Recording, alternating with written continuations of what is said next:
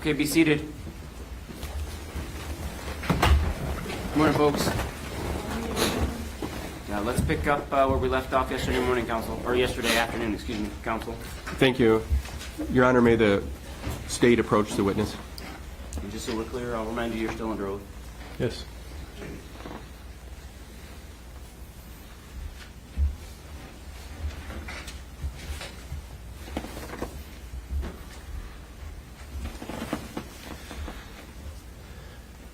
Officer Anderson, I'm handing you two photographs, State's Exhibit 18 and 19. Do you see them in front of you? Yes.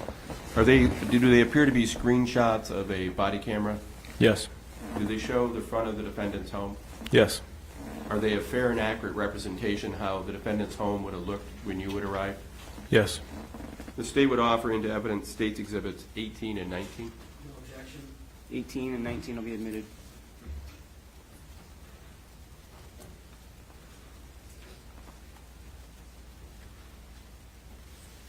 Permission to publish?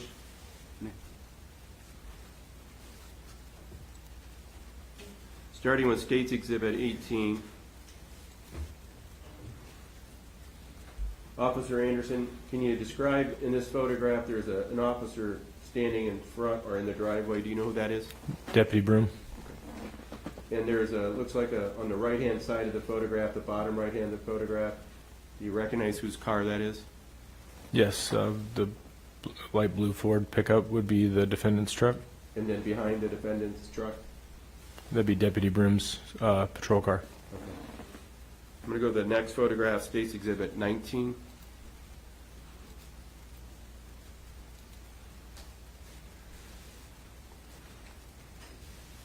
We see in this photograph it appears Deputy Broom's approaching a door. Do you see that? Yes. And State's Exhibit number 2 is the diagram. Can you show the jury what door on the diagram that would be? The garage door would be this one right here. Is that a walk-in door? Yes. Explain to the jury, is there just one door in this walk-in door? How does that door? No, there's like a storm screen door and then a wood door. Both have glass in them. Okay. Let's start with from the outside, the storm door. When you open it, does it open out or in? The storm door opens out. And then the inside door, the wooden door, that opens in. opens in? Okay. And then yesterday, this is one of the doors you indicated law enforcement officers knocked on? Yes. Did you knock on the outside storm door or on the inside wood door? Inside wood door. If you look to the right of the photograph, we see what appears to be the front door. Yes. And on State's Exhibit 2, can you make a reference where we're looking at? That would be the front door right there. Describe for the jury the same. Is there one door or two doors to this? Two doors. And how does that work? The storm door swings out, and the other door, I don't know. I believe it swings in. I never saw it open or shut, but I believe it swings in. Okay. And were these doors like this when you arrived?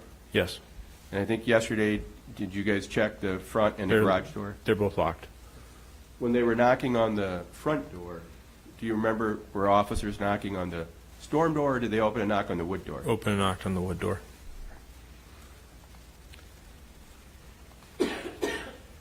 And when you arrived, you see the windows here. Did you try to look in the windows? Could you see anything? Yes, I looked in the windows.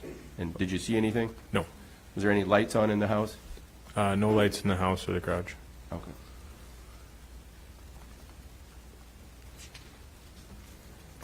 At some point, did you see a non-law enforcement person come to the scene? Yes. And do you know who that was? I believe it was the defendant's father. Okay. And did the defendant's father do anything to the doors that assisted law enforcement? At some point in time, he stood in front of me at the door. Which door are you referring to? The garage door is where I primarily was at for the entire incident. And at one point, his father came, and I guess he had a key. I don't know when he went to get the key or if he was asked to get the key. I can't remember that, but I know when he was standing at the door, he unlocked it. Without me asking, he just did it. And you're referring to the storm or the wooden? The wooden, because the storm door wasn't locked. All right. Then I think yesterday you mentioned at some point when the After the door was unlocked, you went in the garage? Yeah, it wasn't right away. When it started to get dark, it came to a point where I couldn't see in the window panes.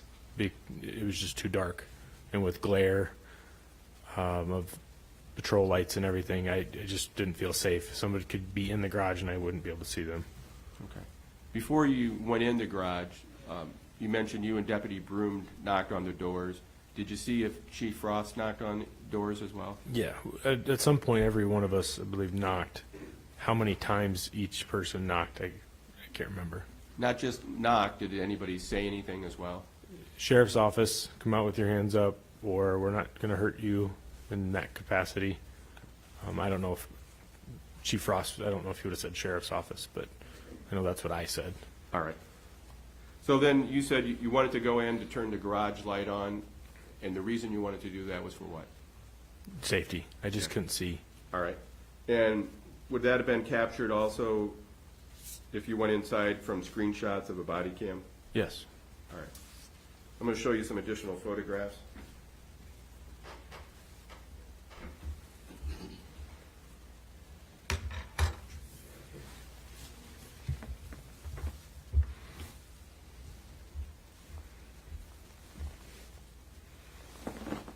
Officer Anderson have handed you 3 additional screenshot photographs, State's Exhibits 20, 21, and 22. Does this show how you entered the garage, where you would have turned the light on in the garage? Yes. Are they a fair and accurate representation how it would look back on April 9th? Yes.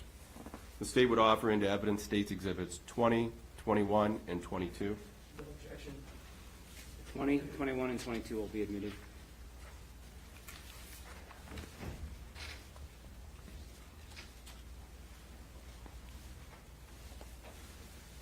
Permission to publish, Your Honor? Yeah. We'll start with State's Exhibit 20.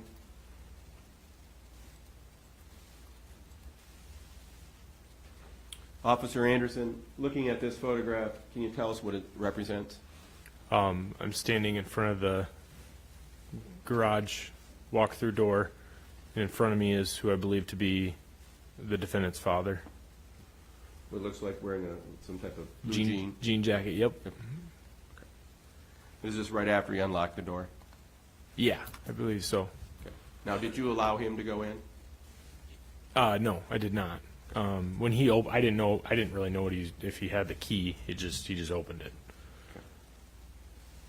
Well, you tried earlier, it was locked. correct? Locked, yes, sir. All right. State's Exhibit 21.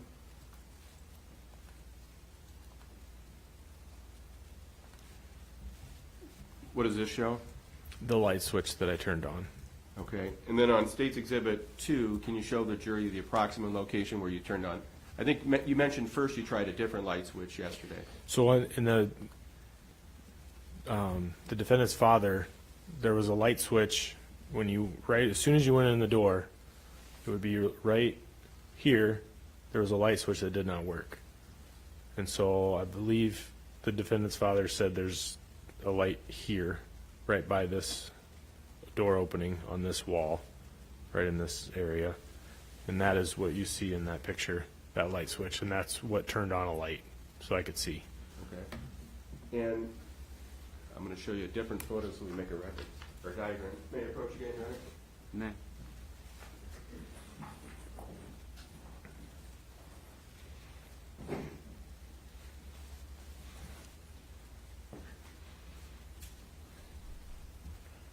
Officer Anderson, showing you an enlarged photograph of a screenshot, State's Exhibit number 4. Yep. Do you see that? Yes. Does this show the doorway going into the landing of the house? Yes.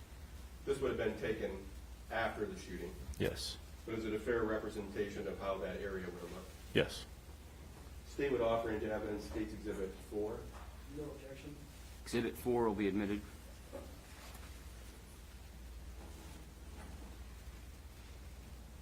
Permission to publish.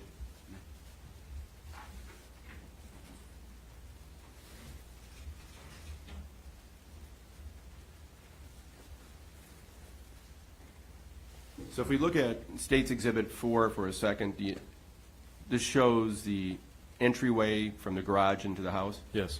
you see there appears to be an opening there, the door is open? Yes.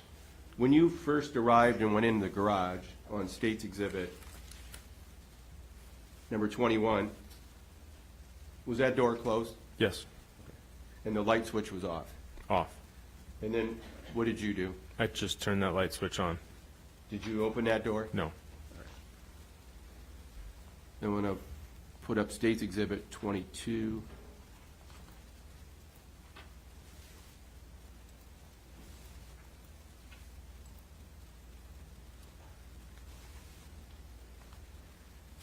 Officer Anderson, what does this photograph show?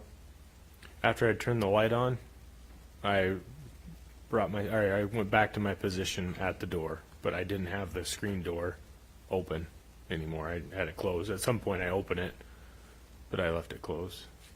So when you went in and turned the light on, does it show how the garage would have been lit up? Yes. And I should ask, was there anybody in the garage when you went in there? No. And then when the light's on like this, did you leave the wooden door to the walk-in door of the garage open then? Yes. So you could monitor the garage? Yes. With the glass, there was too much glare. That was why it was hard to see through. So with that, I could see. So then I felt more comfortable. Sure. And at some point, did you keep open the screen door as well? Yes.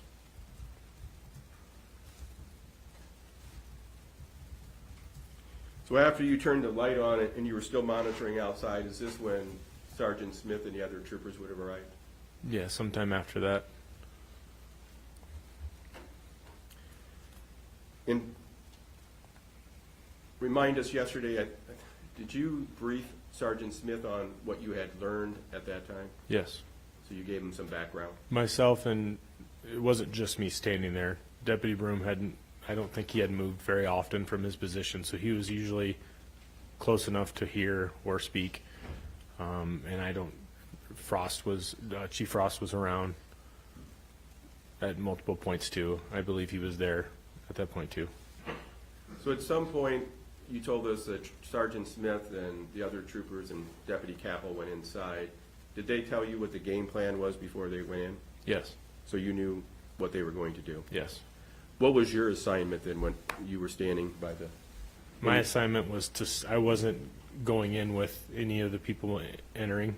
My assignment was to stay at that door and provide any cover or assistance. And while you were standing at that door, could you see what they were doing in the garage? Yes. And what do you remember seeing them doing in the garage? Clearing the garage. They cleared the rear. It's a room off the back of the garage. And if I'm refer to State's Exhibit 2 for a second. Can you show the jury what you're referring to? There was a back door to the garage, and I think at the time it was referred to as smoke shack or a shack or shed that is attached to the garage off the back right here. And so the first plan was to make sure that that room was empty. They believed it was. That was the first plan, and then they were gonna set up to have the K-9 go into the basement first. And when they were at the door, I'll put State's Exhibit 4 back on. Before they entered to go into the basement, because my understanding is you go on up this one step, you have a landing here, Yes. and then there's a kitchen door that opens in, Yeah. and then there's steps that go down to the basement, Yep. and then there's left here, there's a closet. And at that time, the only thing I knew is I believe I used the term even to Sgt Smith. There's a door right and a door left, and the stairs go to the basement. At that time, you didn't know these two doors went to a closet. No. But you knew there was a door here that was shut, there's a kitchen door to the right, and there's a door to the left. Yes. So after they cleared the garage in the back room, the north addition, did you see him approach the door that's in State's Exhibit 4? Yes. And at that time, do you know which trooper or officer would have opened the door or knocked on the door? I know who knocked or announced. I don't remember specifically who opened the door. And when we saw the body cam yesterday, that would have captured officers knocking and announcing. Yes, And then your understanding is, where did the officers go first? the basement, to clear the basement first was the plan and what happened. Now, obviously, you couldn't see the basement from where you were standing. No. So how do you know if the basement was cleared? How were things being communicated to you? I was notified, Sergeant Smith let me know that the basement was clear. I relayed that to dispatch. And then did you see, at that point, did you see Sergeant Smith come back up the stairs? Yes, And did you see him at some point being by this, what's on State's Exhibit 4? yes. Can you show with the laser pointer about where you saw Sergeant Smith? In this area, right here, and mostly in the doorway, door frame, or on this stoop. And I'm going to show you State's Exhibit 23.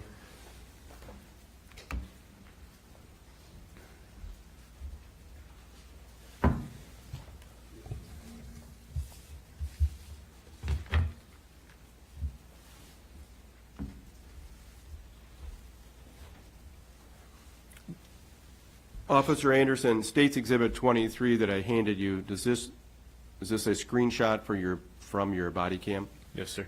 And does that show the location of Sergeant Smith after he came back up the steps? Yes.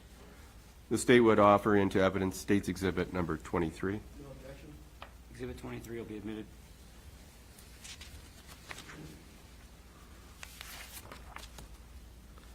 Permission to publish?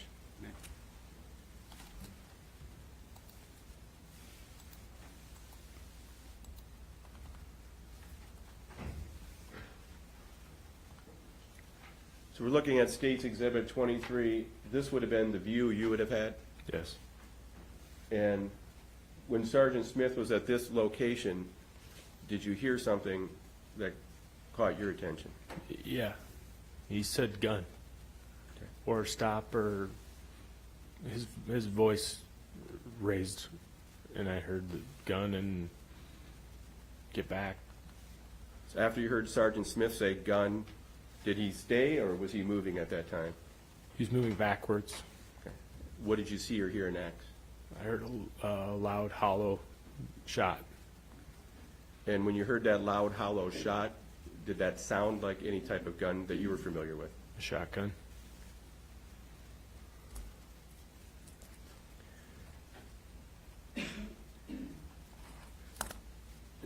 Did you fire your weapon at that time? No. Why not? Crossfire, not safe. I had a really bad angle. What did you see or hear next after the shotgun? I heard return fire. That sounded different. I don't know how many shots. I heard return fire, and I saw Sergeant Smith lowering back to the ground.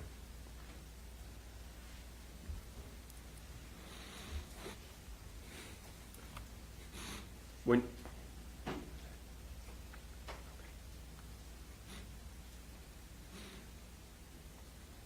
you need any? Okay. Officer Anderson, do you remember what you saw happen after Sergeant Smith went to the ground? Trooper Lively, who I didn't really know at the time. I just knew he was the taller trooper that I didn't know. Started pulling him back. I remember not knowing where everybody was in the moment, so all I could see was Sergeant Smith and who was Trooper Lively. There was call outs on the radio, shots fired, and I know a call for medical, and at one point I stepped forward, but then I stepped back because I knew I couldn't go in front of that door. And why not?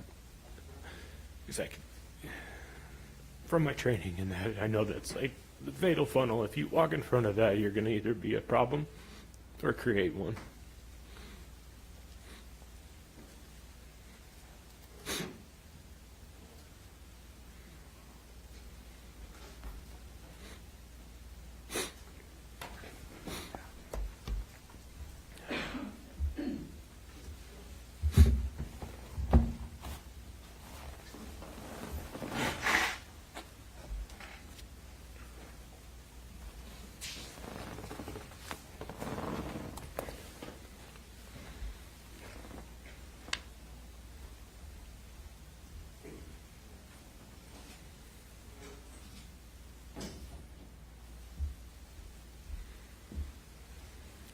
Officer Anderson, you mentioned you saw Trooper Lively helping Sgt Smith. Did you see what direction or where they went?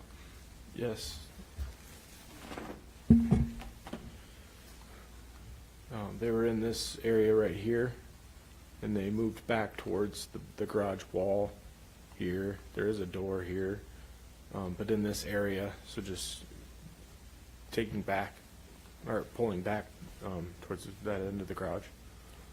And did you stay and maintain the perimeter at the walk-in door? Yes, at that point, I knew my only job was still to cover that door.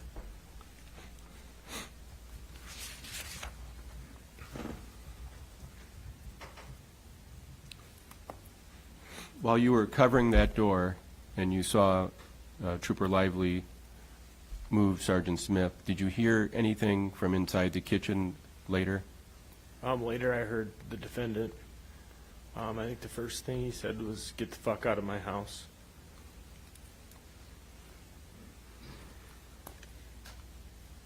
Could you tell what area of the house the defendant was in when he was yelling that? Or was he saying it or yelling it?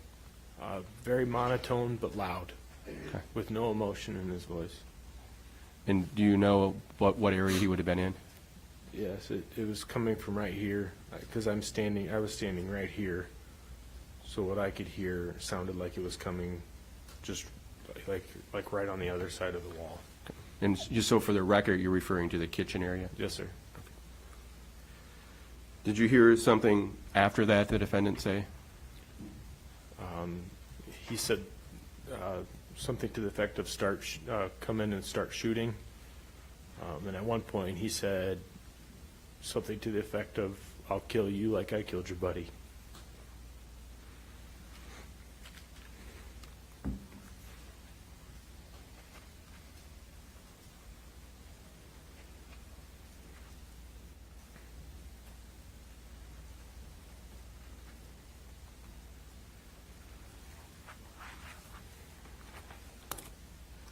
Was that in the same area, the kitchen, when you heard that?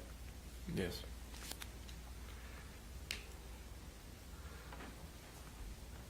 At some point, were you asked to take up a different position than where you were?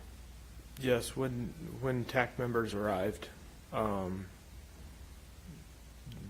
several different ones would come and talk to me, and I would kind of brief them about what's going on in location, and things like that. And after more than one, I don't remember how many came, I was eventually told to move back, and I moved back behind the pickup truck that was in the driveway. Is that the one you referred to as the defendant's pickup truck? Yes, sir. And then were you asked to leave the area to go to some other location? Yes, at some point I was then asked to go brief incident command, or who I would believe was incident command at the time.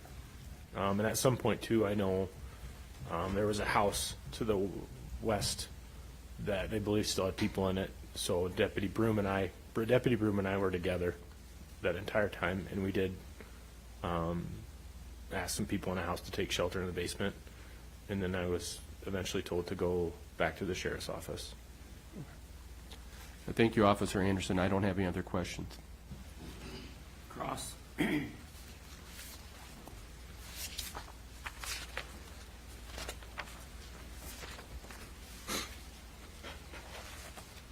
you, no questions. Okay, you can step down.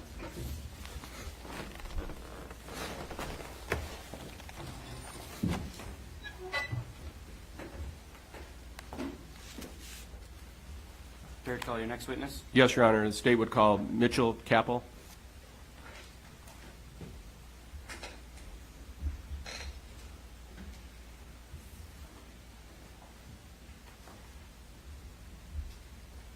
Just be 1 minute, Your Honor.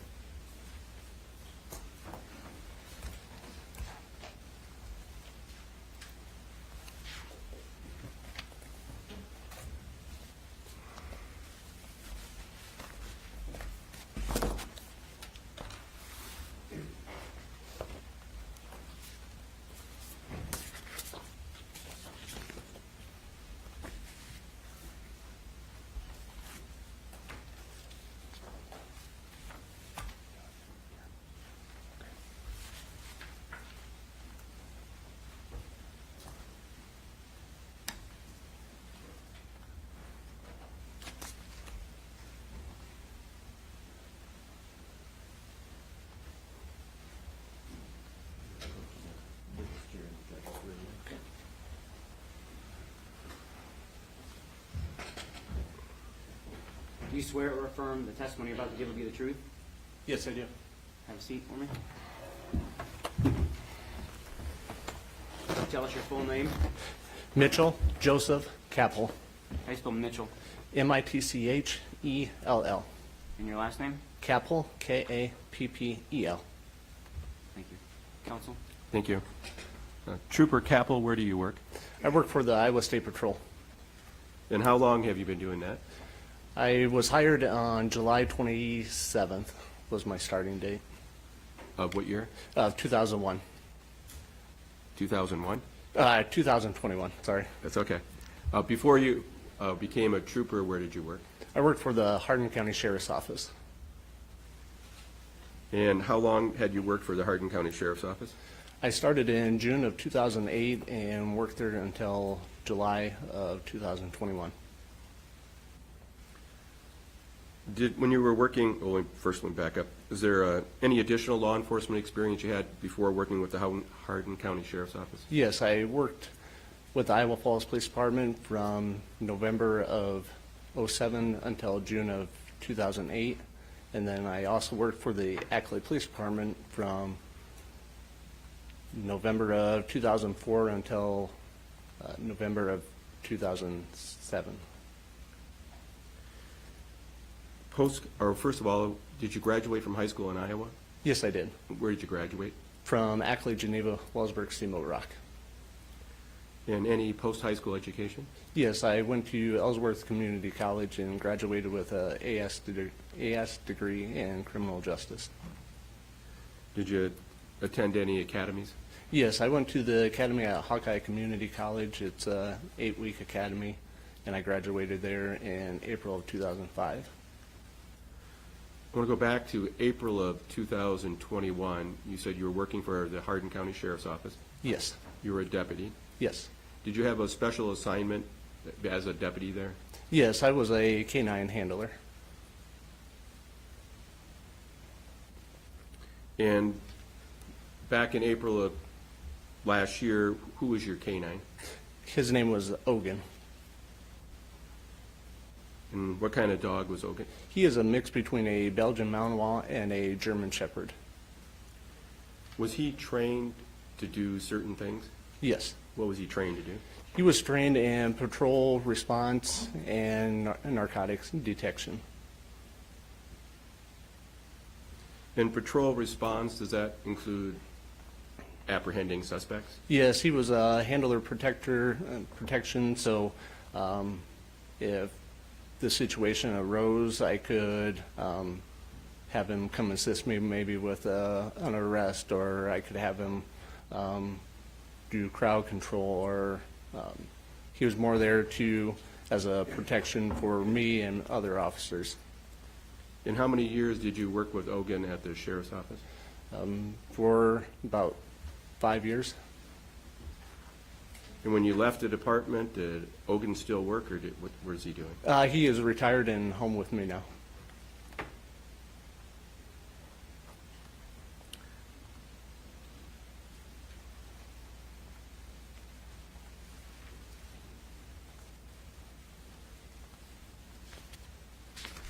I'm going to turn your attention to April 9th of last year. Did you get called in to assist in this case? Yes, I did. And when you got the call, were you on duty? Yes, I was. What was your understanding where were you going to go? My understanding is I was going to Grundy Center to help with assist with a barricaded subject. And was your assistance for you and your dog, Ogan? Yes. So when you arrived in Grundy Center, where did you go? I'm not sure the address or the location. I know it was on Highway 175. I met with Chief Frost, Trooper Statmuller, and Trooper Barnes. Without getting into what everybody said, were you briefed in what was going on? Yes. And what was your understanding? Was there going to be somebody that was assigned to kind of be the leader of your group? Yes, after speaking with them, I first asked if the TAC team was coming. They advised no. We have the leader of the TAC team was also en route, and then he would make the call. And to your knowledge, who was the leader of the tactical team coming? They said Sgt Smith was. Sgt Smith arrived. Yes. And when Sgt Smith arrived, did you and other officers sit down and talk with him and devise a game plan? Yes, Sergeant Smith asked me if I was the K-9 handler and asked how we should approach the house. Okay. And did you give him your input? Yes, I did. What input did you give him? I advised him that since we thought the garage was clear, knowing that a deputy was posted on the door, that we could clear the garage without my dog. And then once we clear the garage, and then we can, it was planned to do the main level of the house first and then do the basement second. Okay, so when you decided to go inside the garage, we have State's Exhibit 2 over there. Do you know which door you guys would have entered? Yes, it would have been the door on the south side, just, I think there's a laser pointer in front of you there. okay. It's the red, yeah, there. Okay. We would have entered this door right here. And was there a particular, when you guys go in, is there a talk about who goes in first, who follows your assignment? They went in first. I kept my K-9 back just because of, I think with everybody around, he knew what his responsibility was going to be. And so I kept him back so I could keep control of him, and then they could search the garage further. And kind of explain for us, when you're going in there, Ogan, is he, are you just holding him by the collar, or how do you control him? I put a bulletproof vest on him, so it has a handle along the backside of his vest, and so I'm actually holding his leash in one hand and the vest in the other hand. He has a handle there that I can hold him with, so I keep him close next to me and his leash right next to me as well. And is your leash a normal, like 4-6 foot leash, or? I put since we were going to be doing a building search, I put a 30-foot lead on him, which is a 30-foot leash. So when you mentioned you had Ogan put his vest on, and does his vest is he marked as a K-9? Yes, it says Sheriff K-9. And how about you? How were you dressed back then? I was working for the Hardin County Sheriff's Office, so I had my green, sheriff green pants on with a light blue stripe on the side. I had my sheriff long sleeve shirt on with my sheriff coat on. And so when you went in the garage, you weren't the first one going in. No. Did you see if any officers cleared the garage? Yes, I watched the officers, when they entered the garage, I went in with them. I was last in the stack, and they cleared the garage and then the north room. Okay. I should have asked you, when you entered the garage, do you remember, was the light on? I believe there was a light on in the garage. So you guys could see? Yes. All right. So what was you said the game plan after the garage was clear and then the north room, is you were going to go first, you said the main room? Yes, so our first initial plan was to do the main level of the house first. And did that change? Yes, it did. And when it changed, where did it go? What was the next plan? The next plan was when we opened the door, Here, let me put it, I'm going to move State's Exhibit 4.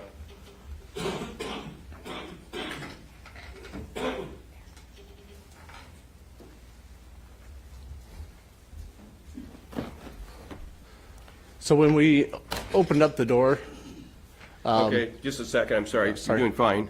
I just want to make sure it's clear. When you first got there, that door was closed? yes. Okay. Go ahead. So when we had the door open, it was decided Sgt Smith was here. I was posted on the right side, and we decided that with the being wide open and going down into the basement, that we could not safely clear the main level without being able to post on the stairwell. So it was decided that we would do the basement first, and then we could post, have people watch the door, and then we could clear the basement first, and then we felt safe that we could approach the main level then. Okay. So, Trooper Capel, if I understand, so when you guys opened that door to the landing, you Yes. noticed, was the kitchen door to the right, was that closed? Yes, it was. And then when you're on the landing, there's no door going down the steps? Correct. It's just open? Yes. Because of that, that's why you guys decided to clear the basement first? Yes. Now, when you're in this doorway, do you just walk in? Do you announce? What happens? We didn't walk in. We just stood right here on the door frame, and Sgt Smith was here, maybe posted out a little bit, still taking cover from the wall. I was posted on this side and had my dog, my canine, posted just a little ways in front of me. He's usually, I either place him in between my legs or I place him on the right side, just depending on the room that we have. So what are you guys doing? Are you announcing anything? At that time, I made my announcements with my canine. My announcements is Sheriff's Office Canine. We knew the subject's name, so I announced Sheriff's Office Canine. Mike, make yourself known or my canine will bite you. I announced that 3 times, and then at that time, Sgt Smith asked if I could keep my dog quiet, and then he made announcements as well. And then once he was complete, I again made another announcement. So when you said your dog will bite you, is he trained when you give him the command to do that? Yes. So what happens when you guys are at the doorway? We had no response. We didn't hear anything. So at that time, we just made the decision that I would I took my canine off leash and I allowed him to run down in the basement. I gave him the command to go find him. Okay. Now, when you allowed him to go down the basement, do you have a lag time before you do anything, or what happens? Yes, I usually kind of listen and watch him to see what he's doing, because you can usually hear him if he's maybe in odor or if he's maybe spending time somewhere else. So I gave it, I would say, maybe 30 seconds to a minute, and then I started going down the steps to watch him further and to check his search pattern. Is he trained if he would find somebody in the basement, does he bark, or is his command to find somebody then bite? It's to bite him. Okay. And do you train for a certain location to bite? Our main area to bite is on the arm. Okay. And did you hear anything that caused you concern when you allowed Ogan to go down there? No, I did not see him make any, I did not see any signs of like that he could or smell anything of somebody else down there. Okay. I want to show you another diagram. May I approach, Your Honor? May I?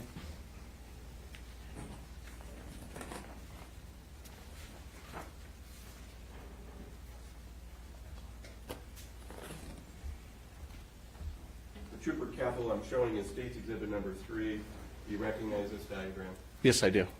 Is this a fair and accurate representation of how the basement location in the rooms would have been on April 9th? Yes. The State would offer into evidence State's Exhibit number 3. Any objection? None. 3 is admitted. Permission to public. You may.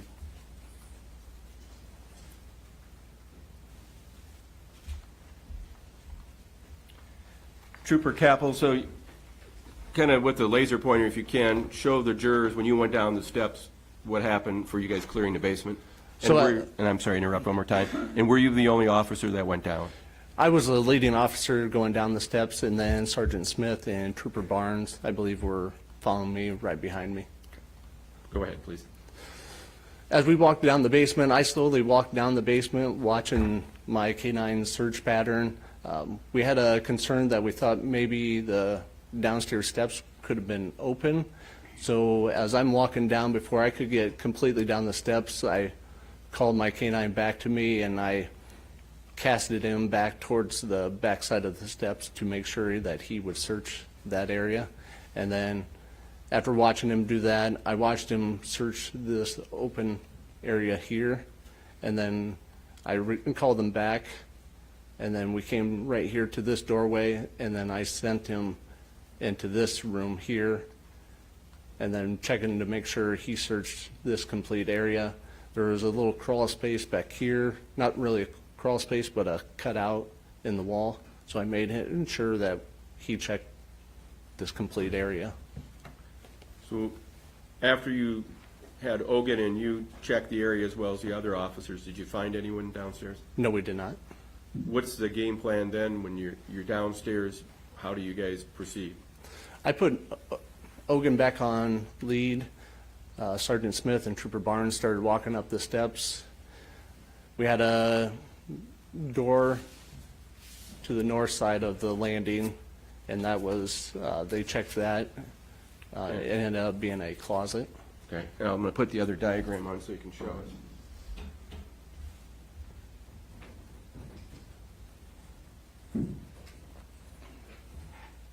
State's Exhibit number 2.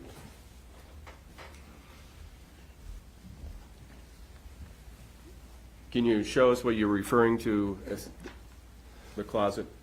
As we came up the steps, there was a small closet right there on the landing. Do you remember who checked that? Sgt Smith and Trooper Barnes did. Okay. Could you see when they opened it, there was anything inside? No, I could not see. I believe they said that there was gun cases in there. I asked if there was guns in there, and I believe it was decided that there was maybe 2 long guns in there with 4 shotgun cases. And you mentioned the steps. I'm going to show you a couple of pictures of those in the landing.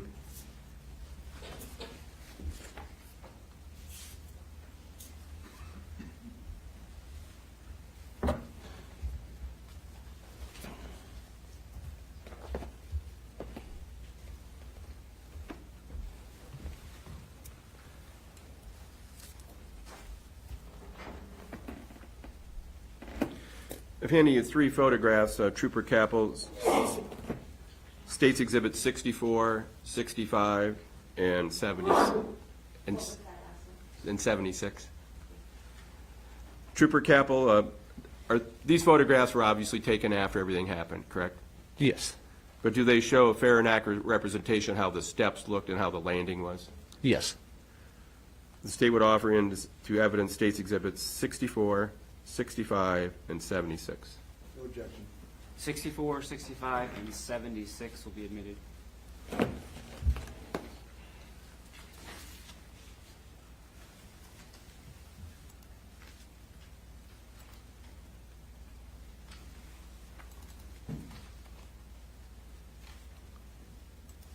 Permission to publish, Your Honor? May.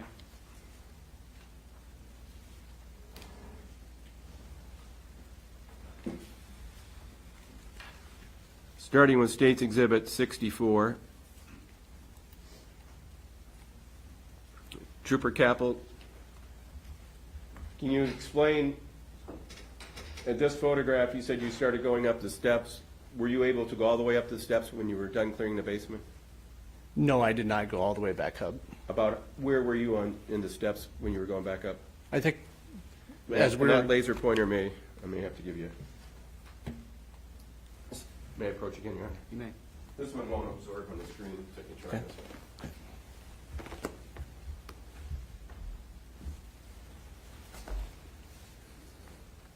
I believe when I approached,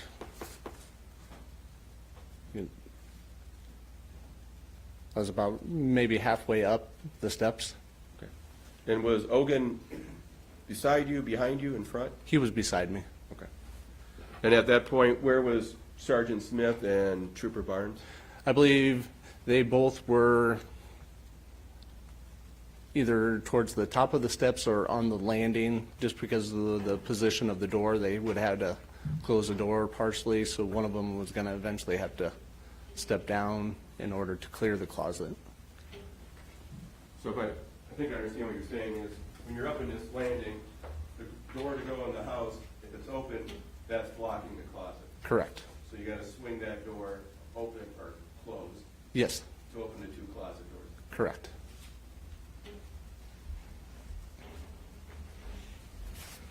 Next, I'm gonna put up State's Exhibit 65.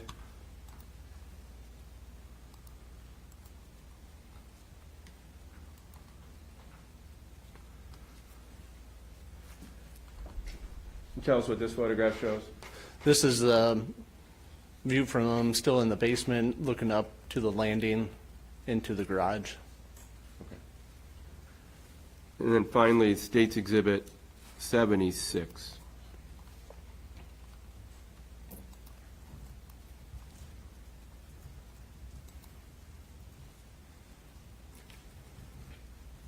you tell us what this shows?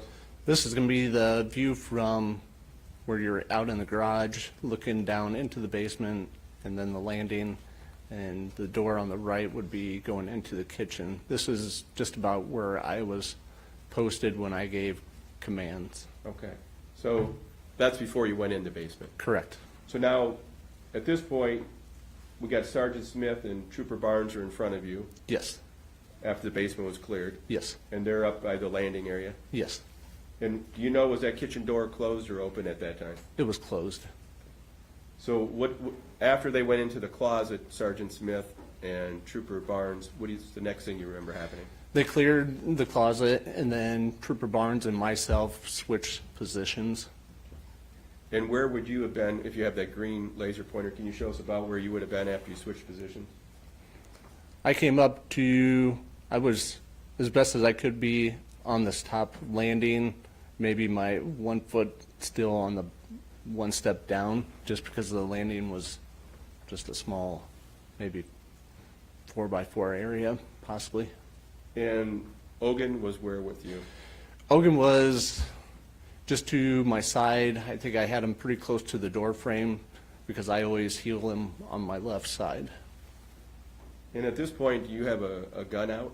No, I do not. Why not? My main concern is to take care of my canine, control my canine, and just with my gun out, that would just cause more things to go through your mind mentally, and my main concern is to control my dog. And the other troopers that I was with, they had their guns out. So what happens when you're up at the close to the top of the landing? Where's Sgt Smith?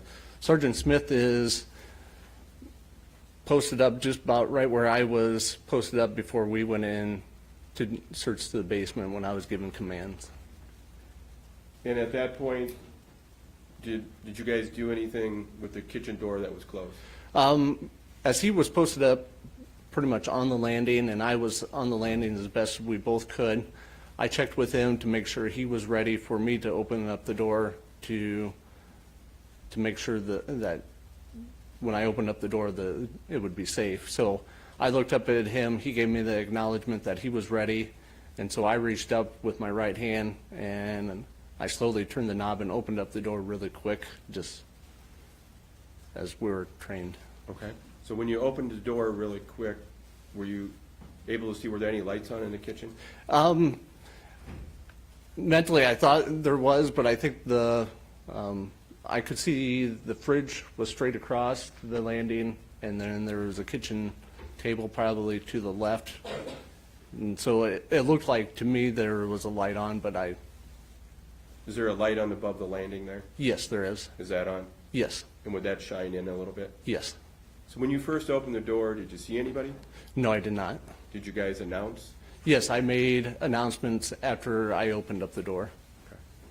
And then after you opened up the door, could you hear anybody inside? No, I did not. Inside, just beside the little bit you could see right in the front, could you see anywhere else in the kitchen? No, I could not. I could just see the table. It looked like a table right to the left, and then the fridge straight on the south wall, and then looked like counter to the left of the fridge. Do you know, did Sgt Smith make any announcements?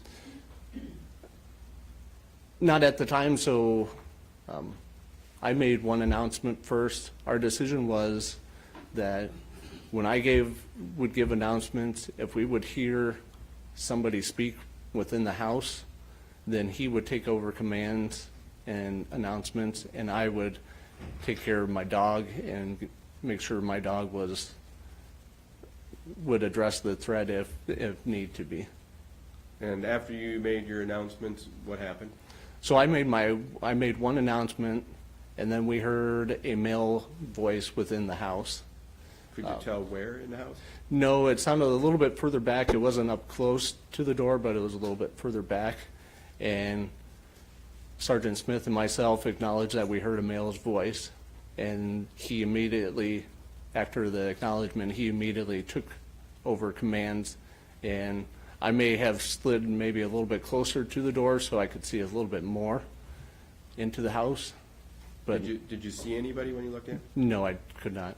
Okay. And could you tell what the male voice was saying?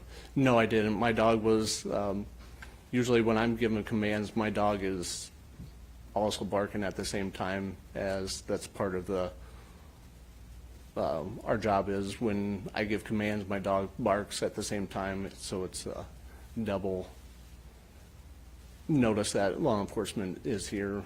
So they with know my- you have a dog? Yes. Okay. So what happens when Sgt Smith takes over? Sgt. Smith takes over command. He gives one announcement. I'm not for sure if he gave another one, and then we did not get any response. So I took over announcements again, and I gave one announcement. And I think I was on maybe my third announcement, and then Sgt. Smith said I could see him, and then,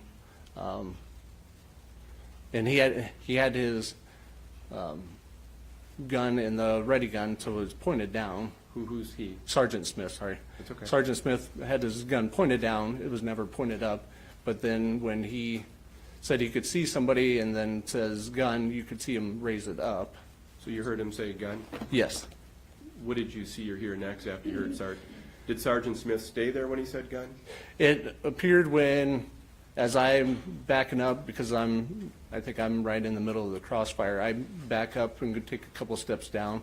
I notice Sgt. Smith take two steps back, and as he'd taken 2 steps back, that's when I heard the gunfire between. So what's the first thing you heard? I heard gunfire on both sides of my ear. Okay. And from where you were sitting, or not sitting, but standing on the steps, could you see what was going on? I could see dust from probably the rounds hitting the door frame. Okay. Do you know how many rounds you heard? I believe after the fact, I think I said 68, but then just listening to, going back through my mind, I believe I heard it was 2 shots on both sides of my ear. Okay. And could you distinguish from where you were the difference in sound between the shots? No, I could not. Okay. What did you do at that point? When that was taking place, I felt that if I could get my canine into the kitchen, that we could have another person kind of into the fight. And so at that time when that was taking place, I reached down with my other hand. I was going to grab my canine, and I was going to try to get up close to the door frame, and I was going to throw my dog into the kitchen and have him help address the situation. Were you able to do that? No, I was not. Why not? Because by the time I was reaching down, when I looked back up, the defendant was in the door frame holding a black shotgun. Okay. And can you show us with the green laser pointer about where you saw the defendant? Defendant was just right on this landing right here, just right in the door frame. Okay. For the record, you're showing the door frame to the kitchen door. Yes. And when you saw the defendant, what did you see, if anything, that he had?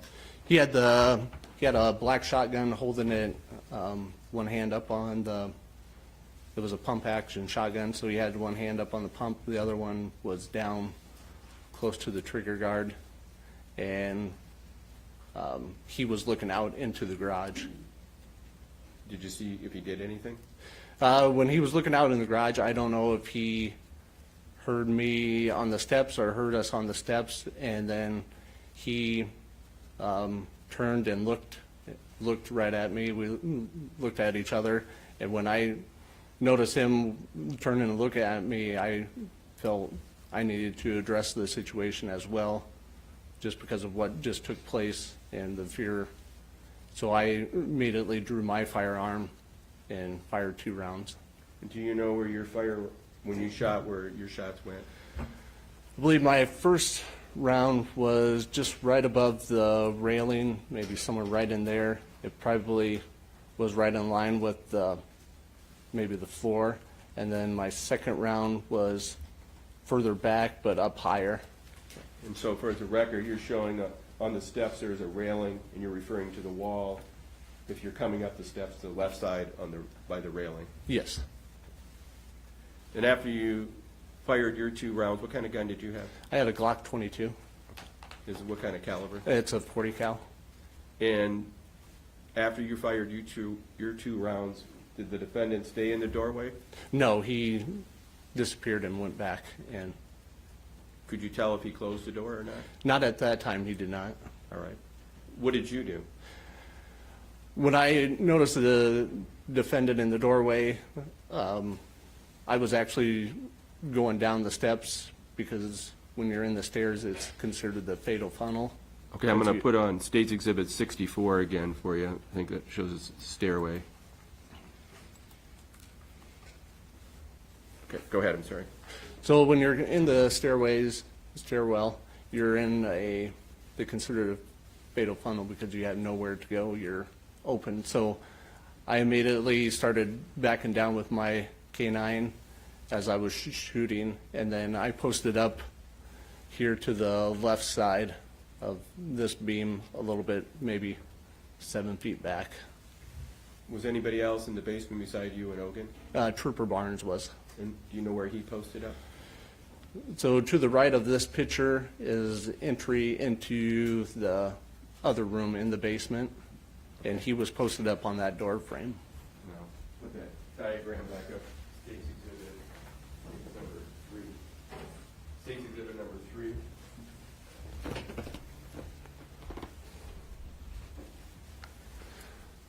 Trooper Barnes was posted up on this door frame, and then there was a little overhang, and I was about, I would say, 7 feet back, and so I was using the cover of the overhang and the side of the wall and that beam as cover.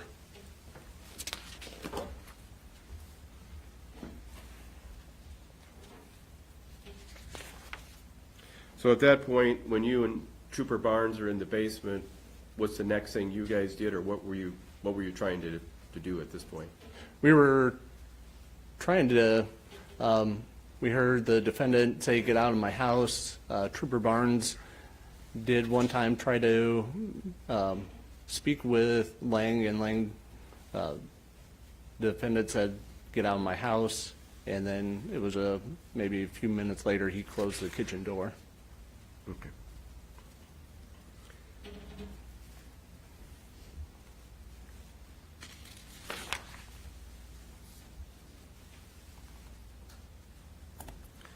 So when he closed the kitchen door, did you and Trooper Barnes just walk out of the house? No, we did not. Why not? Didn't feel safe to. We felt the stairs were creaky, so you could hear as you walk up the steps. He would have heard us, and we didn't feel it was safe to go up the steps at that time. How were you and Trooper Barnes able to communicate with officers in the garage or outside the house? Trooper Barnes was able to contact him. I believe he used his radio a little bit, but then he started losing reception, and then we started using our phone at the time. Okay.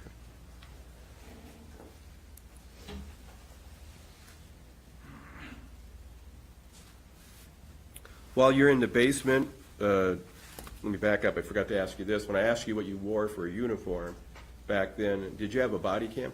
Yes, I did. Did you have your body cam on when you guys entered the garage? No, I did not. Why not? It was my decision to put turn my body camera on when we entered into the house. But as we moved up, we started stacking up, and I forgot to turn it on. And my main concern is more controlling my K9, so my K9 would not go somewhere else or bite somebody.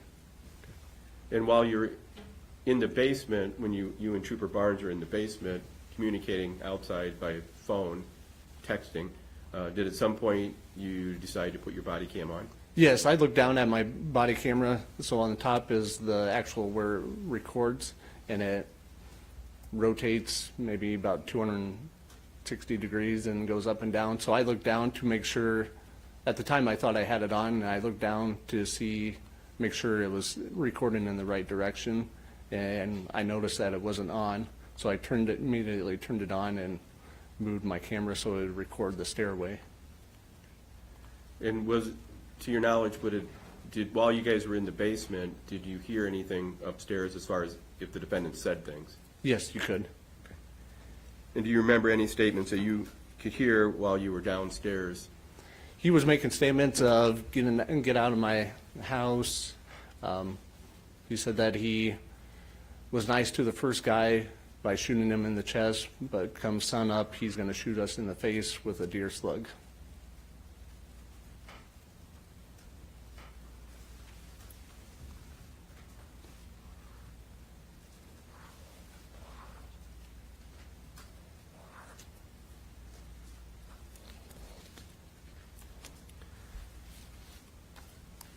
Trooper Capel, prior to coming into court today, did the state review with you about a 3-minute segment of your body cam while you're in your basement? Yes, While you were in the defendant's basement? yes, And did this pick up some of the statements you could hear the defendant making? yes. And while he was making his statements, to your knowledge, was the defendant upstairs? Do you know where upstairs? Usually you could hear him walking around. I believe he was probably in the kitchen area at the time. Okay. And what you listened to on State's Exhibit 16, did it appear to be fair and accurate? Yes. The state would offer into evidence State's Exhibit number 16. 16, counsel? 16, yes, Your Honor. 16 will be admitted.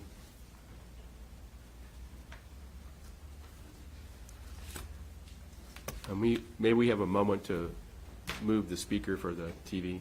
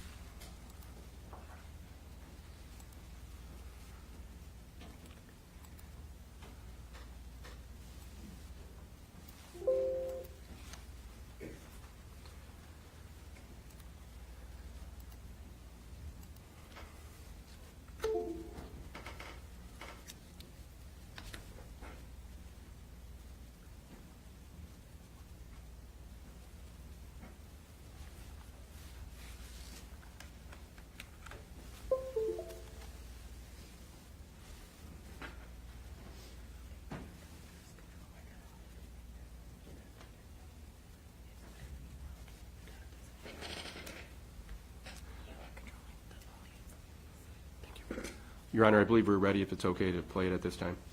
Okay.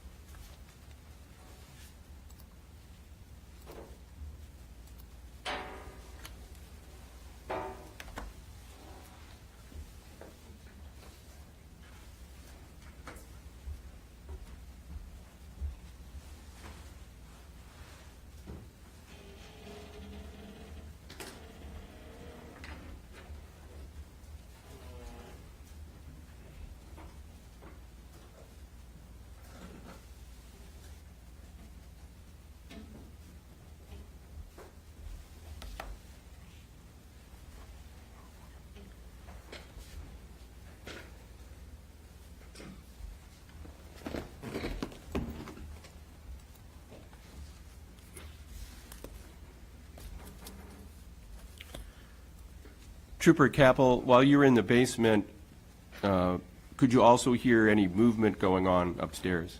You could hear where he was moving at within the house.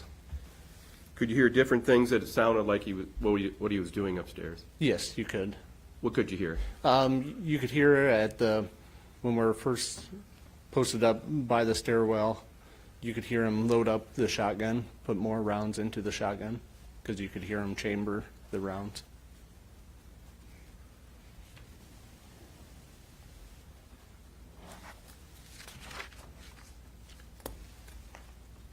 At some point, through communication with outside officers, were you told to move to a different location? Yes, I believe one of the TAC team members was in the garage, and he signaled us to move it over into the other room. And with the laser pointer, can you show us on State's Exhibit 3 where you guys would have moved? We first moved just right in here, and then it was decided that we move a little bit further back, that we could use this back corner as cover if we needed to. And when we could see the body cam and hear the 3-minute segment, is that about the general area you were? Yes.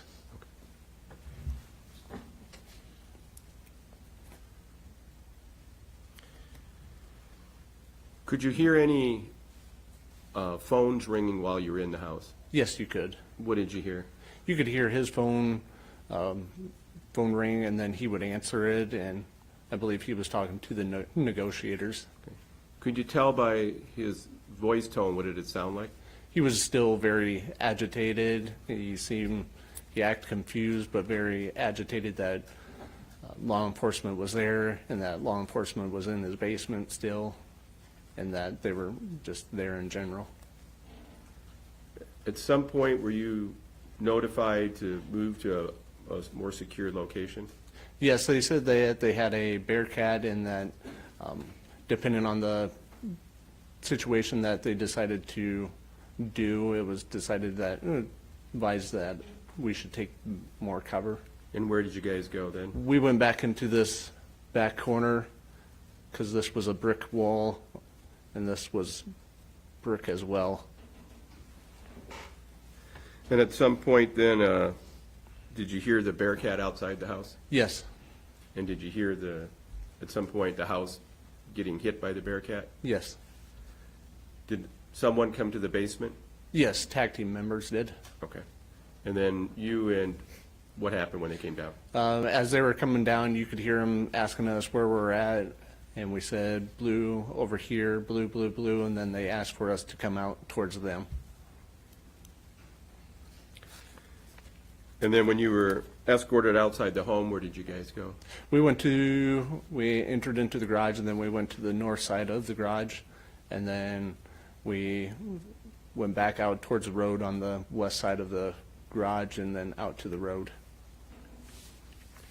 And did that end your involvement in this case? Yes. No other questions, thank you.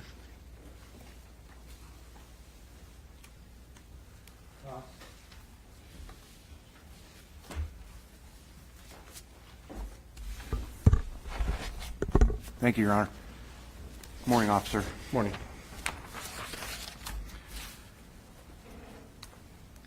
As I understand it, you, at the time of this incident, you were a K-9 officer since 2016, is that right? Yes. Okay. And the training of that dog, Ogan, is that right? Ogan. Ogan, O-G-O-N? Is that- Yes. Okay. In part was for narcotics, and we're kind of familiar with that, sniffing out bags and that sort of thing. Yes. Okay. And then the other part was for officer safety, essentially. Yes. And that involves the ability to clear buildings or rooms, and if need be, bite a suspect or whatever. Yes. Okay. And the biting process, I suppose, is made to at least debilitate the suspect so that they're less of a threat to the officer. Yes. Okay. And is that on command, that you have to tell the dog to bite, or give them a bite command, and when they search, they know that if they find somebody there to bite? It was, so when we do a building search, depending on the situation, if it's just like, say we have an alarm at a building, I will keep him on a leash, because if there's no signs of somebody breaking in, I'll still bring him in with me, but I'll keep him on a leash. But in this type of situation of the acts that occurred, that's why it was a decision to have a vest on him and take him off lead, and the decision was to, if you find somebody, to bite him. And the idea, as I understand it, is to keep officers out of harm's way. Yes, And let the dog do the dirty work first, and then if the room is cleared, then you can enter the room. yes. Okay. Now, when you first arrived at the scene, do you know how many law enforcement were at this house? Not 100% sure Okay. of how many. Were you aware that they had officers set up on the perimeter? I believe they said that they did. Okay. And when you ended up entering into the house, how many total officers entered into the house with you? There was 3 that went with me down, 2 other ones that went down with me into the basement. I believe there was maybe 5 of us. Okay. And I know that you were armed, but you didn't have your gun out at the time, but all the others that were in the house at the time, I believe were troopers, is that right? Yes, And they have their rifles out. yes, Okay. And I believe you described it, oftentimes they'd have it in a low but ready position. yes, And ready means they could rise up quickly and fire. yes. Do you know if, I know the knock and announce process, we've heard it already on what's happening. Was there a knock and announce made before entry was made into the basement? No, there was not. Not the basement, excuse me. Let me maybe move backwards, the garage. I thought maybe somebody else did, but I personally did not. Okay, and you didn't witness it? No, Okay. And do you know if there was a knock and announce before moving into the north room, north of the garage? not that I know of. Neither one of those rooms you used your K-9, and that's simply because you had visual on it. Is that correct? Correct. And I don't believe, we've seen some maps of the area, but there weren't a lot of places for somebody to hide in those 2 rooms. Is that correct? I never went into the north room. I only was in the garage. Okay. But you were satisfied that both rooms were cleared before you went in with your dog? Yes, All right. Now, while you're in the garage, Mr. Lang made no offensive moves towards you. Is that correct? correct. He didn't open the door and come out, No, didn't open the door and have his shotgun out, correct? correct. Okay. That was true when you were in the garage, and that was also true when you were in that landing going down to the basement. Is that fair? Yes. Your Honor, do I have leave to get up and deal with the exhibits? Thank you. I want to show you State's Exhibit 4. And my understanding of State's Exhibit 4, that what we're seeing is basically a step up and then a half step to a very small landing there. Yes, Okay. And after that landing area, you can't see it because it's obscured by a wall and shelves. That's where it leads down to the basement, correct? yes, Now, there is a door in this first threshold above that step and half step. Is that correct? yes, And does that open, are the hinges on the left-hand side of that threshold? yes, And so that opens out that way, and that's why the closet is blocked. yes, So when you initially made the plan to go down to the basement and clear that first before you move up to the main floor, you were stationed on that 4x4 landing, is that right? to go down into the To basement? go down to the basement. No, Okay, where were you at? I was posted right on this door frame. We were not in the house, on the landing at that time. Where was your canine healed at that? He was healed on my left side. On your left side? Yes. All right. And that's where you're making your announcements? Yes. Before you go down into the basement? Yes. And when did you release Ogan? Ogan? Ogan. I released him from right there. From right there, and then so he would have crossed the landing and got that? Yes, And you waited that 30 seconds to 1 minute? yes, And the whole idea is, nobody wants to be on those stairs because you don't know who's down there. Right? yes, I mean, before it's clear. correct. That's why the dog goes first. Yes, Okay. Then once you were satisfied that your canine had made the sweep, that's eventually at 30 seconds to 1 minute, that's when you decided to then go down the stairs. Yes.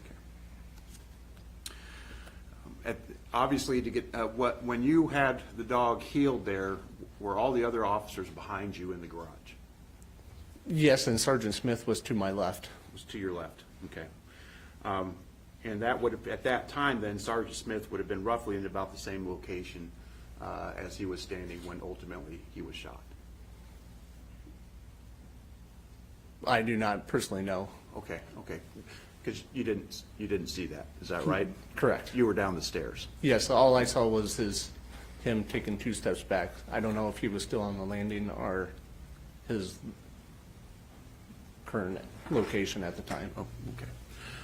Now, you were able to pass, you and the other officers were able to pass by that threshold and not have any interaction with Mr. Lang. Correct. Again, the door doesn't open up, a shot doesn't come out, he doesn't make any offensive moves towards you. Correct.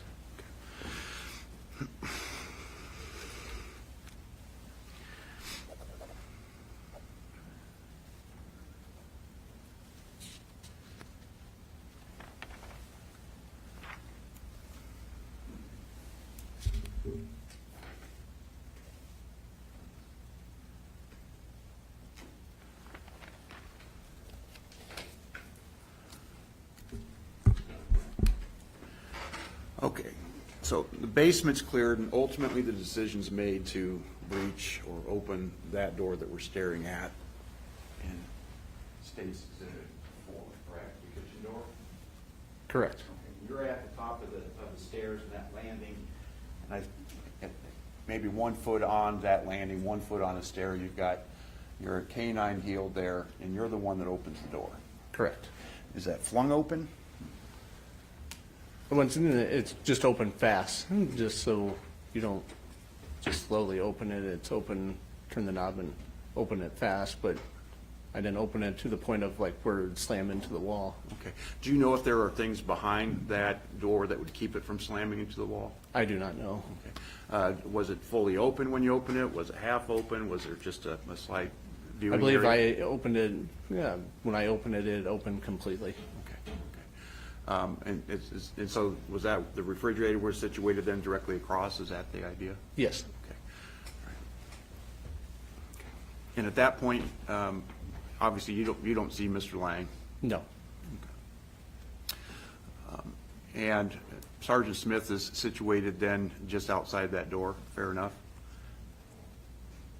Outside which door? Outside the kitchen door, or is he still in the garage? He was probably posted on the landing and wasn't in the garage, in the kitchen. He was posted on the landing and maybe, I would say he's probably on the landing. Okay.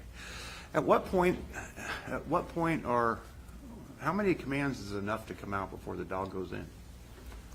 I've been trained to give 3 commands. Okay. And had you given 3 prior to the shooting taking place? I believe I was on my 3rd command. Also, Sgt. Smith also gave a command too. Yeah. I mean, we've seen the video. There were a lot of commands given at that point, right? Yes. The dog could have been sent in earlier. Yes.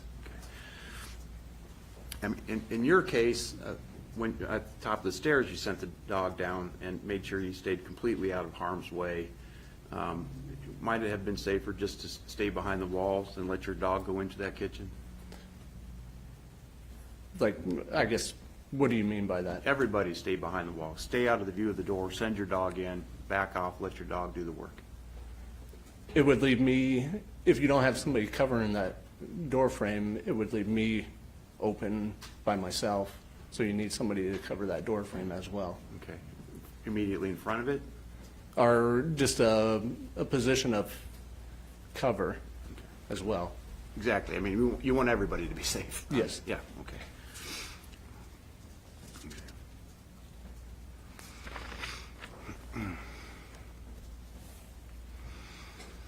And I know you heard eventually the shots are fired. That happened very quick, didn't it? Yes. Okay. And so that was the distinctive sounds, the big boom that you would identify as a shotgun, other fire that presumably you believe is coming from law enforcement. I couldn't tell the difference. I heard shots on both sides I heard shots out of both ears. Okay.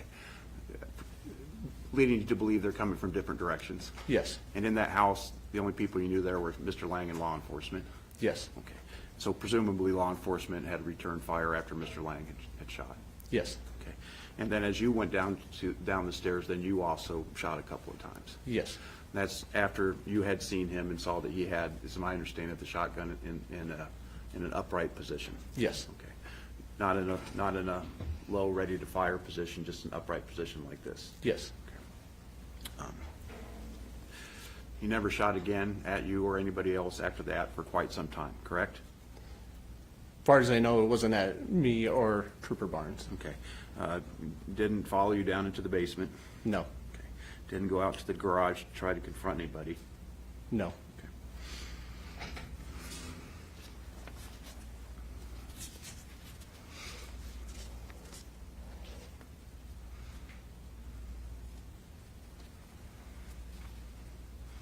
And that entire time, the sum and substance of what you were hearing Mr. Lang yell was, "Get out of my house."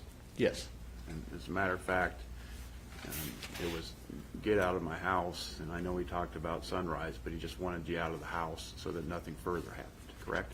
yes,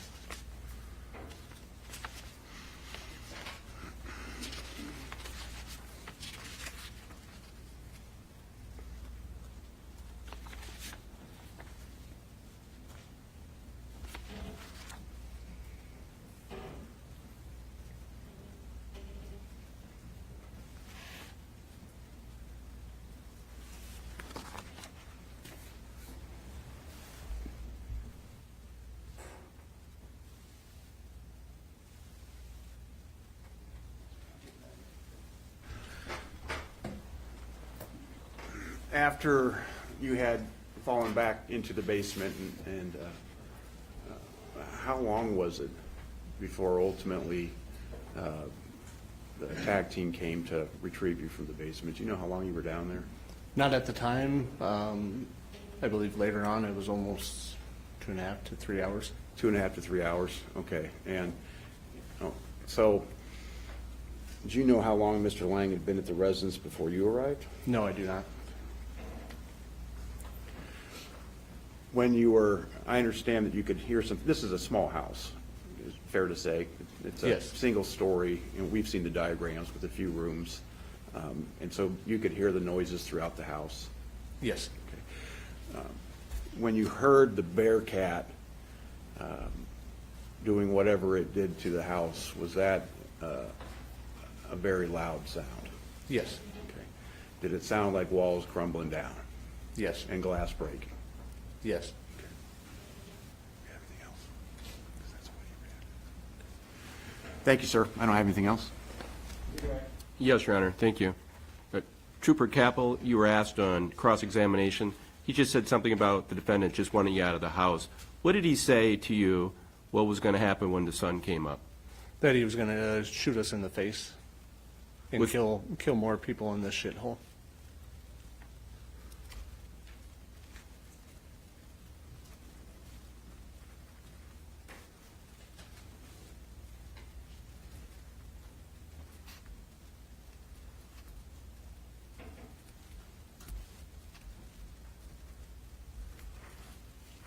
No other questions?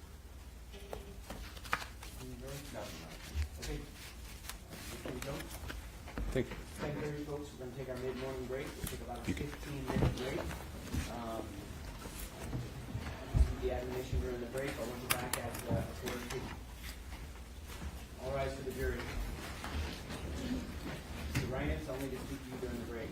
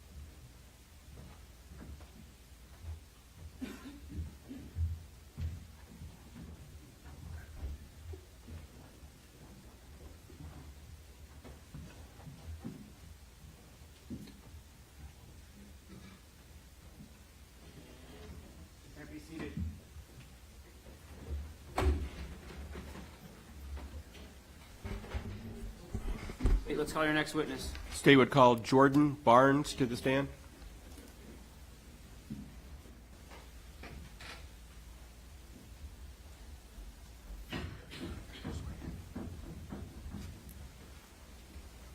Do you swear or affirm the testimony you're about to give will be the truth?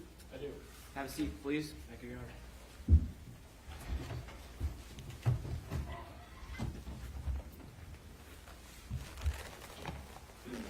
Can you tell us your full name? Jordan Barnes, How do you spell your last name? B-A-R-N-E-S. Thank you. Counsel? Thank you. Trooper Barnes, how long have you worked with the Iowa State Patrol? Since 2014. And do you have any post-high school education?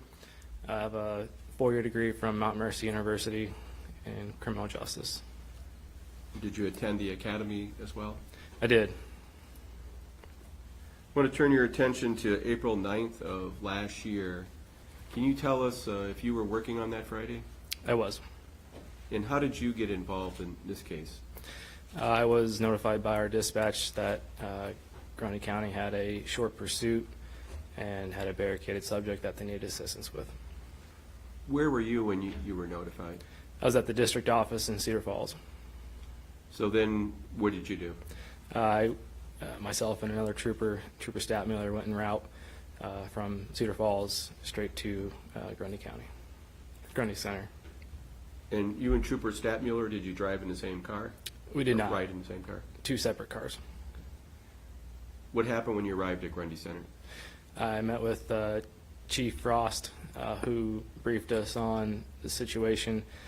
One of his officers had been assaulted by the defendant, and that short pursuit has ensued afterwards, in which one of Grundy County deputies witnessed the defendant walk into his residence.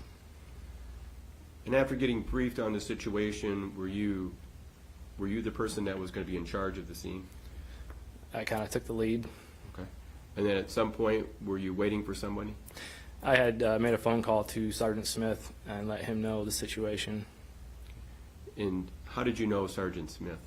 He was one of our sergeants. And at some point, did Sgt Smith arrive? He did. And without getting into the actual conversation, did you and Sgt Smith and other officers start getting together and talking about a plan? Yes. And after that was done, what did you do? Where did you guys go? After we decided what the plan was, we decided to walk up to the garage, which is the south side of the house. Okay. I'm going to put an exhibit up there for you.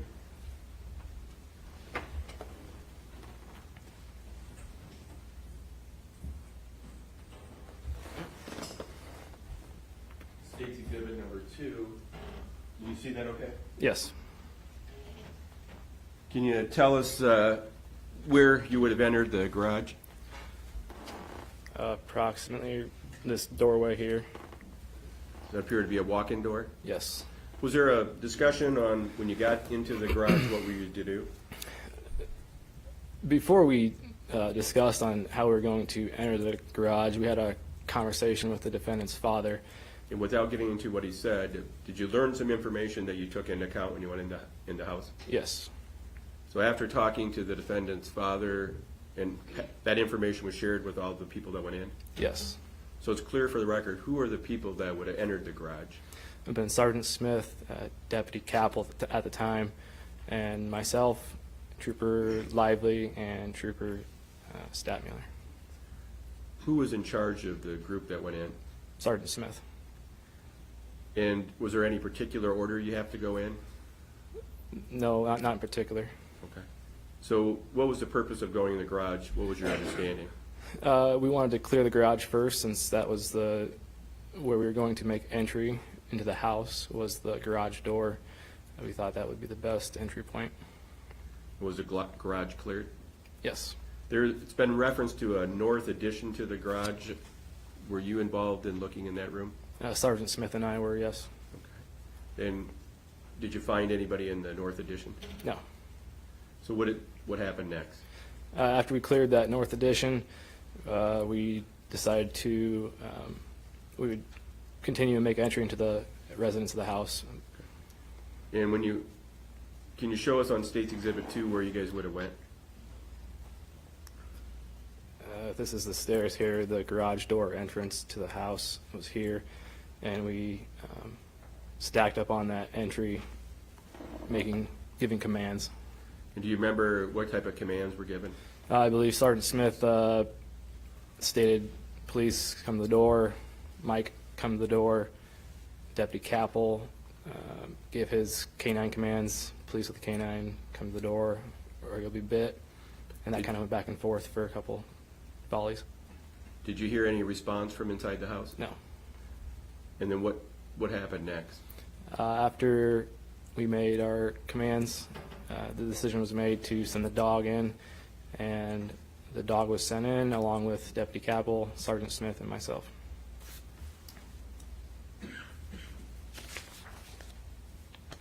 I forgot to ask you, what were you wearing when you entered the garage?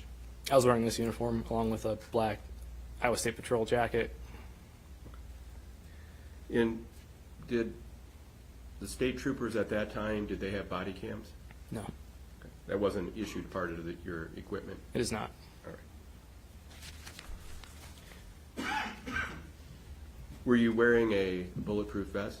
Yes, And do you remember how Sergeant Smith would have been dressed? the same as I would have been.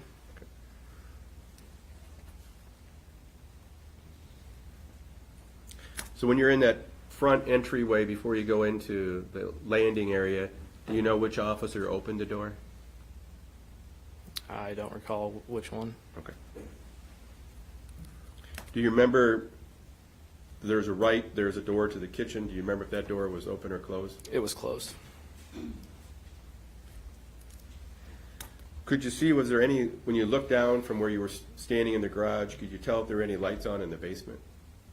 Not from where I was standing in the garage, but there was a light on in the hall stairwell. Okay, that landing area? Yes. All right. So after the commands are given, what happens? The Deputy Capel sends his canine in. Deputy Capel, Sgt Smith, and I go down the stairs, and we wait at the bottom of the stairs while the canine clears the basement. Was anybody found in the basement? No. Then after the basement's cleared, what happens next? After we hard clear, after the canine clears it, then we clear it. We then stack back up on the stairwell, Sgt Smith, myself, and Deputy Capel in that order, going back up. Just so it's clear for the record, so not only did the canine clear it, Ogan clear it, but you guys actually do it yourself? Correct. And did you find anybody? No. So when you go back to the steps, was there discussion who's going first? Sgt Smith had decided he would be making commands, and then Deputy Capel, and then myself. And where were you on the steps? Did you go all the way up? No, I was about halfway. All right, I'm going to show you State's Exhibit, I think it's 65. Oh.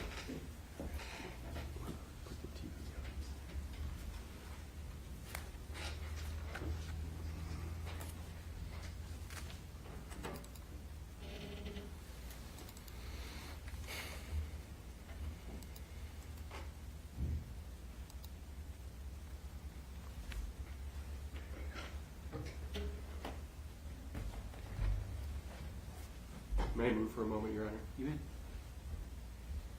So Trooper Barnes, looking at State's Exhibit 65, there's two laser pointers, the green one, yes. If you would use that, can you show us about where you were? Right about there.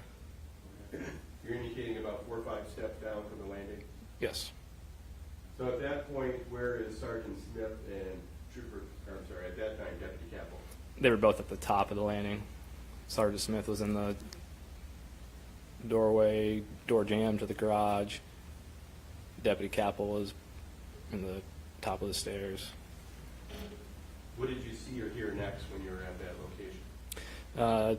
Deputy Capel gave commands, canine, police of the canine, come to the door or you'll be bit. And then I believe Sgt Smith also gave a command as well. Did you hear any response from inside? No.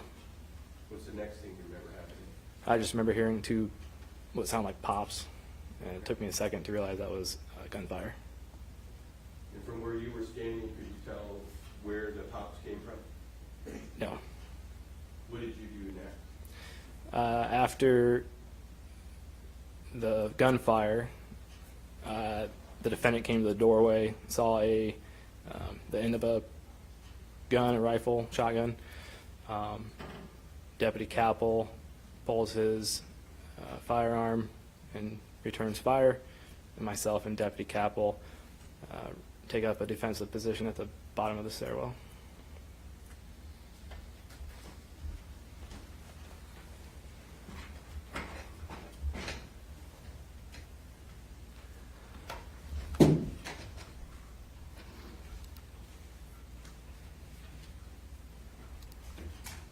Trooper Barnes, when you saw Deputy Capel grab his gun, did you have your gun out already?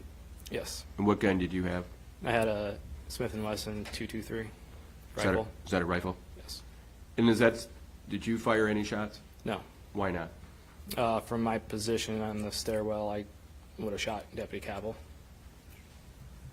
And to your knowledge, when you guys were on the stairwell, were there other troopers out in the garage? There was. Is that where Trooper Lively and Statmuller were? Yes. So you guys take position up. I guess I should ask you, when you were in the stairwell, and I should have done it when the picture was up there, did you see him actually open the kitchen door? The kitchen door. The officers did it? Yes. Okay. Deputy Capel did. Could you see anything inside the kitchen? I mean, could you tell if the light was on or not? It was dark. It was dark in the kitchen? Correct.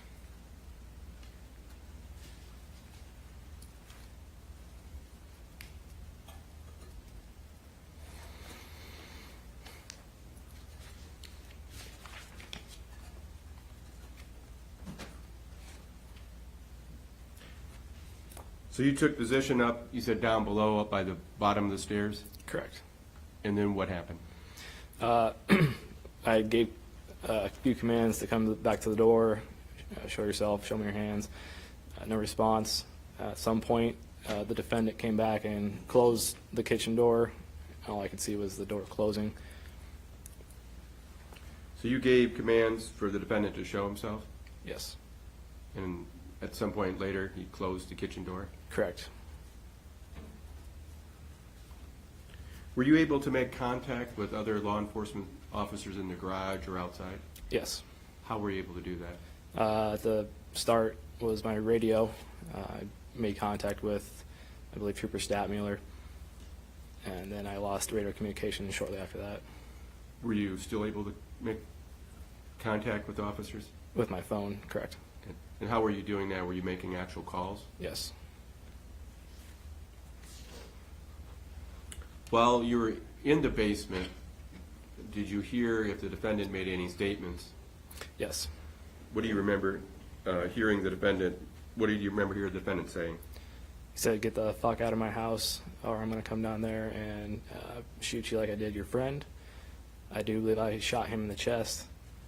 I won't be so nice to you.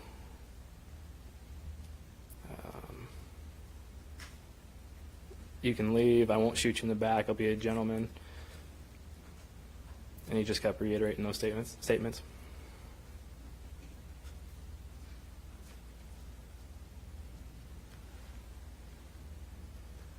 But he made a reference to shooting somebody, you said?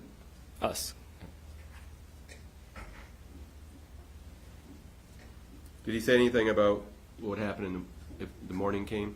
He'd come down there and shoot us.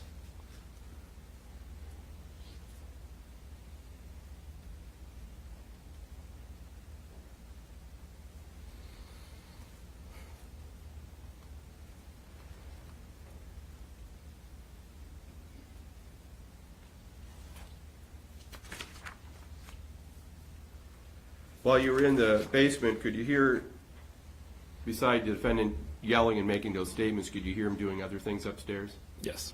What other things could you hear him doing? He reloaded a shotgun, distinctive loading of a shotgun. He used the microwave, opened up a few cans.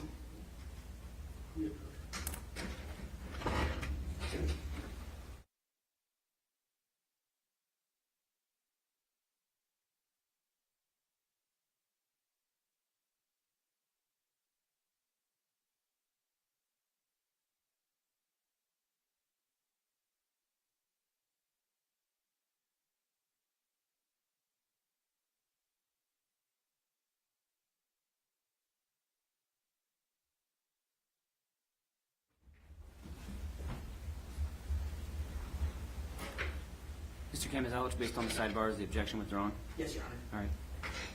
All right. Do you remember the question that was asked, or would you like it repeated? Can you repeat the question? Sure. And I'm just going to make sure so we don't have any issues. I think you told us you could hear the defendant using a microwave. Correct. Did he sound like he was opening a can? Correct. You could hear that downstairs. Yes. Did you hear other sounds? Just besides loading the shotgun and then also using the sink.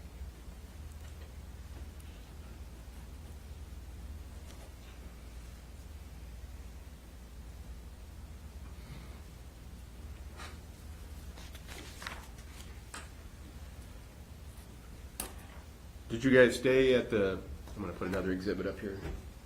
State's exhibit number.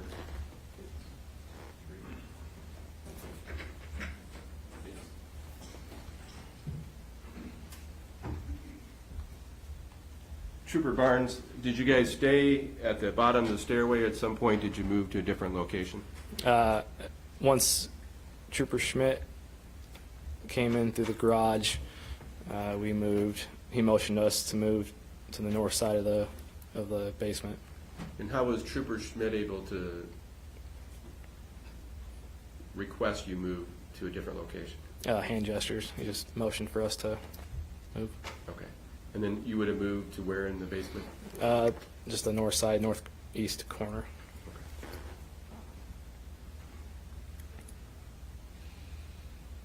At some point, did you hear the defendant talking to the negotiator? Yes.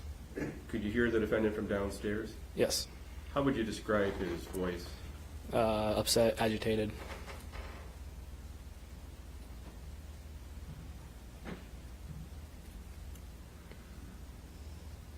Could you hear the defendant saying anything to the negotiator as he was talking to him? Yes. What could you hear? He stated, I have 2 or 3 pigs in my basement. I want them out. I'm not leaving until they get out. Close the door on their way out.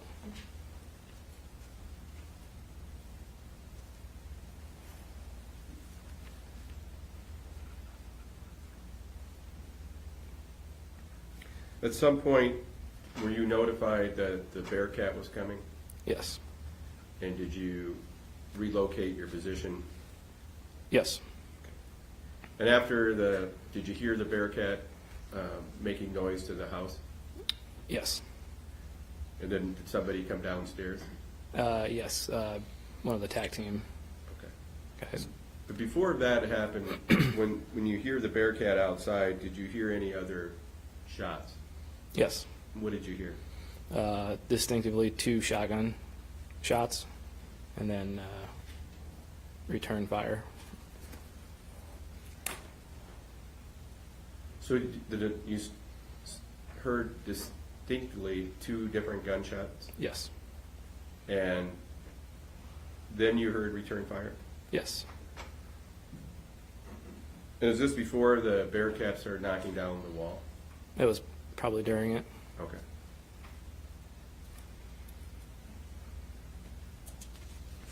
Is that when other officers came down then to help you guys get out of the basement After that. after that? After they came down after that. Correct, after the Bearcat was down? Correct. Yes.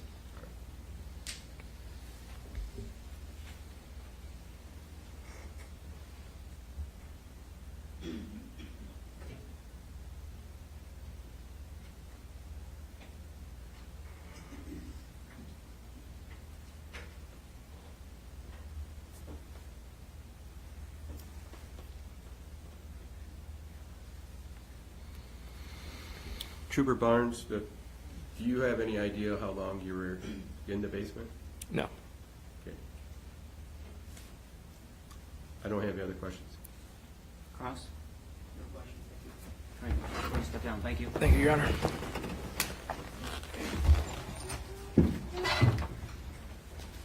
State, have another witness ready? Yes, Your Honor.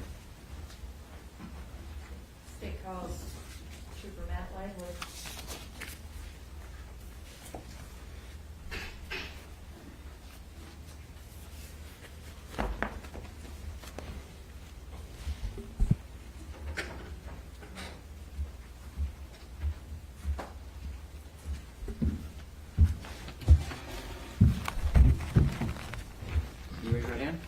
Do you swear or affirm the testimony you're about to give will be the truth? I do. Have a seat. Tell me your full name. Matthew Lively, How do you spell Matthew? Matthew And your last name, please? Lively. Thank you. Counsel? Thank you, Your Honor. Trooper Lively, where are you currently employed? Currently employed with the Iowa State Patrol, based out of District 9 in Cedar Falls. And when were you hired on with the Iowa State Patrol? Hired on in November of 2019. I went through the 43rd Basic Academy and graduated April of 2020. And do you have previous law enforcement experience? I did not. What other experience did you have?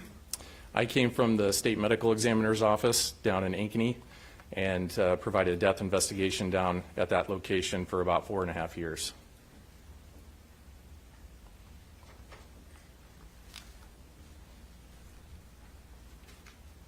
Did you know Trooper Jim Smith? I did. I'd worked with him on a couple different occasions, helping out on a couple tactical team call-outs, as well as assisting them in some tactical team training on my off-duty days, just as a role player.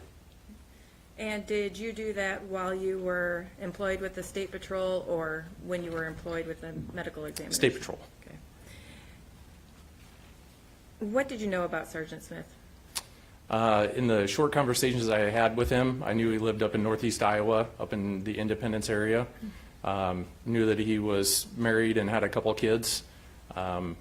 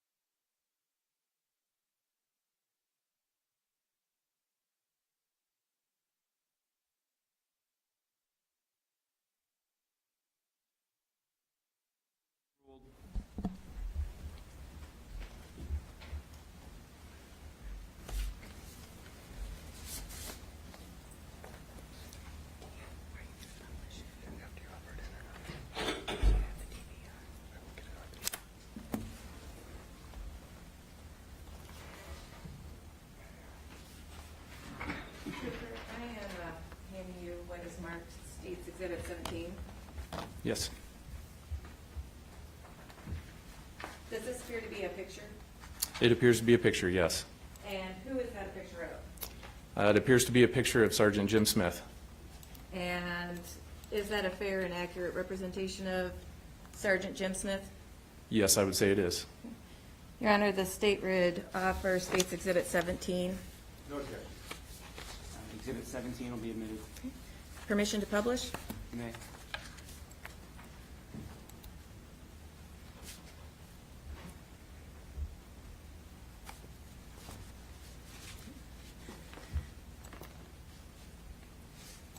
So Trooper Lively, were you on duty on April 9th of last year? Yes, I was. And what was your typical shift? Typical shift, I was working night shift at the time, which is an evening shift. So I worked from 3 p.m. till midnight was the normal shift.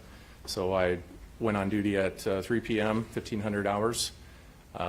Made my way out to Highway 20, over to the Interstate 35. That was kind of my normal patrol area. So was just out doing routine traffic stops at the time.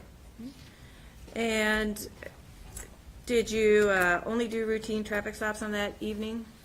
That evening I did go up to Iowa Falls, met up with a trooper that had just retired, had some extra equipment that he'd purchased on his own, and since he was retiring, thought it'd be nice for me to have it. So I met up with him at his residence, handed over a couple blankets and some Spanish to English translator cards, you know, something of that nature, that he thought I would need or be helpful. And what did you do then? Then went out and did some more patrol, routine patrol out on Highway 20, made some traffic stops. I'd been in contact with a couple other troopers that were working that evening, and it's normal for us to meet up together and have dinner together. So we had made plans to meet at the Williams DOT around 7:30 that evening. And so by the DOT, I mean the maintenance shed where the DOT plow trucks park. They have a nice conference room, break room above their offices where it's easy for us to, sit together, but it was still kind of COVID time, so you couldn't really be within proximity of each other. So we're able to spread out, but still spend time together at dinner. And were you able to have that dinner? Yes, I was over on the east side of Hardin County. I made my way up to Ackley, and then from there drove back over to the interstate to meet up with them for dinner. And did anything change your plans after the dinner hour? Yes, so we were just about done eating dinner that evening. It was around 8 p.m. Approximately, and I received a radio transmission on my portable because I was out of my car, and dispatch had called me and just asked me to give them a phone call by my cell phone back to them for some information. And did you make that call? I did. So I made the phone call to dispatch and talked with them. And what did you learn? I learned that there was a situation in Grundy Center where there was a possible suspect that may be barricaded in a residence, and asking if I could go provide some mutual aid for the local police department and sheriff's office. At that time, did you learn what the suspect's name was? I remember it being Michael, and it started with an L, but I learned, yes, that it was Michael Lang at the time. And what did you do then? So I told dispatch that I would be en route to that location, so I went back to my patrol vehicle and then made my way down to Highway 20 and then over and down Highway 14 to Grundy Center. And who did you see when you arrived on the scene? When I arrived on scene, Trooper Barnes was already on site. Trooper Statmuller was there as well. Deputy Capel, or Trooper Capel, he was deputy at the time, had just arrived with his canine. The dog was not out of the vehicle yet, but he was on location. I did see a deputy posted up at a walk-in door near the garage, and then found out later that Chief Frost was in the area as well. Okay. And once you arrived on the scene, who did you meet up with? So I met up with Trooper Barnes and Statmuller and Capel. Just tried to get an update on the situation, what they knew had happened. Talked with Chief Frost at the time to get a rundown of what was going on. And after you'd been briefed as to the current status of events, what happened then? Shortly after then, Sgt Smith arrived on scene.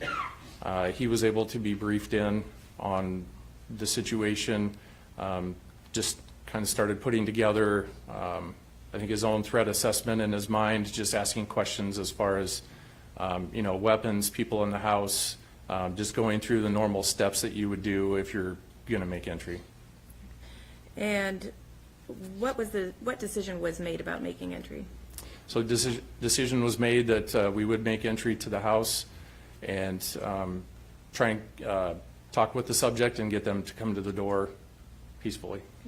And how were you going to accomplish this? What was the game plan? So the first step was to at least make entry into the garage, because that was an open door where the deputy had eyes on the inside. So we were going to make entry into the garage. Is the closest location, a small location, easy to clear. So we were going to make entry there and just start systematically clearing areas that are then safe because they've been cleared from any people or objects. At this point, were you aware of the general layout of the home? Yeah, so prior to going in, I believe the defendant's father was there and did give a layout of the house, kind of told where certain rooms were, where they were located, and then also gave You may.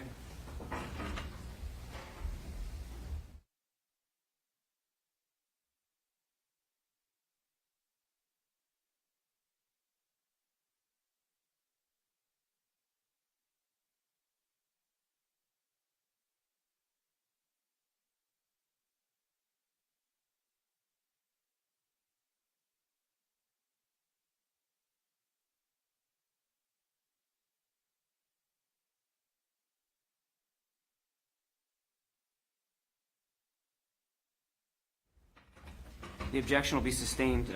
Counsel, please ask your next question. Thank you, Your Honor.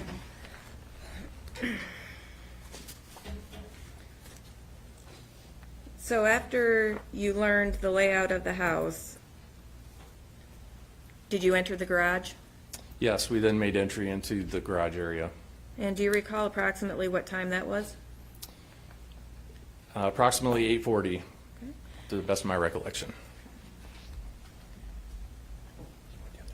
I do. Can you do that for me? Thanks.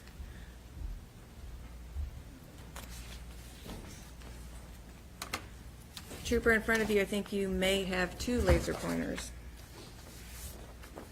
And what is up there is marked States Exhibit 2. Could you show the jury on the diagram what door you used to make entry? So the door we used to make entry was in this location right here, a walk-in garage door. And was there anyone posted at that entry? Yeah, I believe Deputy Anderson was posted there. One of the Grundy County deputies was there.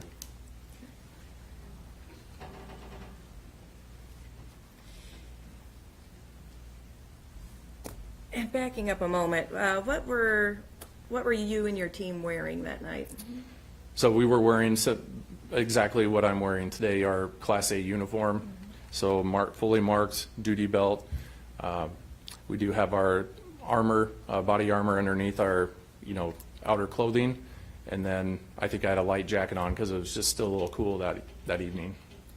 And when you say body armor, is that your typical vest that you wear? Yep. Our ballistic vest is what we wear every day on duty. And do you have a body camera on that uniform? No, we are not issued body cameras. And do you recall what Sergeant Jim Smith was wearing? He was wearing same uniform, outfitted the same way, duty belt, no body camera, jacket as well.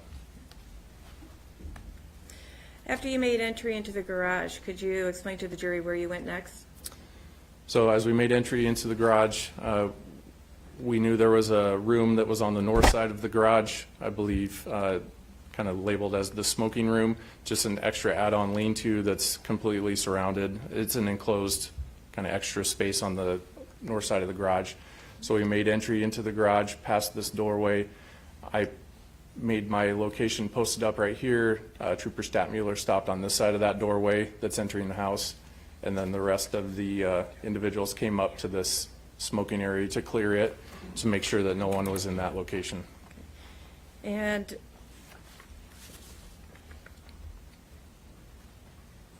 we're putting up what is marked States Exhibit 4. Could you indicate where you were on this picture? Yes. So my location was right in front of this storage shelf area, so my feet would have been placed around this area here. Trooper Statmuller was posted up right in this location right there.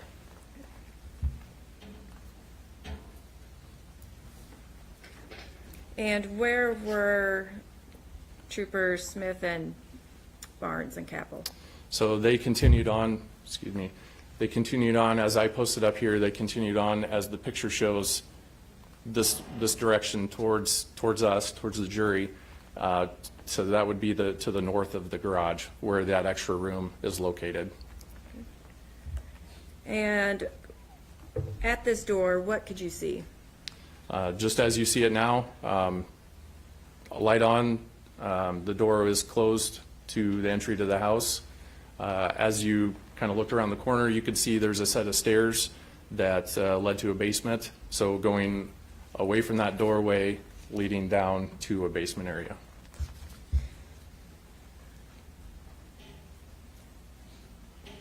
Could you see whether there was any lights on in the basement? I do not recall that. Okay. And the doors to the right and left of the entryway, were they open or closed? They were closed.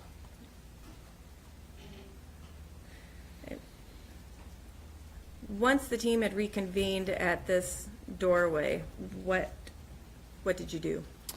So at that time, another quick assessment by Sgt Smith that since we had eyes on at least down the stairs and down to the floor at the base of the stairs, that would be a good place to start, clear that area first. Whereas doors are closed on either side of that doorway there, it would be beneficial to clear an area that you can partially see already.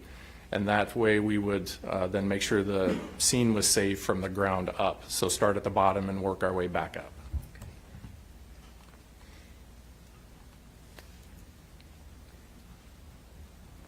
And do you recall who went down into the basement?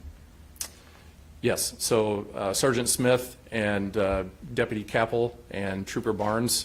So before making entry into the basement, they paused at the top of the stair, the short stair right here, paused right here and made announcements into the house stating their intentions that they were police, you need to make yourself known, come to us, you need to come to us. The dog was also in that doorway as well, barking very loudly, and Trooper Capel, or Deputy Capel at the time, did make announcements. Hardin County K-9, if my dog comes in, he's going to bite you, you need to make yourself known. So those announcements were made multiple times at the top of the stairs before even making entry into the basement or the house. And were those announcements made in a normal conversational tone? No, a louder voice than what I'm using now, yes.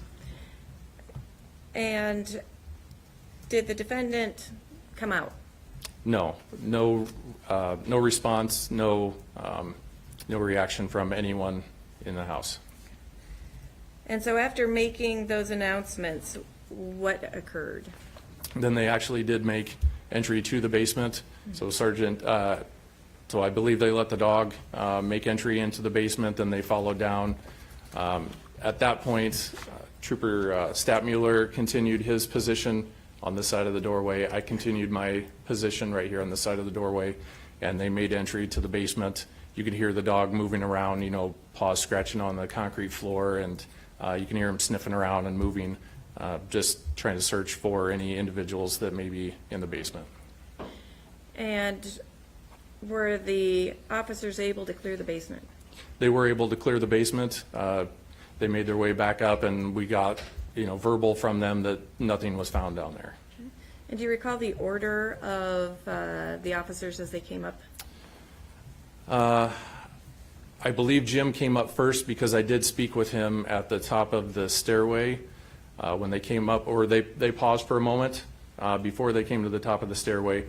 As this door, not the door to the house, but this door opens to the inside, so it's parallel or perpendicular to us right now. There were some cabinets back there, so as they were coming back up, they paused to then check those doors to make sure that nothing or no one was in there. I'm putting up State Exhibit 2. Can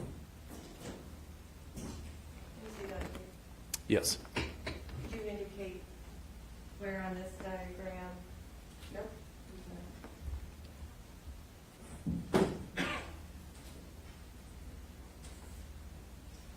There's State Exhibit 2. Can you indicate on that diagram the closet location that they were looking in?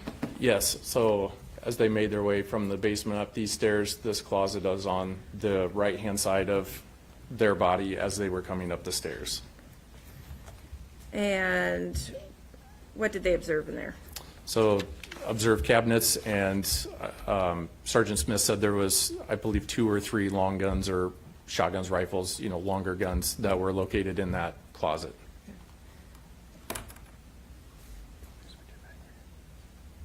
Yeah, thank you.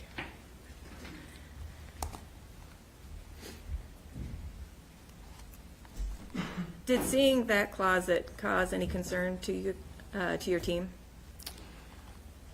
Well, there was always some concern because there was talk about possible access. With that-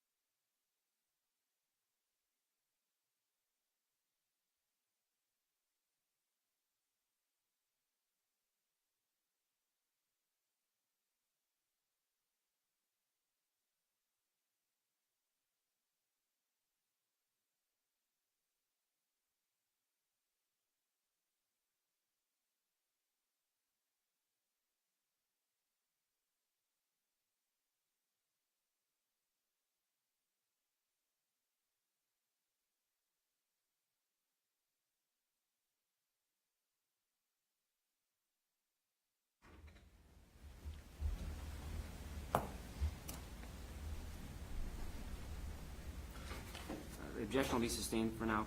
Counsel, ask your next question. Thank you, Your Honor. Did you observe anything in the closet? I did not see in the closet, no. Okay. Was Sergeant Jim Smith concerned about what he saw in the closet? Objection, Your Honor. I'll rephrase, Your Honor. Objection sustained, or at least the question's withdrawn. Just ask your next question. Thank you. So after the closet had been observed, what happened then? So at that point, then Sergeant Smith came and met me in this doorway. Capel and Barnes followed. Stadtmuller is still posted at his location there.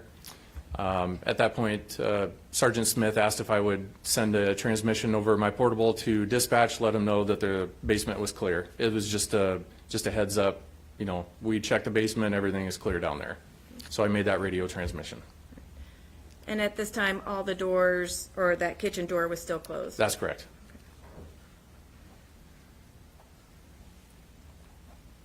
After you made that transmission, what occurred? After that transmission, the decision was made to then make announcements at this doorway back into the house. So as they stand, Sergeant Smith was near the right-hand side of this doorway. Deputy Capel was standing with his dog on this location, and I believe Trooper Barnes was just behind them. So Trooper Barnes is most nearest the stairs, and Sergeant Smith most nearest to the garage door. And you and Trooper Stadtmuller were still in the same position? Yes, so still posted up in the same position. Both of us had our rifles, but obviously they were, you know, pointed down and low and ready because we did have friendlies in front of us, so we didn't, you know, just being careful. So we stayed posted up in our spot there. And did someone open the kitchen door? I believe Sergeant Smith opened the door. And from your vantage point, could you see into the kitchen? I couldn't see into the kitchen directly. So from where I'm standing and my line of sight and having Jim standing right here, really all I could see was this corner through the doorway. That was my only vision. Did you see any lights? No lights. No lights in the kitchen? No lights in the kitchen. There was a light on where it's shown now, but no lights in the house were on. And when you say where it's shown now, are you referring to the light on in the landing? Correct. The light in the landing. Okay. Were there any lights on in the garage? I don't know. Okay. I don't know if that was enough light from the landing light or if there was an actual dim light in the garage. I couldn't say for sure. Was the garage dark when you went in? I wouldn't say dark. It was enough that we could see, Okay. but it wasn't pitch black, but it wasn't shining brightly. Were any more announcements made at this time? Yeah, so at the doorway there, Sergeant Smith made announcements again in a loud voice to carry through the home. Police, you need to come to us, come to where we are, make yourself known. Deputy Capel is then on his left side with the dog kind of between his legs, trying to keep him under control. Dog is barking and making noise, and Trooper Capel also makes announcements. Hardin County Sheriff's Office, if my dog finds you, it will bite you, and those announcements were made multiple times by both of those individuals. And at this time, did the defendant make any response? I heard no responses come from the house.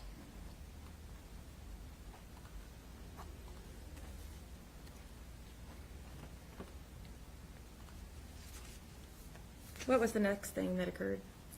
So the next thing I heard was Jim saying very loudly, "Gun, gun, gun," and then I heard a gunshot. Could you tell what type of gunshot that was? It appeared by just sound, loud and booming, to be a shotgun. Did you see the defendant? I did not.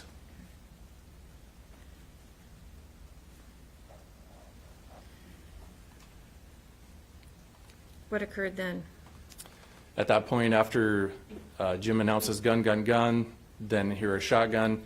The next thing I see as I'm standing right next to the cabinets here is Jim falling out of that doorway and onto the concrete floor.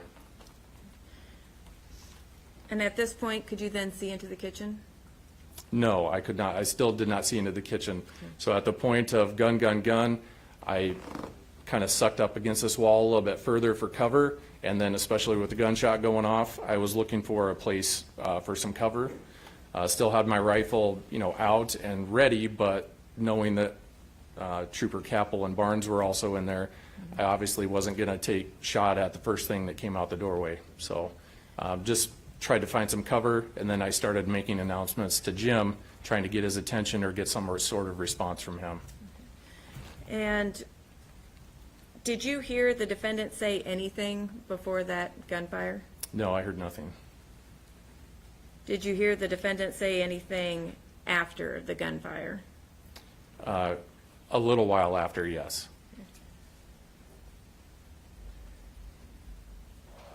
Was that immediately after Sergeant Jim Smith fell to the floor? No.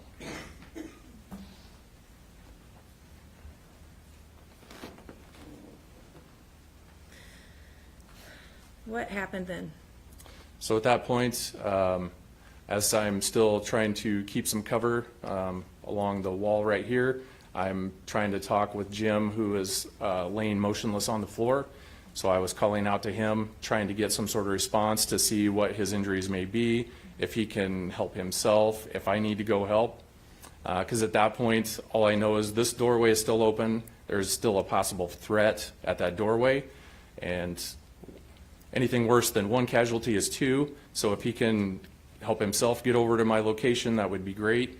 So I was yelling out loud, Jim, Jim, trying to get some sort of response. And when he's unresponsive, then I took it upon myself to make my way over from my location to where Jim was, and to at least get him out of line of sight from this doorway, because in my mind, this is where the threat is going to be or come from. So at that point, Jim is unresponsive on the floor.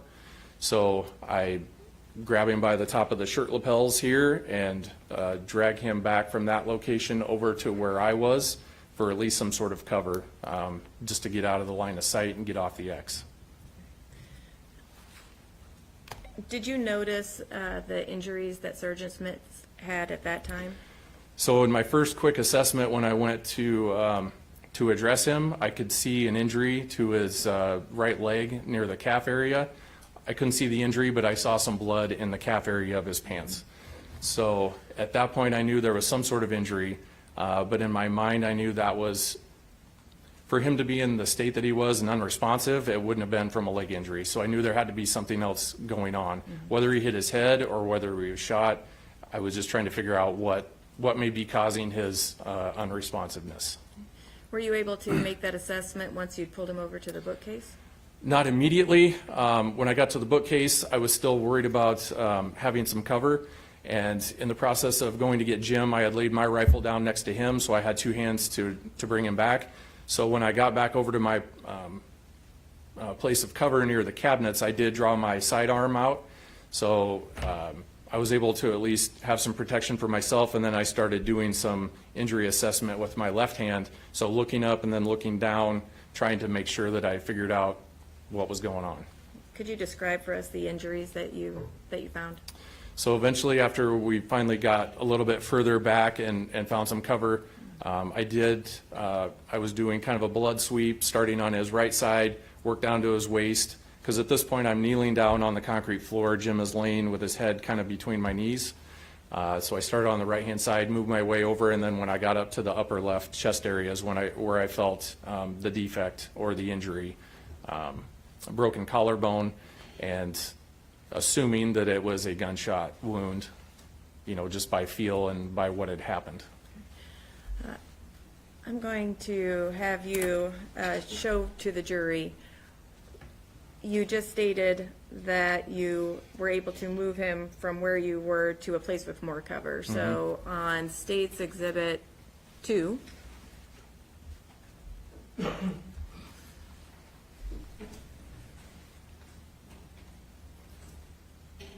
could you indicate for us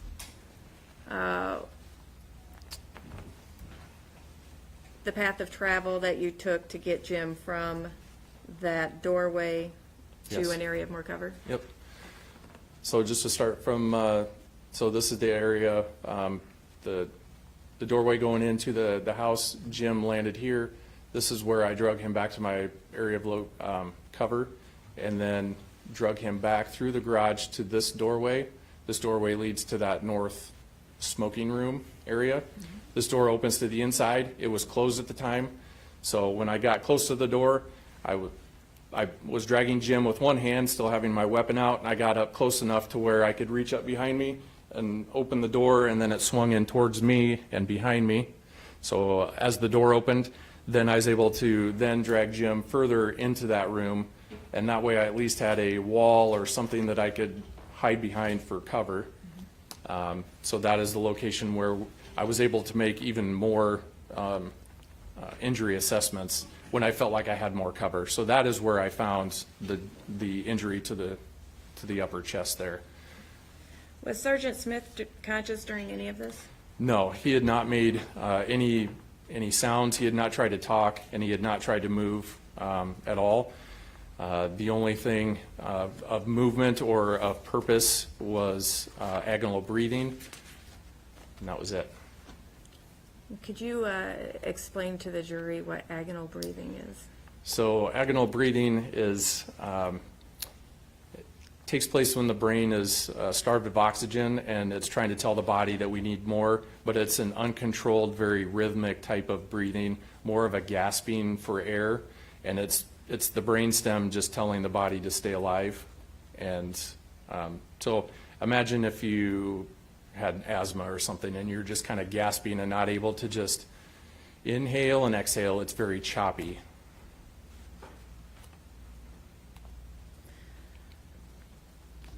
So you and Sergeant Smith are in that north addition. What occurred then?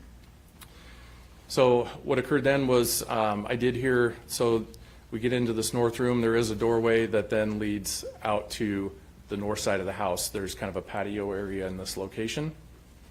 So this door was closed at the time as well. I heard someone come to that door, which I found out was Officer Grundy Center Police Department Officer Waugh came to that doorway. He was trying to get in, but it was deadbolted. So once again, I had to reach up and turn the deadbolt so he could open the door and come in to our location. At this point, I'm still kneeling on the concrete floor with Jim's head between my legs, still trying to assess injuries. Once I did find that injury, my only choice of action was to put pressure on that. I did not have a med kit on me, and Jim didn't have one staged on him as well. So the only treatment that I could do in the field at the time was just put pressure on it and try and keep the bleeding down. So I did reach up and let the officer in. He kind of steps, I don't know if he stepped over me, but it was over my shoulder because I'm kneeling down and crouched on the floor. So he steps over me and then stops in the doorway coming back to the garage and has his weapon out to provide us cover. So then I could holster my weapon and then use two hands for pressure and for other treatment that I might be able to do.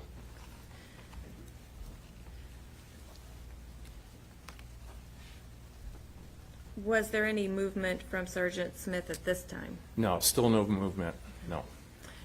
And what did you do then? So once that door was open and I had Officer Waugh for cover on this location here, I grabbed Jim by the shirt collar again and then brought him out to this patio area right on the north side of the house, on the exterior of the house. I noticed there was a deputy or another officer kind of over on this corner of the house, on the very east side of the house. So at that point I did have my weapon out again. I was able to signal him with the flashlight that's on my duty weapon just to give him a signal. I didn't want to say anything out loud because I didn't want to give away my location by verbally yelling out to someone. So he made his way over to my location, which is on this north patio.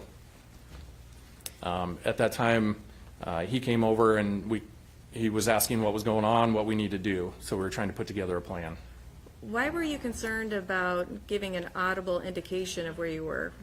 So just prior to that, I could hear someone in the house yelling, "Get the fuck out of my house, get out of here," very loudly. And at that point, I was on the outside of the house, so I could hear someone on the inside of the house making those statements. Was there any cover along that north wall? No, so being that it's a ranch house, so it's just long the one way. And as I looked, so as I'm sitting with Jim and having him in my lap, I look to my right, and all I can see, down the way is a window and a window and a window. And all I can see is windows all the way down the line. So at that point, there's a tree that's a little ways further north in front of me, but otherwise just an open backyard. So at that time, I'm thinking, if someone's looking out the window and I step out or make noise, then now I'm an open target with no cover. So that's why we staged where we did. After you heard comments coming from the house, what did you do? At that point, the deputy that was there with me, I just said that we need to get him out of here. We need to go. We need to get some treatment. At this point, in my thoughts and in my heart, I didn't think it would help, because at that point I thought Jim was gone, but I still knew that I needed to get him to someone who's a professional, and maybe there's a chance that something, that he could be saved, or something miraculous could happen. So what did you and the deputy do? So at that point, as Jim's laying on the ground, I scooped from behind him. I scooped up under his arms and lifted him up. The deputy reached down and grabbed his legs, and then we made our way from this patio up around that smoking room and out this direction to the northwest. And what was to the north and northwest that you were? So as I looked out, I could see there's a privacy fence between this location, so it runs basically right along the edge of the poster would be where the privacy fence is. It's a I didn't measure it, but 6 to 7 foot privacy fence. I knew it was at least as tall as me or taller. So there's a privacy fence that runs north and south, and as it comes up, it squares off and then goes directly west. So it comes to a 90-degree angle. So knowing that would be another point of cover behind a tall fence, that's why we decided to go that direction. Also, I had made a radio transmission that shots were fired and they need to send the ambulance. So I did see the lights go by. I don't know if I heard the siren, but I saw the lights go by to the north of me when I was out on the patio. The ambulance kind of came around the block. So I was hoping that it had staged over in that area somewhere as well. And were you able to transport Sgt Smith over to that parking lot area? Yeah, the deputy and I were able to carry him from the location on the patio to the north side of that privacy fence. Okay. And was the ambulance crew at the north side of that privacy fence? Not directly there. They were just a little bit further to the west and north. I believe it's the church parking lot is where they were staged. So they were about a half a block to 3/4 of a block away. Did they come to you, or did you have to move them somewhere? No, they were staged there. They did not know where we were, so at that point, when we got to the north side of that privacy fence, I stayed with Jim, and I told the deputy to go get them and get their attention and let them know where we were so they could come to us. Just because we had carried him, to there, I just figured it'd be easier for them to bring the cot, and then 2 people wouldn't be bound up by carrying him further. They could just put him on the cot and wheel him. Okay. And what happened then? So he went and retrieved the ambulance crew. They came over. I gave them a quick rundown, but not a good rundown of his assessment and what had happened. They immediately began chest compressions, and one of the ambulance workers was a little taken aback when the blood started pumping out of the wound in the upper chest, and that's when she looked at me and I said, yeah, he's been shot and it's not good. So they began compressions, doing all the life-saving measures that they would for anyone else that's been injured. Did they remove any clothing or articles from Sgt Smith to perform these? So yeah, along the way they had taken his coat and his shirt off. I had removed the shirt just so that it was open, and then had undone the strap on his armor just so I could put pressure on the wound, but I hadn't removed the clothing. They went ahead and just took him the rest of the way off to do their treatment. Okay. And do you know where those went? So they were placed on the ground right beside my location where we were on the north side of the fence. At that point, when the ambulance crew was leaving, I was still watching the house with my weapon out just to give them safety until they made it back to the ambulance. And at that point, I just needed a breather because a lot had been going on at that point. So I asked the deputy if he would come around and watch the house for me so I could just put my weapon away, take a breath, just gather myself and get things under control. And after you had that moment to collect yourself, what did you do? So at that point, I knew I needed to go report to someone, some sort of incident command or supervisor of some type. So I gathered the clothing, the coat and the shirt that had been left on the ground. I walked around between that church parking lot and the next door neighbor, so even further west than the privacy fence. Walked through the backyard and through the parking lot back to my vehicle that was staged near the front of the house. And what did you do with Sgt Smith's clothing? So I placed them on the ground right by the driver's side front tire, just in the grass on the curb right next to my vehicle. Just trying to collect, because I knew in my mind it would be evidence. Working as a death investigator for a long time, I know clothing's an important part of the whole process. So I knew that they would need to be analyzed or looked at or collected somehow. And did this end your active involvement in the incident? Essentially, yeah. I went back to the house because at that time no one was there to really report to. So I did make my way back over to the house just to provide cover for other officers that were still at the scene.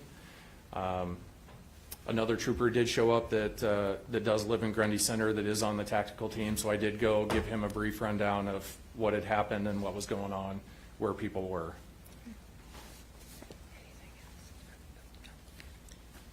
Thank you, Trooper Lively. Thank you. Cross? None, Your Honor. Thank you. Okay, you can step down.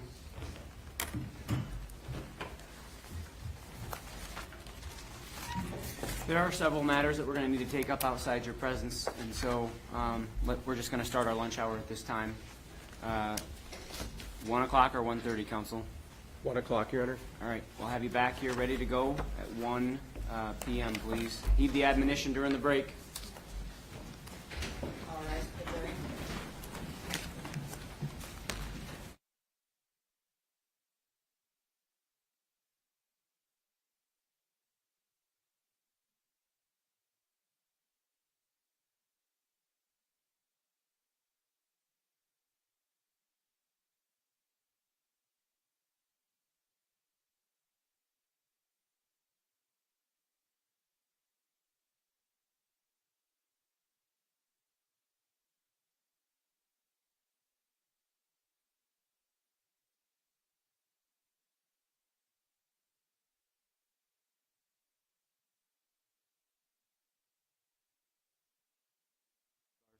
First one was by Mr. Kamizelich.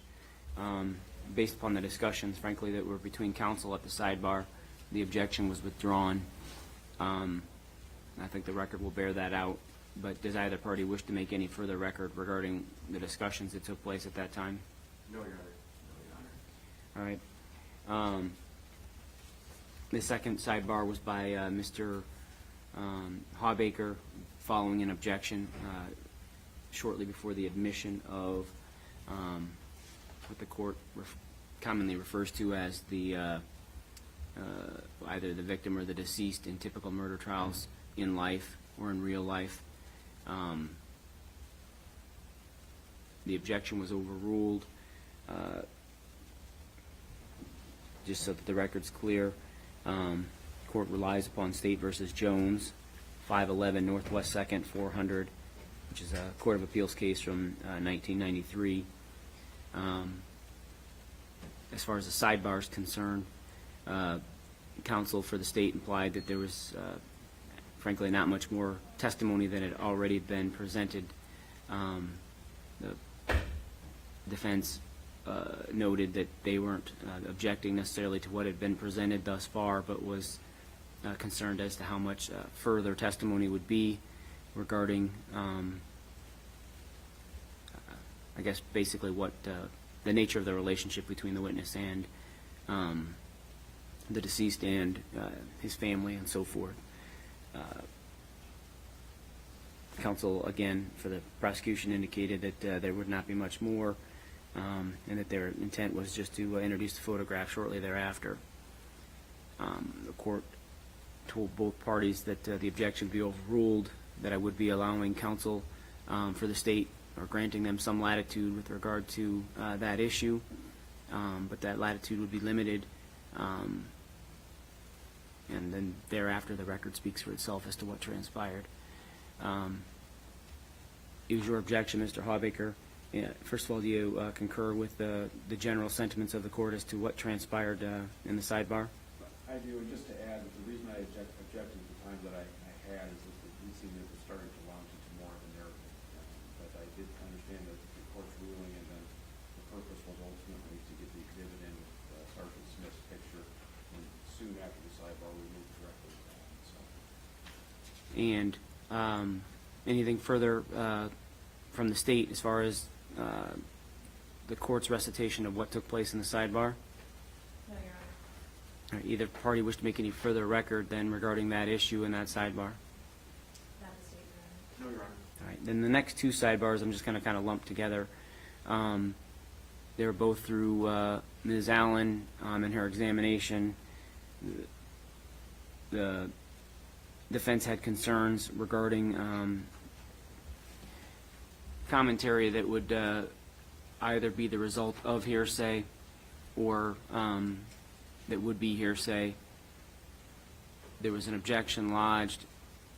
I frankly just told the prosecution to lead the witness around that issue, if that was acceptable to the defense and the state, for that matter, if they didn't necessarily want to elicit that or have an exception. From my feelings of the sidebar, that was agreed by both counsel, and that's what either counsel opted to do or just move on beyond it.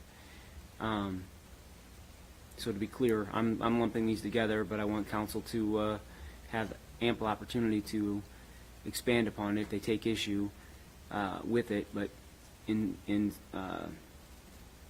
sum, does the defense agree that that's the nature of the two sidebars? Yes, Your Honor, and just by way of context, it's just related to whether or not it's keeping out the hearsay of Mr. Lang's father related to whatever weapons he might have possessed in the house. And when I made the objection that led to the first sidebar, Your Honor, Officer Lively had talked about receiving information from Mr. Lang's father about the layout of the house. My understanding of the facts that the only other information provided was related to the guns, which is why I made the objection. All right. Any issues with the court's summary of what took place in the sidebar from the state? No issues, Your Honor, but the state would like to clarify that previously there had been testimony that the closet had been inspected, four gun cases found, but only two long-arm weapons, and that was the information that the state was attempting to elicit through that witness, not hearsay through any statements made by defendant's father. Right. And agreed that that's basically the sum and substance of what we discussed, leading the court to just say, just so there's not some accidental commentary, why don't you just lead him by saying you found X number of guns, believe there were some missing, and or did that lead you to believe that there were some missing? I mean, that's what essentially I was having you, or what I meant by having you lead, rather than him inadvertently mentioning something to the effect of what he was told. All right, so anything else we need to take up at this point in time before we all break for lunch? That'll be after the state round, not for us, Judge. All right, let's break. We'll be back at 1. Because we have exhibits in here now, counsel, I'm going to direct the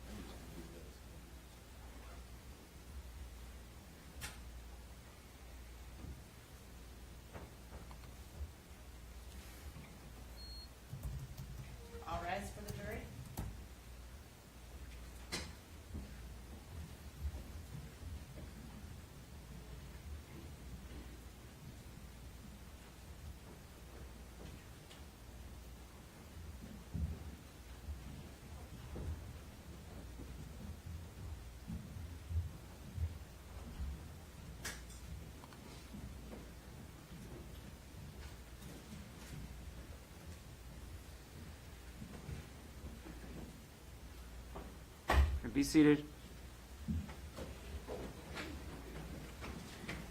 State, call your next witness, please. Thank you, Your Honor. The state calls Trooper McCabe Schmidt.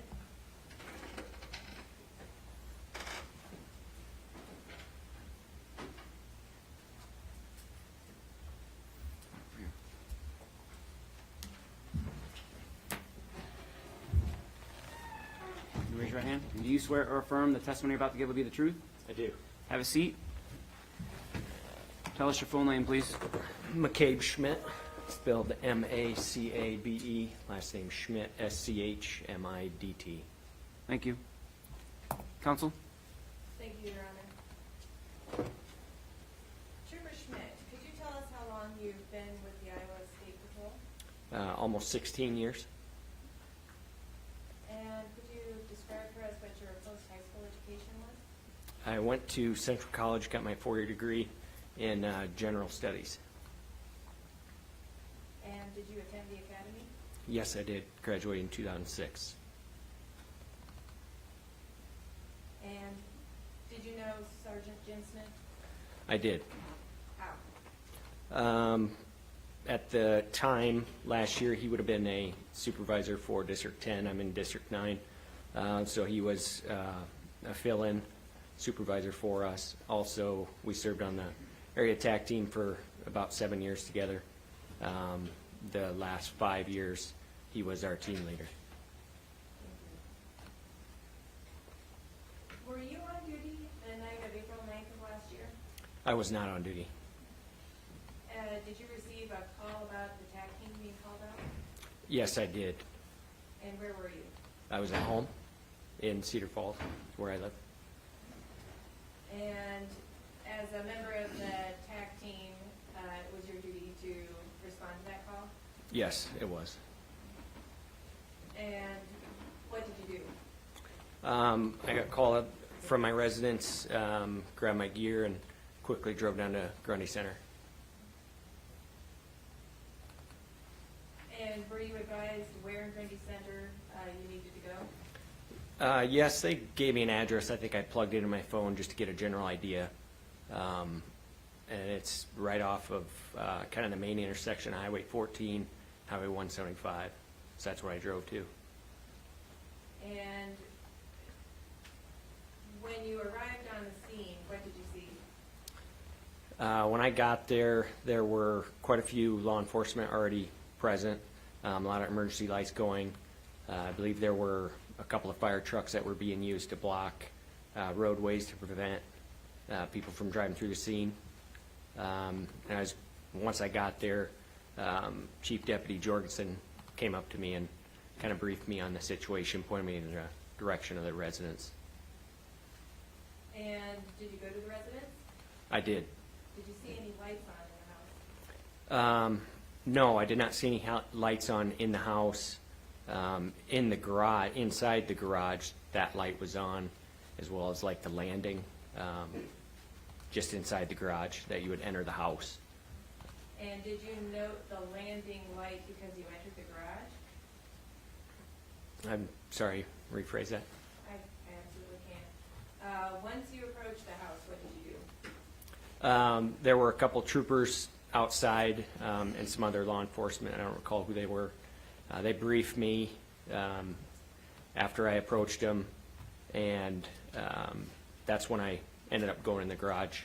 They informed me that 2 guys were in the basement still. And why did you go into the garage? That was, from my perspective, the door was open. I walked through that. I ran into Captain from Grundy Center. He was in there. He informed me a little bit. But then that was my understanding of that was the only way to the basement was from that landing. And with 2 of our guys in the basement, I wanted to be able to help protect them. Do you recall about when you arrived on the scene? I believe I got a phone call shortly after 9. I think I got to Grundy Center around 9:35, 9:40-ish in p.m.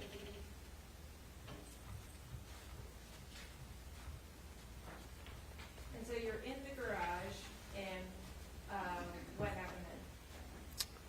Shortly after I came into the garage, that door was open to go into, or to get on the landing. That light was on the landing, and I don't recall if the light was on in the basement or not, but I could see light coming up, like from a flashlight or a weapon light. I kind of peeked over the landing and could see the flashlight coming up, which I presumed was a weapon light attached to a weapon. I'm going to ask you to pause for a moment, and you've got a laser pointer there, and this is State's Exhibit 2. Could you just indicate to the jury where you were standing when you saw that light from the basement stairs? Yeah, so that's the stairs there. I would have came through this door here and then slowly kind of crept to this opening, because this would be the doorway. And I could see a light coming from at the bottom of the stairs on, as you're going down, be the left side of the stairs. And so you see this light along the left side of the stairs. What happened then? I presumed it was either Capel or Barnes. And So why I, did you presume that? Trooper Statmuller outside of the garage, he informed me who was down in the basement. So I kind of peeked over the landing, like I said, and kind of waved my hand just to get their attention. And then eventually that light went down. So that's when I kind of peeked forward, made eye contact with them, and just motioned for him to get to the back out of either crossfire, but also I figured they would be pretty stressed in that situation, just to get them out of the line of fire. So after you motioned for the Deputy Capel and Trooper Barnes to move away from the steps, what did you do?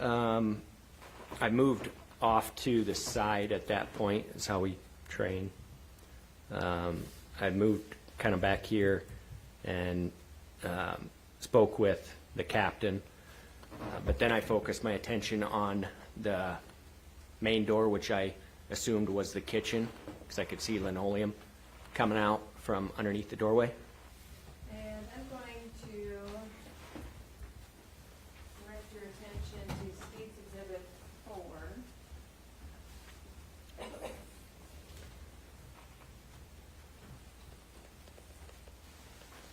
Does this look familiar to you? Yes, it does.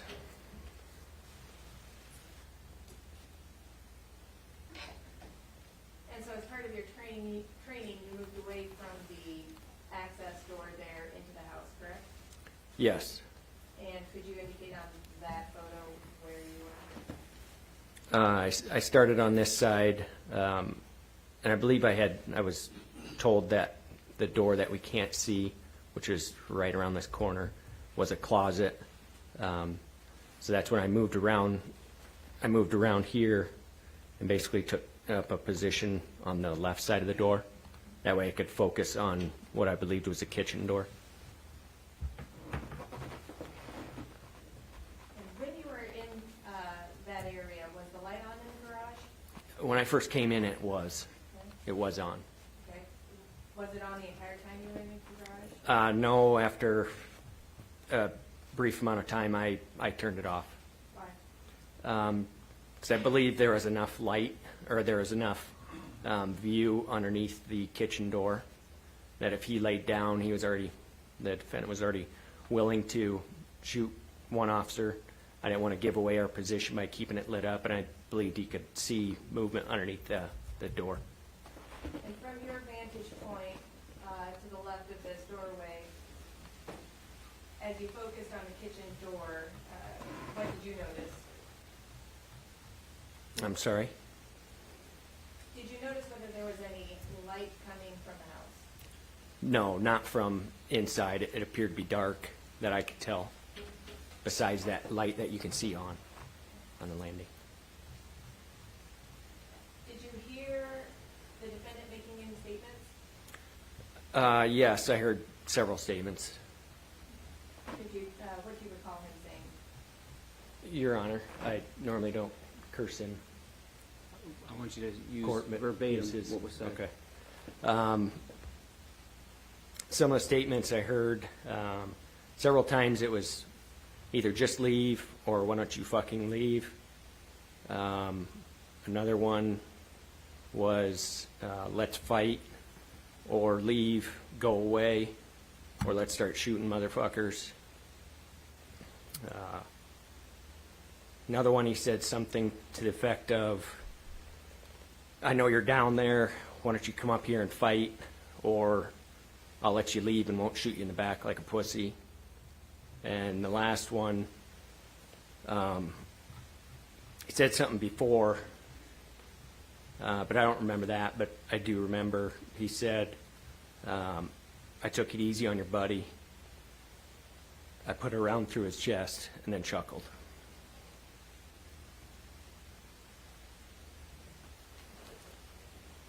Actually, scratch at it, not round, said slug.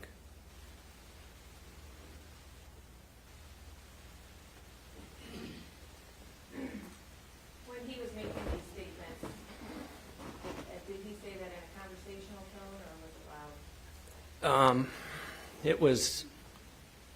It was loud. I mean, at times it was a yell, but most of the time it was like as if I was trying to get somebody's attention at the back of the courtroom. Did you respond to any of these statements? No, I did not. Why not? As easily as I could hear him, and I just pictured that he was sitting at a kitchen table just inside the door.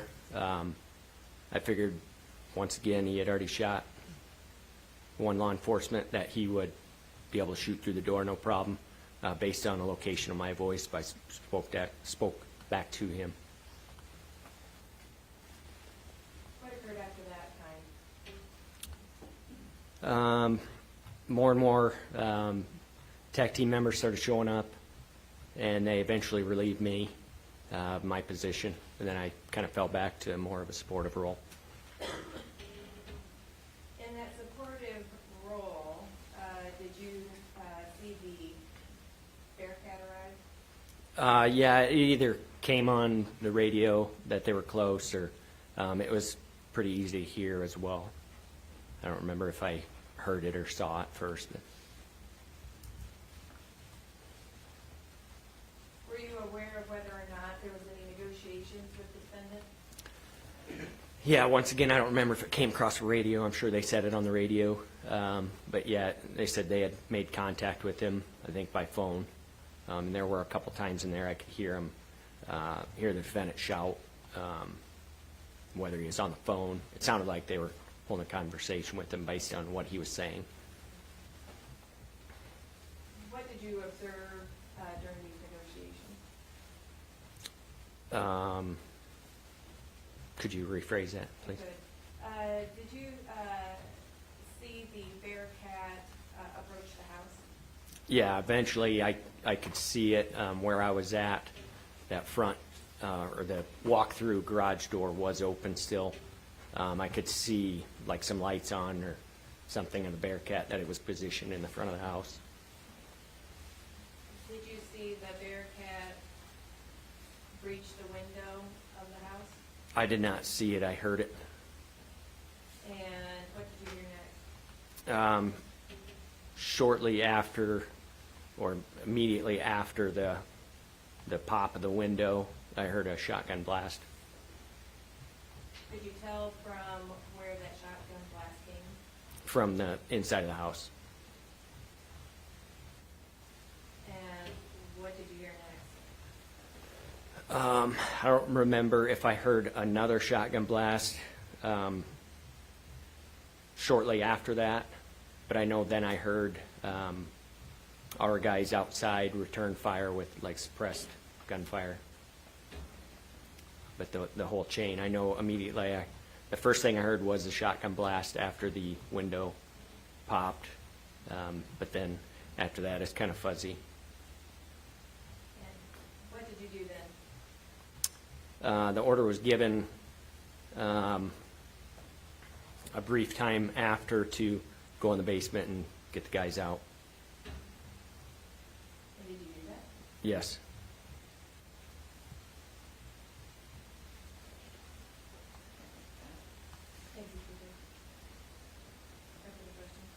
Cross?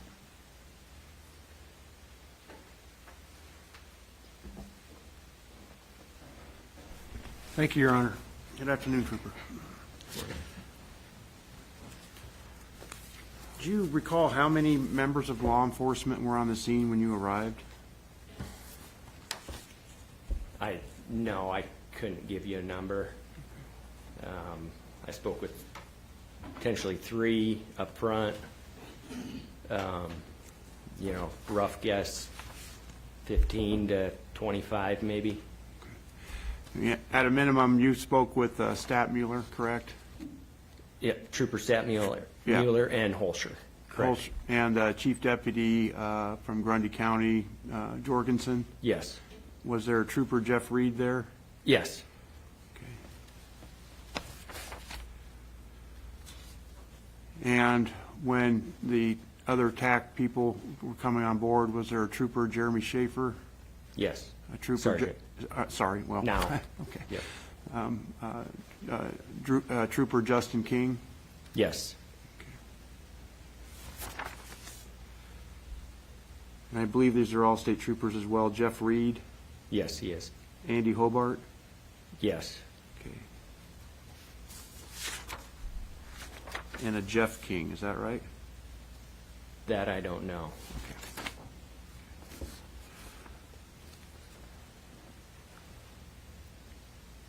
Where were you when the Bearcat hit the house?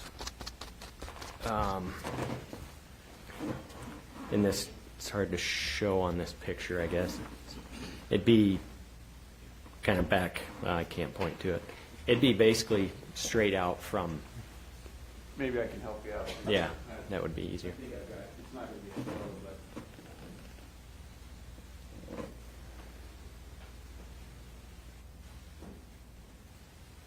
I think we have State Exhibit 2.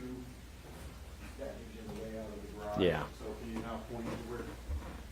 We initially were kind of back here, like I explained, to use the cover. By the time the Bearcat hit the house, we had kind of moved a group of us more straight out from the stairs. Ultimately, did you go down to the basement to shut off the gas and water as well? Not that I'm aware of. Oh, or were you aware that they did shut the gas and water off to the house? I know that was brought up. Like I said, I don't know if it was on the radio or what, but after the Bearcat had hit the house, I think somebody had said to get a hold of utilities to shut the gas off. And did you enter the basement and view water coming from the ceiling? I wasn't in the basement very long. I did see water come from underneath the kitchen door. Did you see blood pouring through the floor from upstairs? I saw blood and water come from underneath the kitchen door. Okay. But I'm not sure about, through the floor while we were in the basement. Okay. All right. So at least from that vantage point, what you saw was the water coming from the kitchen after the Bearcat had entered the front of the house, and also blood mixed with that water also coming from the kitchen. Correct. Okay.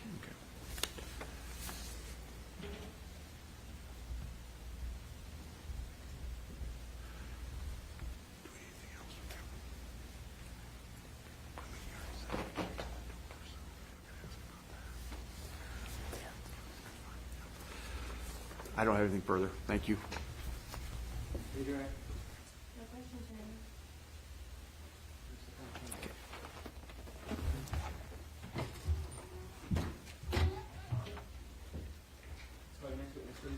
Thank you. Statement calls Trooper Tom Williams.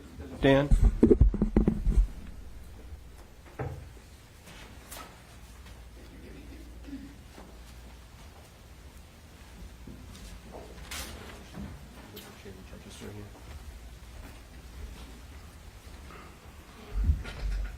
Do you swear or affirm the testimony about to give you the truth? Yes, sir.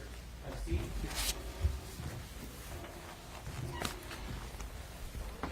And your full name, please. Thomas Charles Williams. Thomas Dillon. Yes, sir. Counsel. Thank you. Trooper Williams, how long have you worked with the Iowa State Patrol? Approximately 16 and a half years. What district or post do you work out of? District 8 in Mason City. And do you have a current assignment? I'm the district's public resource officer and crisis negotiator.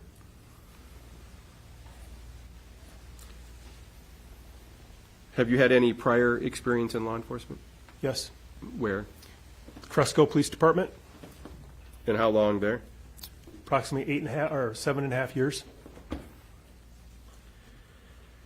Did you go through the academy? Yeah, I went through the Iowa Law Enforcement Academy with Cresco and then the DPS Academy with State Patrol.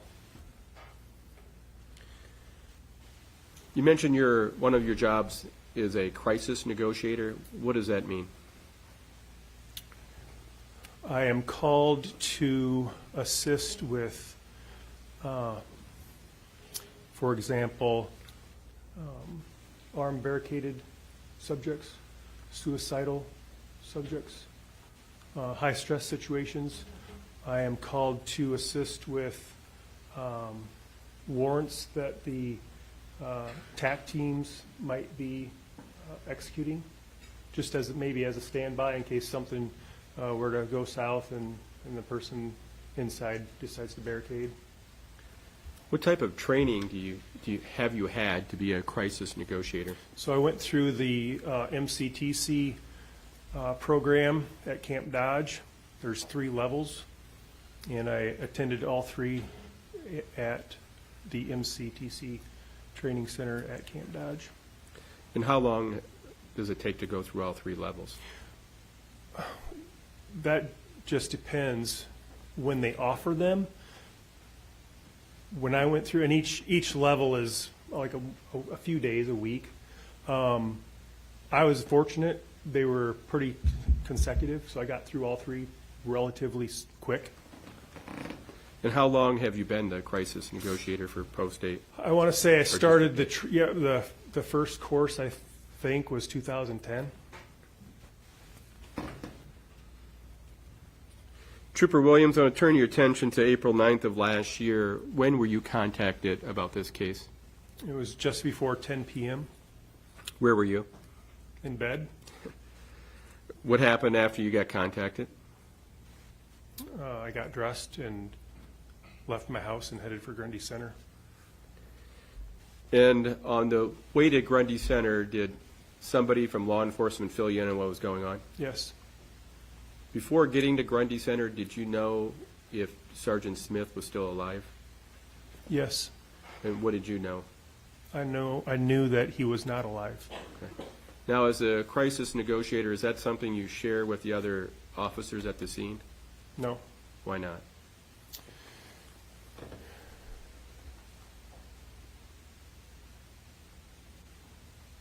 It is a very stressful, maybe sometimes, or stressful and emotional situation, right?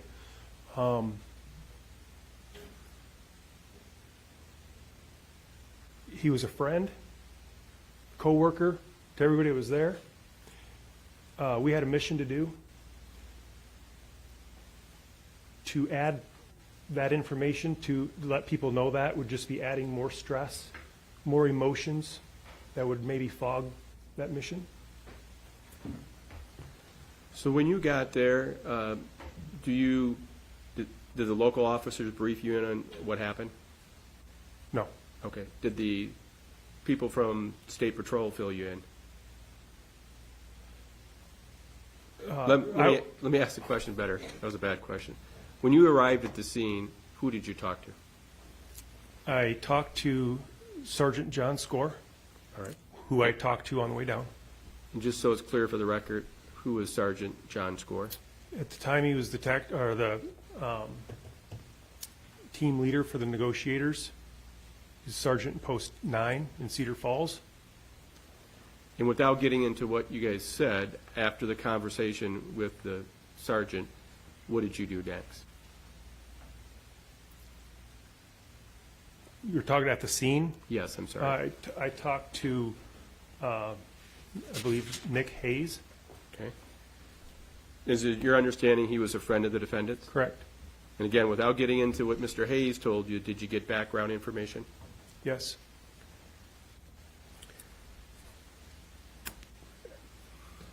At some point at the scene, was there more than one negotiator at the scene?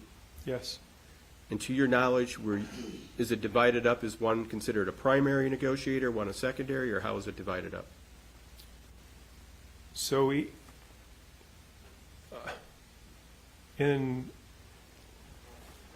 I say this, each negotiating team is made up of 5 people. Very rarely does that happen. Typically, there's one negotiator. That night, there was 2. Myself as primary, and Trooper Kuhlman as secondary. So as the primary negotiator at the scene, what was your goal?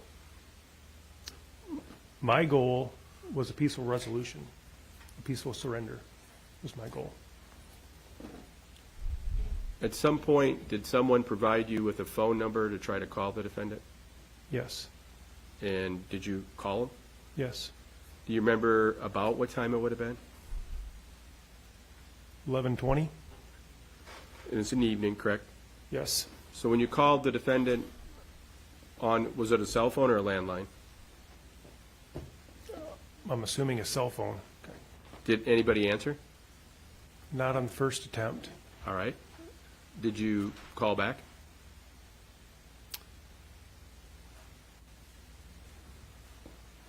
I think he called me back, Okay. the initial.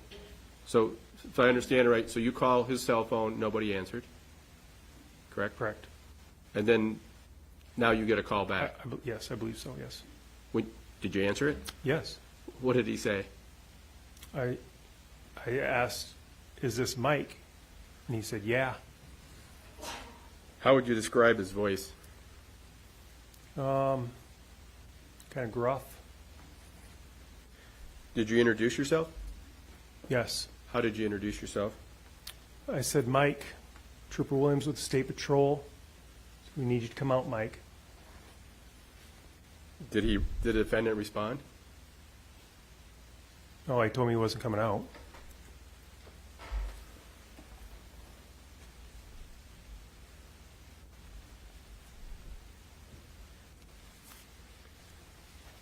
Did he stay on the phone or what happened? Well, throughout the entire conversation, there was a lot of, I think he hung up on me initially, and he hung up on me a couple different times throughout the conversations. So when he hung up on you, do you wait for a call back or do you call him back? Typically, we want to get him back on the phone as soon as possible. So, Is that called what him you? back. I'm sorry. Called him back. All right. So when you called him back, was there a discussion? What did he say? He wanted to know why there were police officers in his basement. And did you respond? Yeah, I did. Initially, I told him, I don't know, because at the time I didn't know. Did the defendant respond to that? He just repeated the question a little more assertively. Said, why the fuck are there cops in my basement? How did you respond to that? I said, I understand that there was a small pursuit. You went to your house and basically they chased you to your house. Is that right? Did he say anything? I don't remember if he responded to that or not. Okay. Do you remember what he said after that? Basically, again, he wanted the police officers out of his basement. You got the worst effing cops right here in Grundy Center. I think he referred to them as pigs. Things like that. Did you ask him to come out? Several times. When you asked him to come out, did he He respond? said, no way in hell. He wanted the cops out of his basement.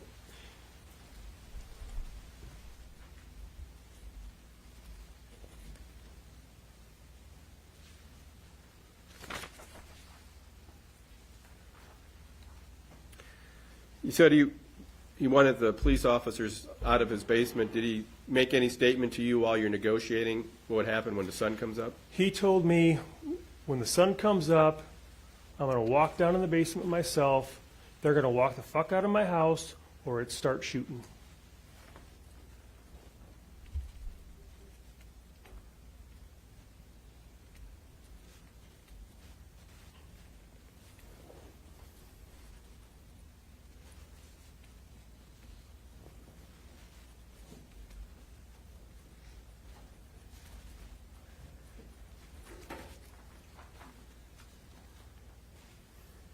Did you ask the defendant if he had any weapons? Yes. What did he say? Do you? Did you respond? I said, well, yeah, I do.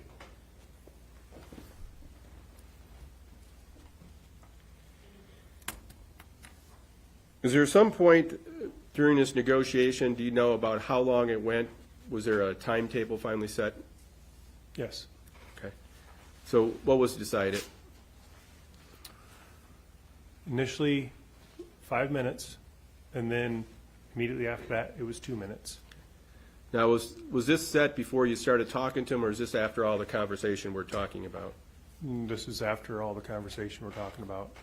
So approximately how long do you think you guys talked back and forth before finally you said, okay, somebody said this is a time limit? I'm guessing half hour.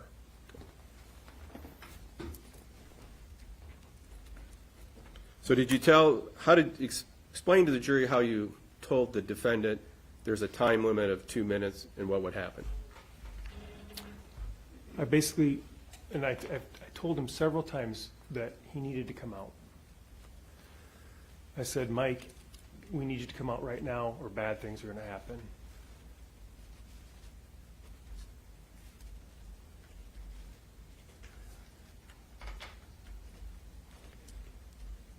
Did you explain to him, Trooper Williams, when he was to come out, what he was supposed to do, how his hands were supposed to be, and et cetera? So I told him when he comes out, and this is part of the surrender plan that we have, come out the front door with his hands empty, with his hands raised, nothing in his hands, leave all his guns, cell phone, anything he had in the house. Told him to come out. He would then take orders from the officers outside, but to lay down prone, face down on the grass.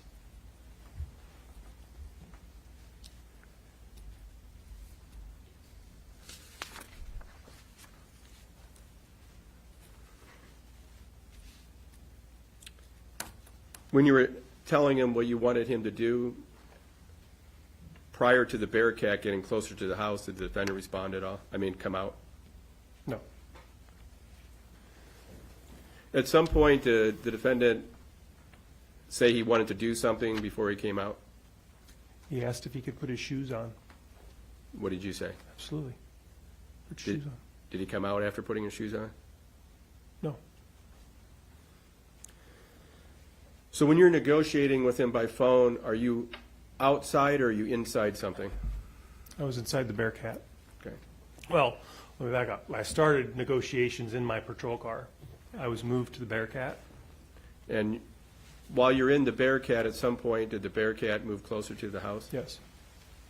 Did the defendant make any comments during your back and forth about seeing the Bearcat? Yes, he said, I can see your ramrod.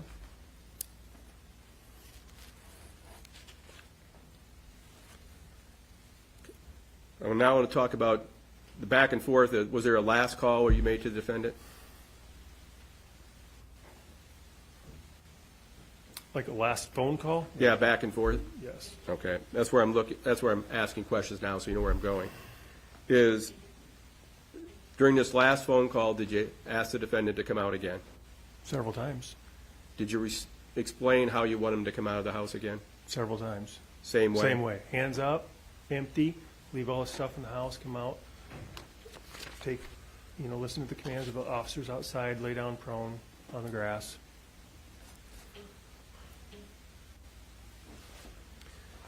Do you count down? You said you had 2 minutes. It gets to the minute mark. Do you tell him? I think I told him you have a minute.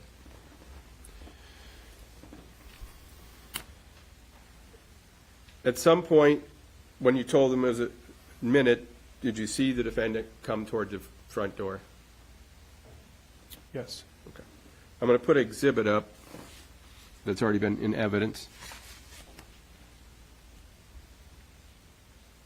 I guess first I'll have to get the TV on.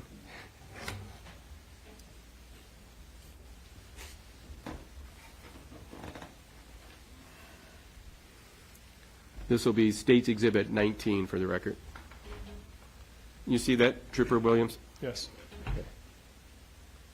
So at some point, there's a green laser pointer in front of you there, and that will work on the TV. Can you kind of show the general area where the Bearcat was? I'm going to move out of the way here 1 second. So is this going to work on the TV? It will. At least that's what I've been told. It does. Oh, barely. There it is. So basically, if you can see the white cursor on the TV, basically that's where we were at. Okay. The mouse there. Right out in front of this 3-pane window. Okay. And at some point, did the ramrod make any contact from the Bearcat with the house? Yes. Can you show about where that would have been? So the best that I can remember, it was either like in this center window or maybe on one of the, frames there, but pretty center.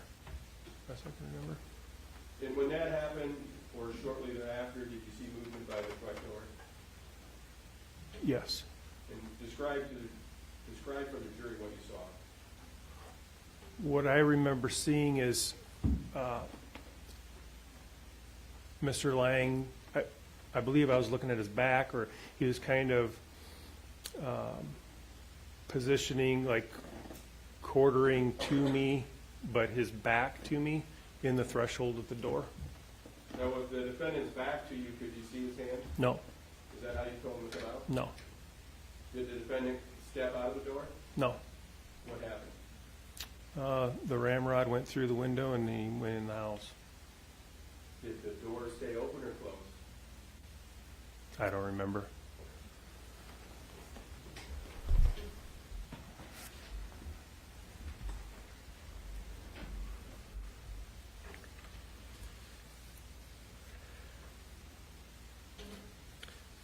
After the defendant went back into the house, what's the next thing you remember hearing or seeing? A gunshot. And could you tell where the gunshot came from? It came from inside the house. At that point, had you or anybody in the Bearcat or outside fired any rounds? No, Do you know where that gunshot from inside the house, where it struck? the lower left corner of the windshield of the Bearcat. Did you hear any shots from the house after the one gunshot? There was an additional gunshot. Was that again from the house? Yes. And after the second gunshot, what do you remember hearing? Was there any return fire? Yes.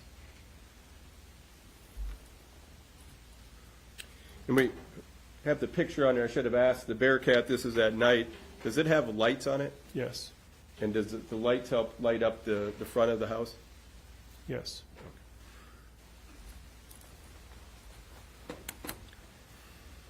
Did the Bearcat continue to remove part of the front of the house?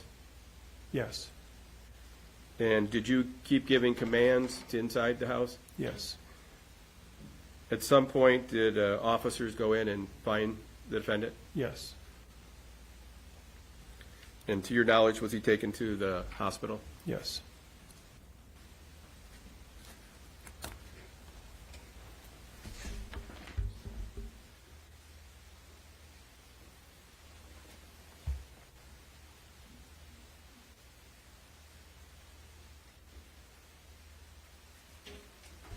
Thank you. I have no other questions. Thank you.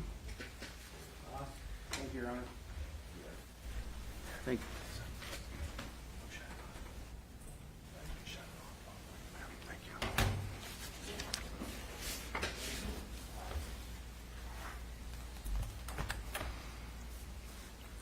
In the training that you have, what are the mechanisms that you use to try to diffuse an emotional circumstance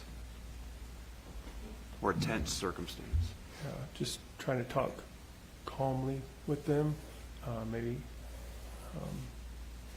empathize with them, kind of, get them to talk to me to see what's really going on. And obviously, in that training and probably in your experience, I'm assuming this is not the first time you've been called to do this. It is not the first time I've negotiated. It is the first time that I've negotiated with what happened. Understood, understood. But you're obviously talking to people that most often you've never met. Correct. That's why you have to kind of get some background story. And so in a very tense situation, you're trying to establish a rapport with that individual. Correct. And that can take time. Fair? It can take a lot of time. Yeah. I'm assuming that in your training, they don't tell you that you should be able to accomplish this in an hour or 2 hours or 3 hours. Correct. It's all going to be situation dependent and dependent upon the person that you're dealing with. Correct. And so it can take a long time to get to that peaceful resolution that you were looking for. Yes. So I suppose that part of that training too is patience. Yes. Okay. All right. And I'm assuming that you can be called in your duties at any time. It sounds to me that you can be called to help even at possible anticipation of an event, right? Something that's high stress, or if you think that when police have to interact with somebody, they think there might be a problem, they'll ask you to come along. Yes. Okay.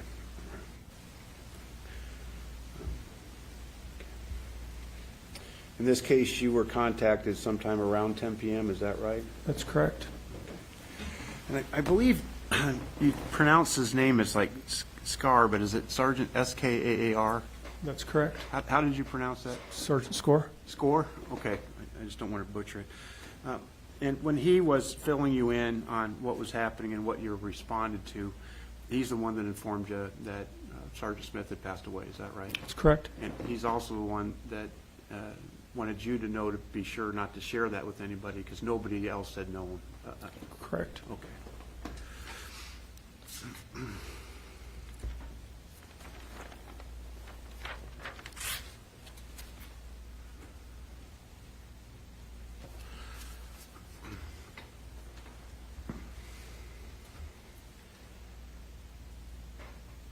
As a result of your involvement in this case, and quite frankly, I know probably every case that you have, you produced a report afterwards, didn't you? Yes. Okay. And you do that contemporaneously or soon thereafter when events took place so that your memory's fresh? Yes. Okay. And I assume that in your training experience, you know that providing as much detail as you can recall at that time is important. Yes.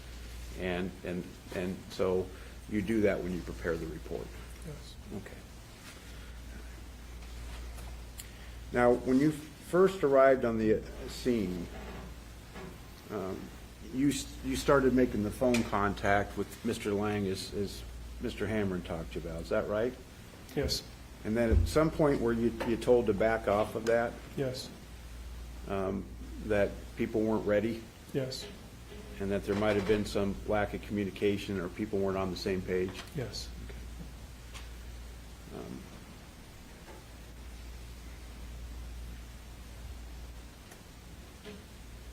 Did Mr. Lang then call you? Yes. So he initiated that phone call? Yes. And you had some discussion about whether or not everybody was ready, is that right? Yes. And whether or not you should actually take the call because Yes. you weren't sure if you're ready. Correct. So when I initially got there,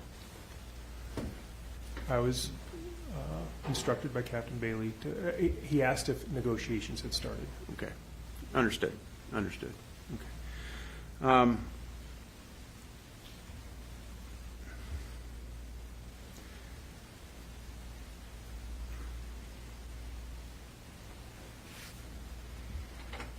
And then we have the back and forth going on. Is that right? Yes. Okay. Now, do you know how long total you were in that back and forth or discussions with Mr. Lang? I don't, it would be a guess. Half hour, 20 minutes, half hour, I don't know. In the scheme of that patience that I was talking about before, not that long, as far No, from my initial contact till the time he was taken into custody, really was not that long. Okay. To establish that rapport and all those things that we're talking about, fair enough? Yes. Okay.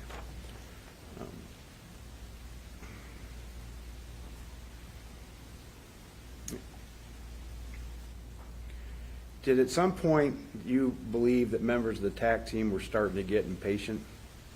Well, I don't know if impatient, but I just could feel the anxiety levels just starting to rise. Right. I believe in the report you used the word anxious.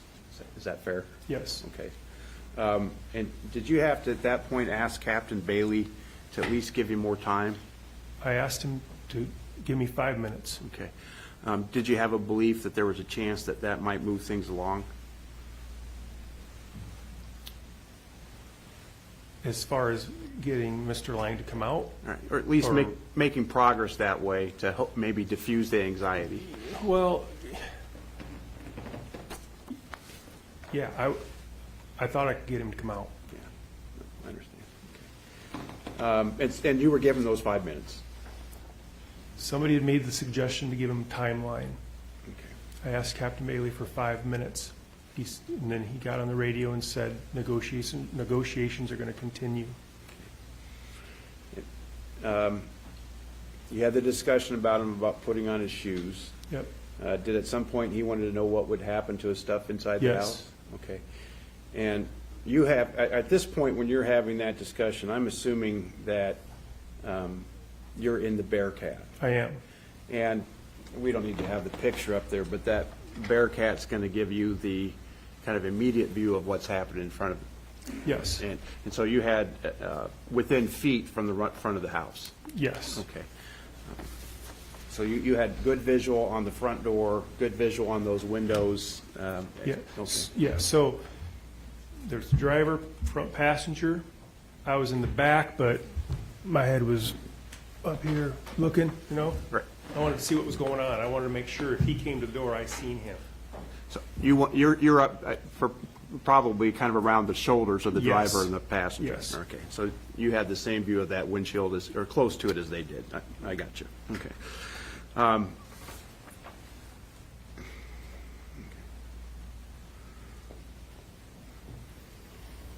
You had the discussion about, he did ask you about if everything in his house would be taken care of, is that right? Yes. And up to that point, there hadn't been any breach of the home with the ramrod, had there? No glass breaking, no attempt to tear down the walls at that point? No. Okay. I think at that point, is it true then that you told Mr. Lang you're at the 1 minute mark? Yes. Okay. And at that point, did Mr. Lang start to hesitate on coming out?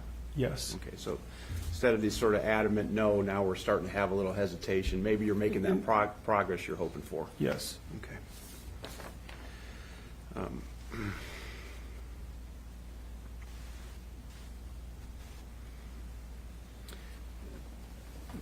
And I suppose that hesitation is related to your conversation where you told him, Mike, you told me you were coming out, and he replied, I know, but, right? Yeah, correct. So instead of the defiance that you met at the beginning, you're starting to get that sort of wavering on Mr. Lang's part. Yes. Okay. And after that, when you're about the 30-second mark, that's when the Bearcat starts to initiate contact with the house, and it's rattling the windows or Correct. breaking them. And whether it's in response to that or not, soon in time thereafter, after it was rattled, did you hear Mr. Lang yell, "Okay, okay"? Yeah, yes. I Okay. said, okay, okay, like he's coming. Like he's coming, okay. And that's when you saw Mr. Lang at the threshold of the door. Correct. And when you saw Mr. Lang at the threshold of the door, I understand the view was, it's not like he's standing there for you to see, okay? But you did not at least witness any guns or anything in his hands. Correct. Did you notice if he had shoes on? I did not. Okay. Was there anything additional said? I don't remember. Okay. I don't think so. Now, and it was at that time that when Mr. Lang appeared in the threshold of that front door, okay, and I think you could maybe identify some of what he was wearing, a blue T-shirt or whatever, it was at that time that the Bearcat then started to push into the house. That's what I remember, yes. Okay, so he had presented to the front door at that point, and then the physical, not just windows, we're talking the knocking down of walls started at that point, correct? Well, the initial push through, Push through. yes. And we're talking an armored car with the battering ram up top, right? Well, I think it's out front. Right. Correct. Yeah, right, out front of the vehicle, that can push down walls. Yes. Okay. And in response to that, then that's when you see Mr. Lang, door shut, he's back in the house. Well, he retreated back into the house. I don't know if the door was shut or not, but Okay. yeah.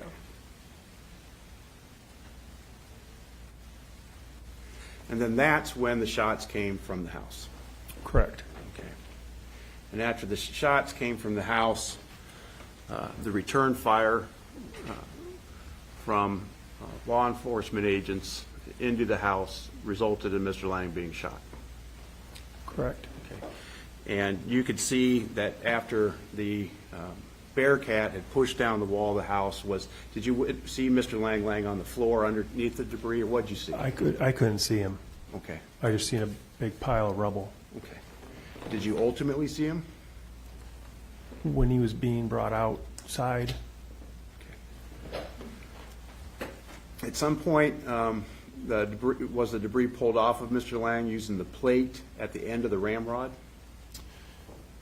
I believe so. Did you see Mr. Lang emerge from the rubble and that he was lying prone? No. I don't recall seeing him until he was being walked outside. If you don't recall, if I showed you the report, might it help Yeah. refresh your memory? Yes. Your Honor, may I approach? I'm on page 2. You are Matt. I'm just going to ask you to read a little section Okay. real quick, Okay. and then I'll ask you questions about it.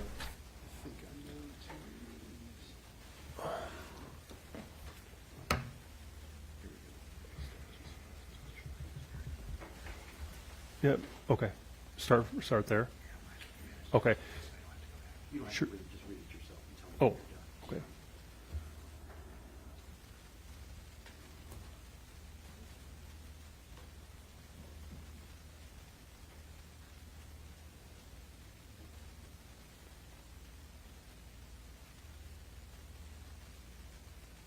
Okay. All right. Sorry about that. No, don't worry about it. Okay, so did that help? So yeah. Yes. Thank you. Okay, so then after review of that report, you did witness them remove the rubble Sure. from Mr. Lang, is that correct? Correct. Okay. And you saw him lying prone and covered in blood, is that right? Correct. Okay. And that you were still using the PA of the Bearcat to, So, after he had went back inside and the south wall got tore down, I transitioned from my phone to the PA. and he remained in that prone position, he wasn't able to put his hands on his head, or didn't at least anyway, is that right? Correct. You did witness the blood at least around his head. Yes. Did you witness any other wounds? No. Did you witness some people of the TAC unit emerge from the basement and witness Lang being struck with a non-lethal round? Well, I don't remember if I witnessed it or just heard that they were going to do that and then heard the shot, but yes. Okay, you did hear the shot? Oh, yeah. Okay. And by non-lethal round, what do you mean by that? Like a beanbag round from a shotgun or something like that. Okay, and you heard that shot? Yes. Okay.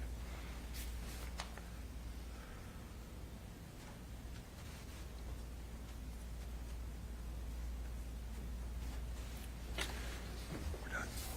Okay. Thank you, sir. I don't have anything else. Thank you. Just briefly, Trooper Williams, you were asked when the defendant started to go by the door, he didn't have anything in his hands. Could you see his hands? No, So you don't know if he had a gun in his hands or not, do you? no. No other questions? You didn't see him pointing a gun at anybody? No. That's it, Your Honor. Thank you, sir.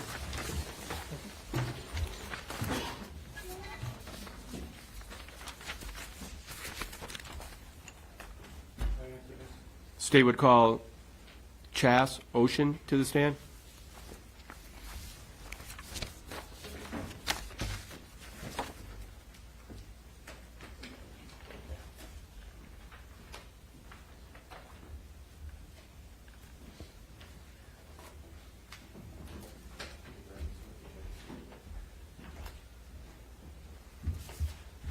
Do you swear or affirm the testimony you're about to give will be the truth? I do, Your Honor.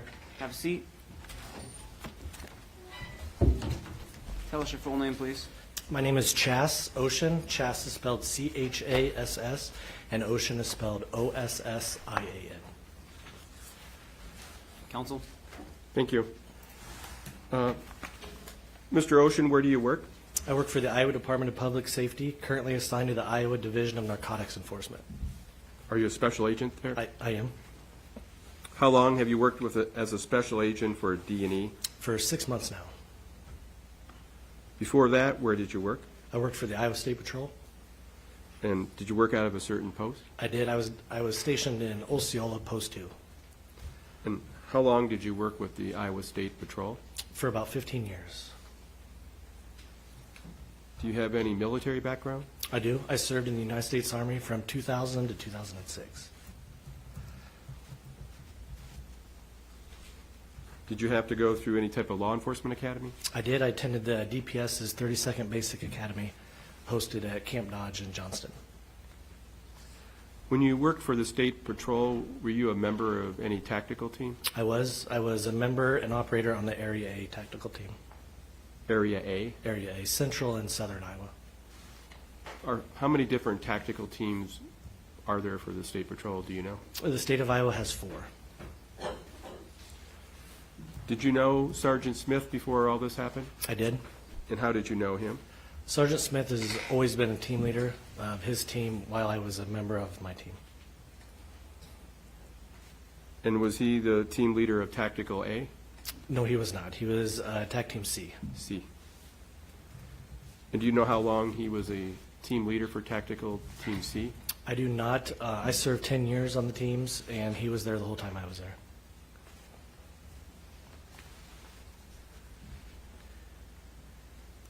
I want to turn your attention to April 9th of last year. How did you get involved in this case? I was on shift work that evening. I happened to be in the office with my assistant team leader when his phone rang, and he hung up the phone and said, "We got to get going to Grundy Center. The TAC team's needed." And where did you go? We came here to we went to Grundy Center. When you arrived at Grundy Center, who was the person that was in charge of your team at that point? It would be our team leader, Sergeant Ryan Everett.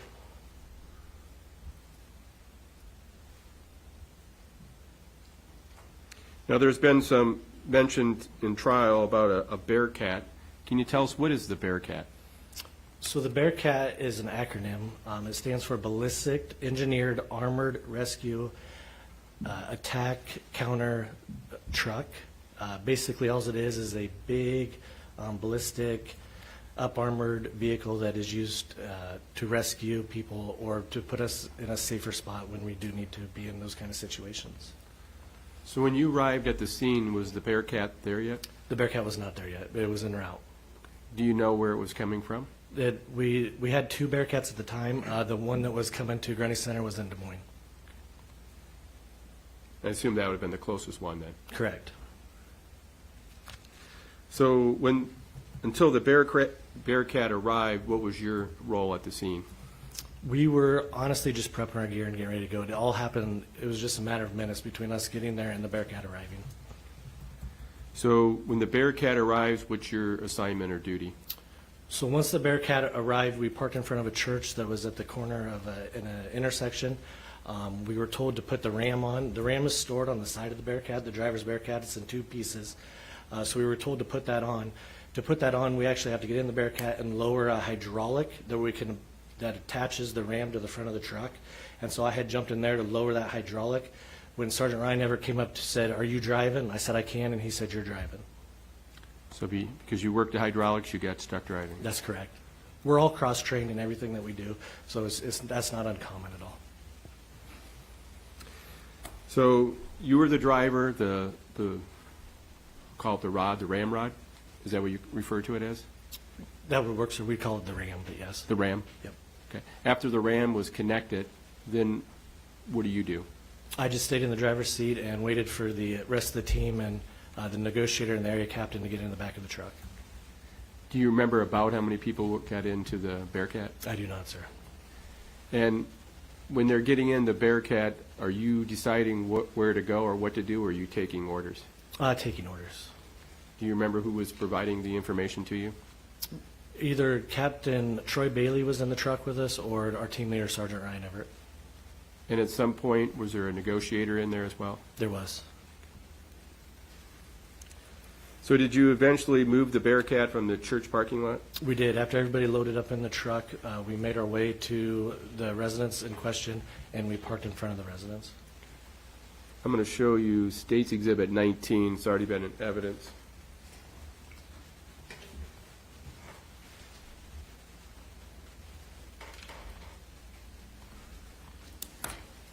Move out of the way. So Special Agent Ocean, State's Exhibit 19 is on the TV screen. Can you tell us with the laser pointer in front of you about the general location you would have pulled the Bearcat up to the house? Yes, so in the house, we can't see is there's a tree, but there was room between the driveway and this tree that the Bearcat came up in between, and I positioned the ram right at that window, which I later learned was the kitchen window. Now, we're moving ahead fast today, but at the time when you were in the Bearcat, was there negotiations going on between the negotiator and the defendant? I believe so, yes.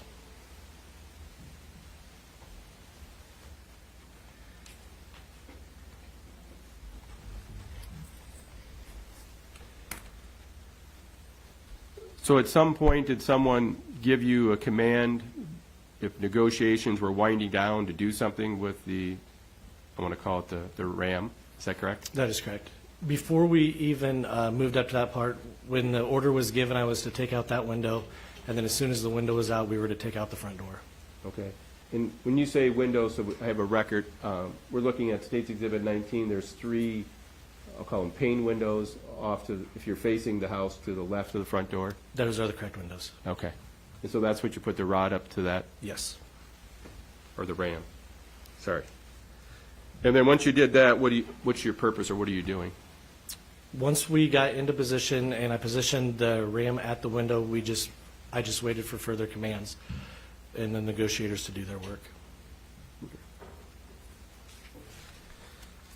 At some point, were you told to take the ram and do anything with the window? We were. What did you do? I pushed the ram through the window.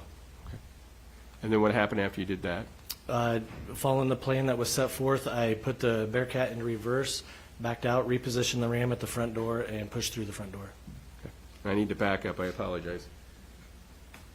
I'm going to refer to State's Exhibit 19. When you first were coming up here with the ram toward the windows, could you see anything in those windows? Yes, we could see through the windows. Okay. Did you see anybody in there? I did. And did you see, who would you see? I saw the defendant in the window talking on his cell phone. Did the defendant do anything to you guys? Or? At one point, he waved at us in the Bearcat. Okay. And then when you took out the window, you said you put it in reverse, then where did you go? I repositioned the ram on the front door and pushed through the front door. What happened when you pushed through the front door? When I initially pushed through the front door, nothing, but as soon as we were backing out of the front door, we took a shot to the windshield. Do you know where in the house the shot came from? Yes, it was very clear. It was a large blast that I saw come from my left side, and when I repositioned and looked over there, I could see that he was shooting out of the kitchen window that we had just ported. Can you show us with the laser pointer where the defendant was shooting? This window right here. So could you tell from the shot what type of gun it was? I could not know. Could you tell if there was more than one shot? I could not at that time know. Okay. So when the shot went off, you heard the shot, it came from for the record you were referring to where the kitchen windows were, the three panes. That is correct. Do you know where do you know where it hit? Yes, it was, as I was backing up, I saw the windshield shatter in my bottom left corner, and then I could see the spidering of the glass on the windshield. I'm going to show you a couple photographs.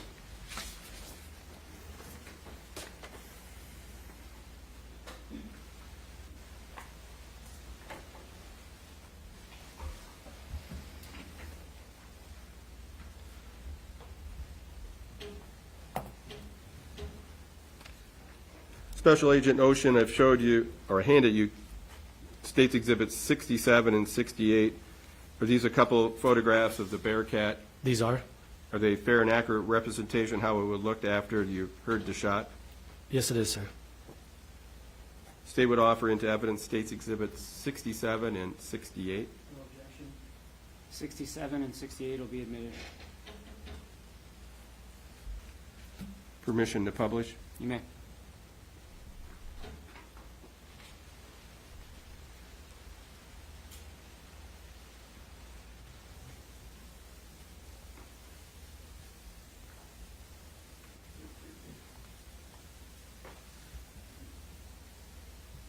Starting with States Exhibit 67.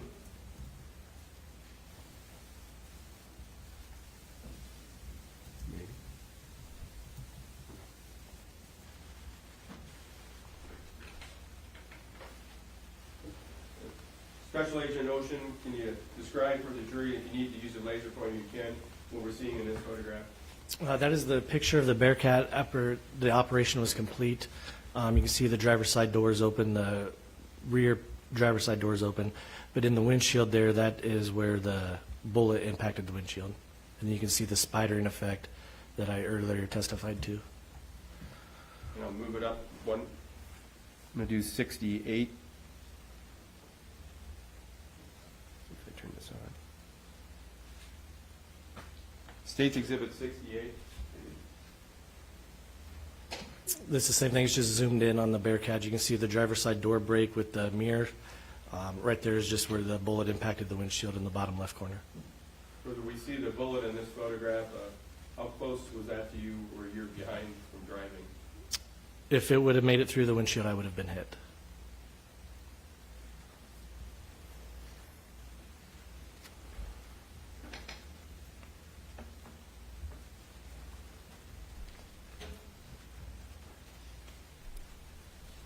After you heard the defendant fire that round, did you hear additional shots from anybody from law enforcement? I do not recall any other shots, no. Okay. What did you do after you had that shot? After the defendant fired that shot into the windshield, what did you do next? I continued to use the ram to port the house in an effort to find the defendant. Okay. And did you have to take down the front of the house? Yes, we made multiple portholes, which violated the integrity of the wall, and the wall came down. And we're talking with the front side of the home? Right, the south wall, sir.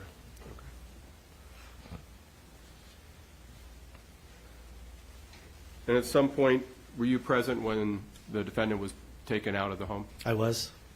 And did you get a chance to see him? I did. And do you recognize if the defendant is in the courtroom today? I do, sir. Can you briefly describe where he's sitting and what he's wearing? He's sitting at the right side table, all the way to my right, in a white shirt. May the record reflect this witness has identified the defendant? It shall.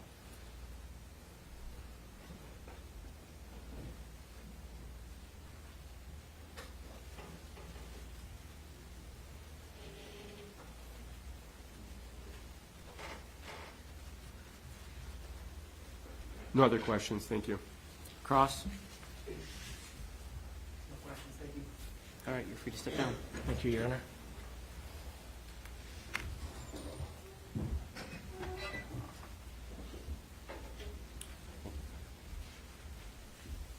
Please call your next witness. State would call Tara Scott to the stand.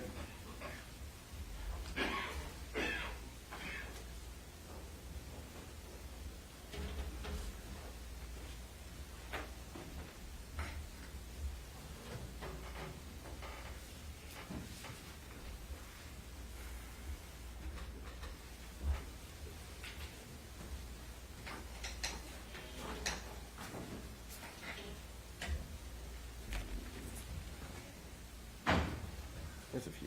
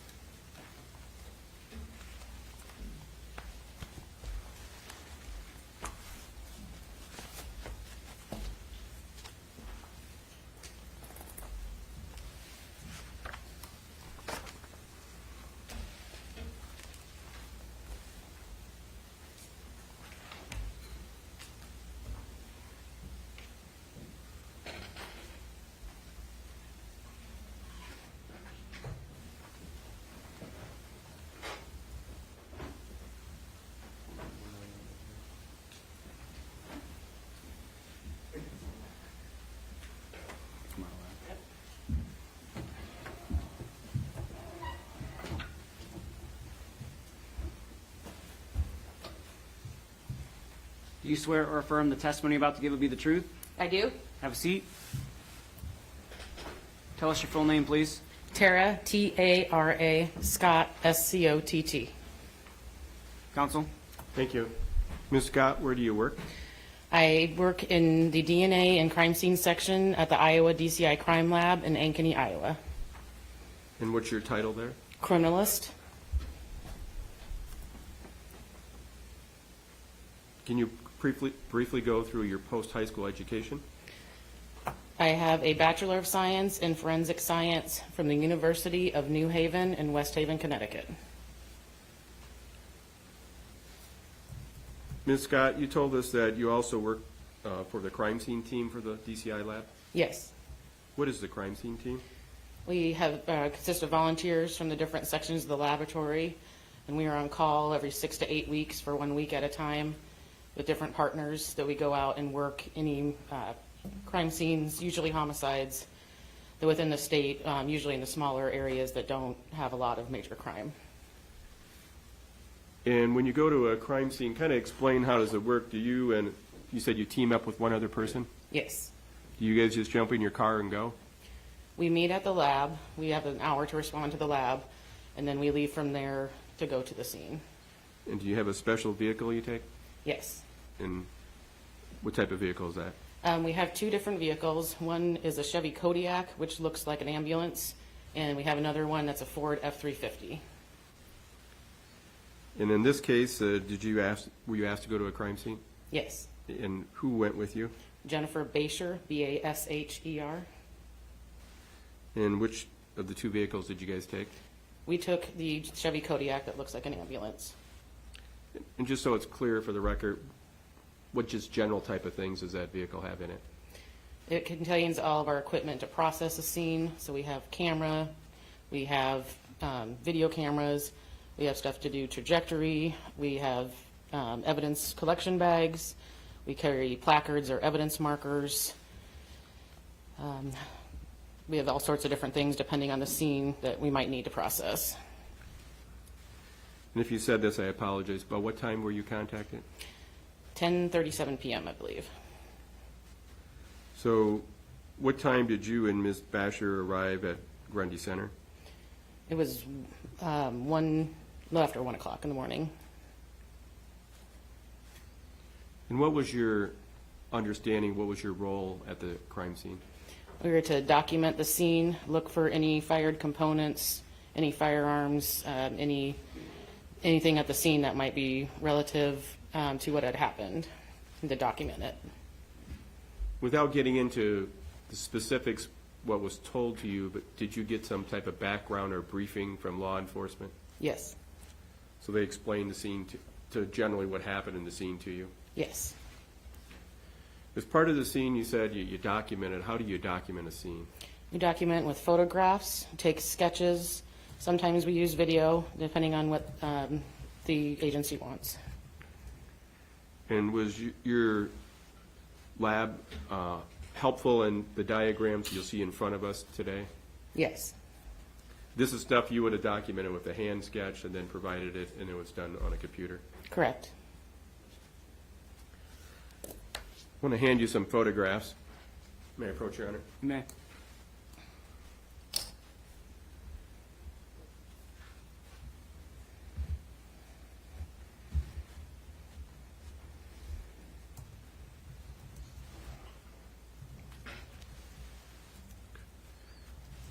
Ms. Scott, I've handed you several photographs. Are these just some of the photographs you would have taken at the scene? Yes, And prior today, so it's clear you had a chance to go through these, we selected some photographs for trial. correct. Okay. The photographs in front of you, do they appear to be a fair and accurate representation of the scene when you arrived? Yes, The state would offer into evidence, it's going to be in groups, Your Honor. It's going to be State's Exhibits 24 through 63. Let me stop you there. Any objection to 24 through 63? 24 through 63 will be admitted. Mr. Hammeran? Thank you. It'll be State's Exhibit 69, I'm sorry, State's Exhibit 66, 69 through 75. Any objection to Exhibit 66 and 69 through 75? None, Your Honor. 66 and 69 through 75 will be admitted. And finally, State's Exhibit 77. Any objection to 77? 77 will be admitted.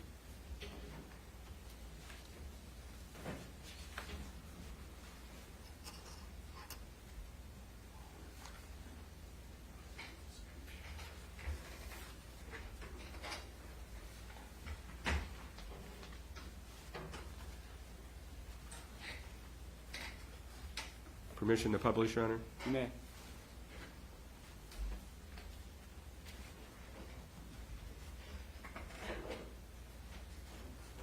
We're going to start with State's Exhibit 24. I'll get out of the way.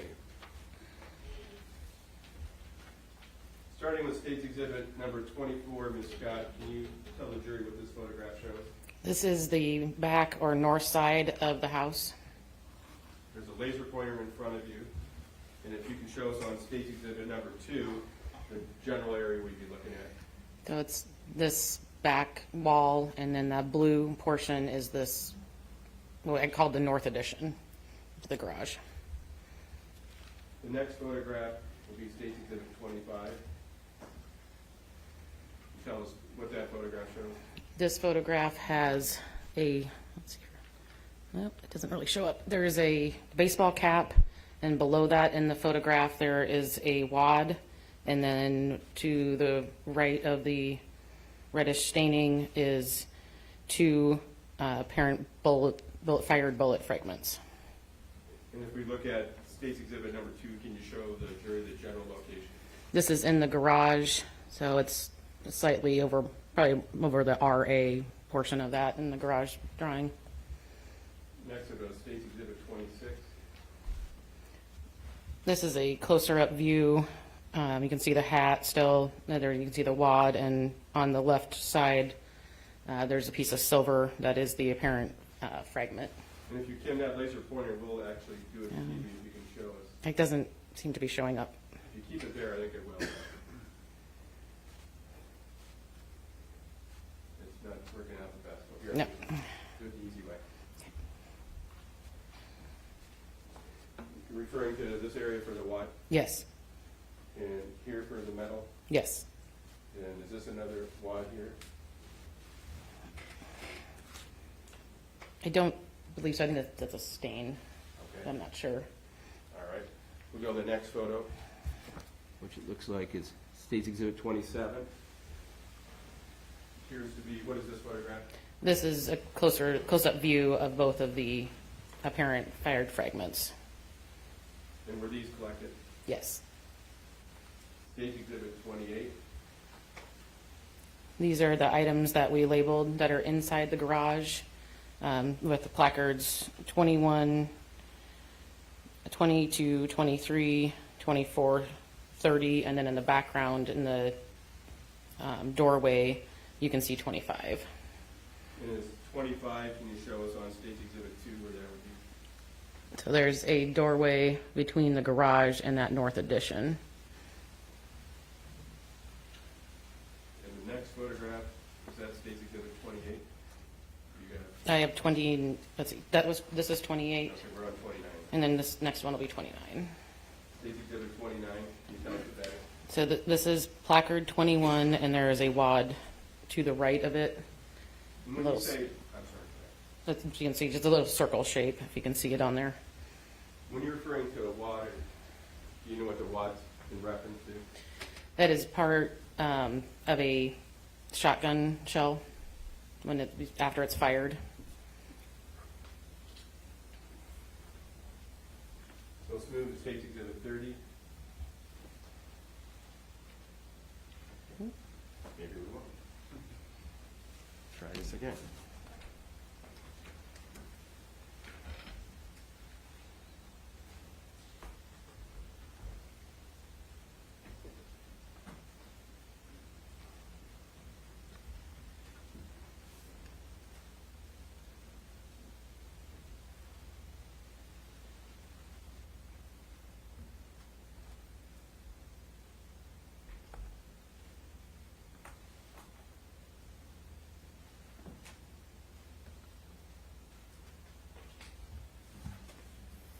Okay.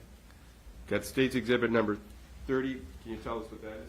This is placard 22. So this is another view with the placard of the two metal apparent fired components from a shot shell. And were these collected? Yes. State's Exhibit 31. On the left side of the red smear, you can see the two fired fragments, and on the right side is a wad. State's Exhibit 32. This is placard 23, and there's a wad that's, if you look at where the 2 is, where that corner is pointing down, there is a wad next to that. And the next exhibit is close up. What number do you have that, Scott? This is State's Exhibit 33. 33. Was this wad also collected? Yes. State's Exhibit 34. This is placards 22 and 24. 22 is the two fragments, and 24 is the wad and the hat. The next exhibit is 35. Yes. And this is a close-up of the wad in 24, placard 24. And this was collected. Yes. State's Exhibit 36. This is showing mostly for the location of placard 30. And can you tell us where we're looking at on State's Exhibit 2? This is towards the back wall of the garage and toward the near that corner there.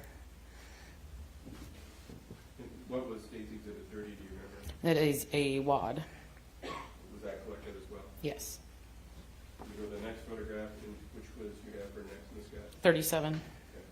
37. And that's a closer view where you can clearly see the wad. And State's Exhibit 38. So 38 is a view where you can see placard 25 in the doorway. And do you remember what was placard 25 representing? That's another wad. And I think it's next 39, is that our next exhibit? Yes. And is that a close-up of the Y? Yes. Is this collected as well? Yes. State's Exhibit 40, I believe. Yes. What does this show? This is standing where there's a door, a floor drain in the garage and facing the doorway that goes into the house from the garage. And the next, State's Exhibit 41. This is standing near that doorway into the house, looking into the doorway from the garage to the north addition. State's Exhibit 42. 42, this is a slightly closer view of the, from the garage into the house. And we had a State's Exhibit 4 in evidence.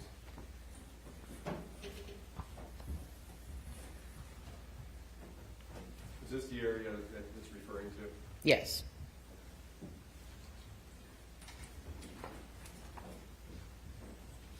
So the next photograph is what exhibit? 43. 43?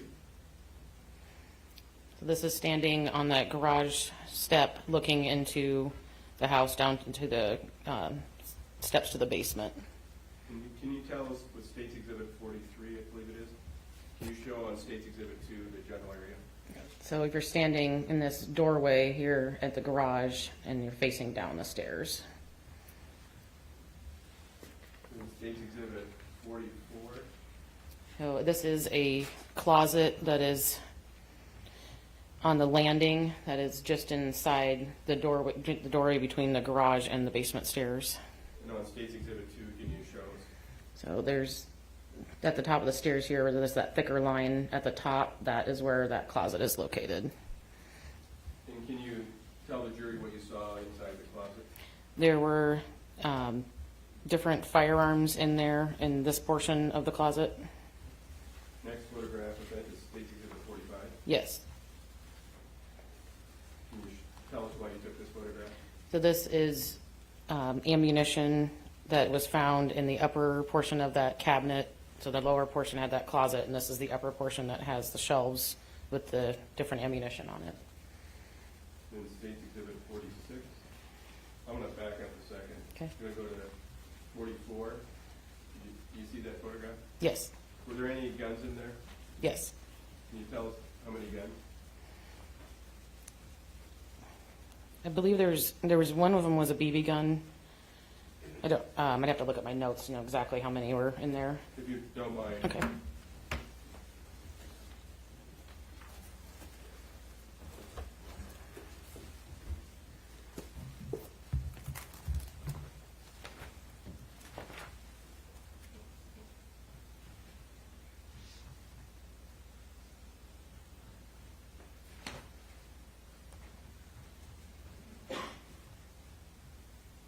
Contained one pellet BB rifle, one Mossberg Model 500E 410 gauge shotgun, one Ted Williams 22 caliber rifle were the firearms that were in the closet. So there was a BB gun in there, Yes. a 410 shotgun, Yes. and a 22 rifle. Yes. State's Exhibit, we already looked at 45. State's Exhibit 46, I believe. Yes. Can you tell us what this photograph shows? This is standing in the doorway from that landing into the kitchen, facing the, so to the right, it would be the south. So that's, Can you, yeah. on State's Exhibit 2, you kind of show the general area. Yeah, so we're standing, I'm pointing it the right way. So we're standing in the doorway that's right inside here, and we're looking down towards the living room. Next photograph, I think, is State's Exhibit 47. Yes. Can you tell us what this shows? This, behind that Spider-Man box, there is a black cell phone, flip phone that is in that picture. Was that collected? Yes. State's Exhibit 48 next. Yes.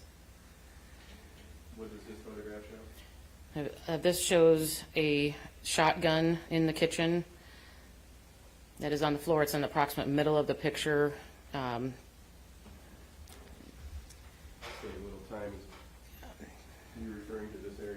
Yes. Exhibit, am I? 48. Okay, let's go to State's Exhibit 49. Okay. And this is a closer up view of that shotgun. Then State's Exhibit 50. This is showing the serial number on the shotgun. State's Exhibit 51. So this is after we removed the shotgun from the kitchen. We were standing in the garage and looking at it, and it's hard to see from far away in this picture, but you can see that it has a loaded shot shell in it. Now, Ms. Scott, when you were doing it with your crime scene, Ms. Basher was with you. Did you have someone also in assisting you with the shotgun? Yes, And who was that? that was Special Agent Scott Eli. And did Special Agent Eli make the gun safe? Yes, And were photographs being taken as he was showing what was in the gun before he made it safe? yes, And was the 12-gauge shotgun collected as well? yes. Next photograph, and lost count of mine, 51? 52. 52, State's Exhibit 52. So this is showing the top of the shotgun, the safety position on it, on the shotgun, and shows that it is pushed forward, so it is in the fire position. State's Exhibit 53. This is another view of the shotgun, and this is where I believe we're showing that it has it's loaded in the tube of the shotgun that still has live ammunition in it. And are you referring to this area right here? Yes, where the red is.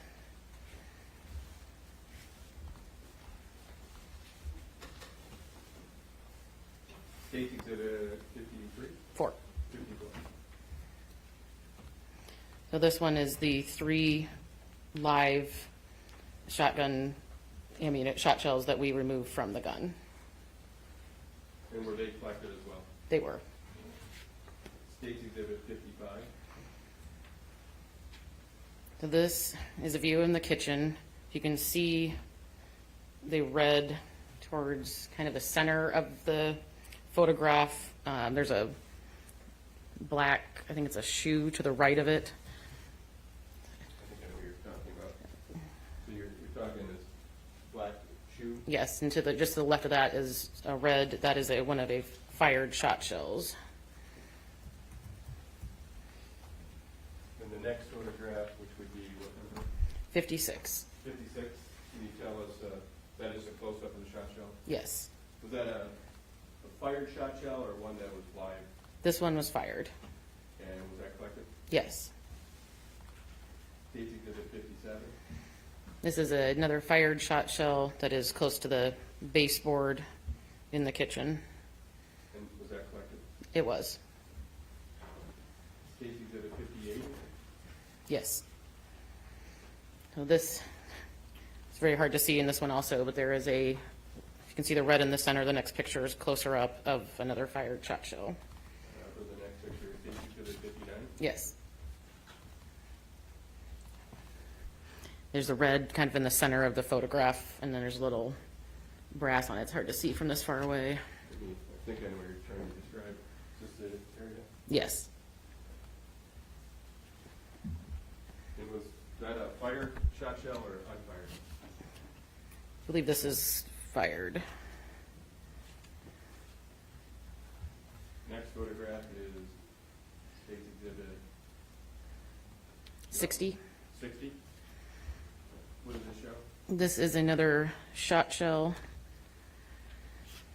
Give us a general idea. I know it's an overview picture, but So there's, at the bottom of that, has a kind of the table, and then there's a white square on the floor, and just below that, between, is where the red is kind of buried in there, up higher, here, up higher. fire, That white square, right here. no, keep going.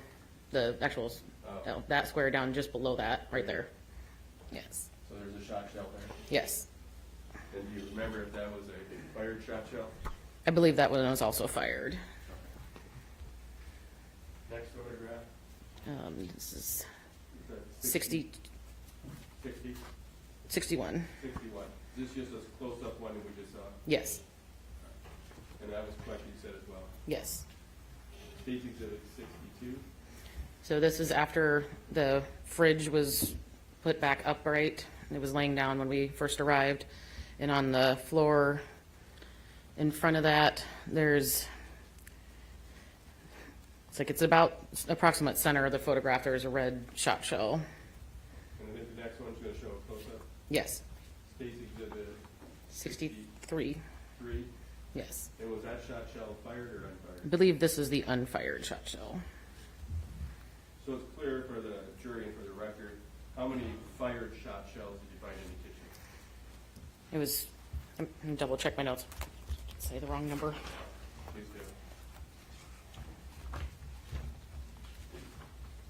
do. It was 4 fired shot shells. Okay. And then you found 1 unfired one in the kitchen. Correct. And then the gun we saw in the picture had 3 that were unfired. Yes. For the next photograph, help me out. This is, you don't have this one's already in. Okay. I think this is 66. 64, sorry. Okay. 64, I think some troopers already identified this one, but it's one of the photographs you had taken. Yes. State's Exhibit 65 is another photograph that's already in. This would have been one you would have taken at the time. Yes. State's Exhibit 66, can you tell us what that is? This is a shirt and jacket that we were told belonged to Jim Smith. Did you collect those? Yes. And I think this is State's Exhibit 67, which was just, you just had reference to for a previous witness. Is this one that you would have taken? Yes. State's Exhibit 68. Yes. This is showing the Bearcat. It's described as a piece of metal in the bottom of the windshield. Did you collect that? We did. And I think the next one you have in front of you. You go. Okay.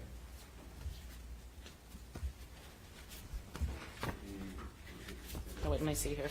Is it not in order? State's Exhibit 69, do you have that in front of you? It's labeled as 75. All right.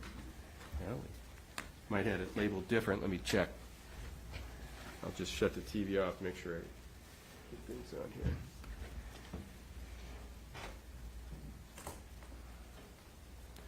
And Your Honor, while I'm checking this, might be a little early for the afternoon break, or do you want to wait till 3 o'clock? No, we can take our break now. That's fine. We're going to take our mid-afternoon break right now. Let's take another 15 minutes. I'd like everyone back, ready to go at 5 to the hour, please. Heed the admonition during the break.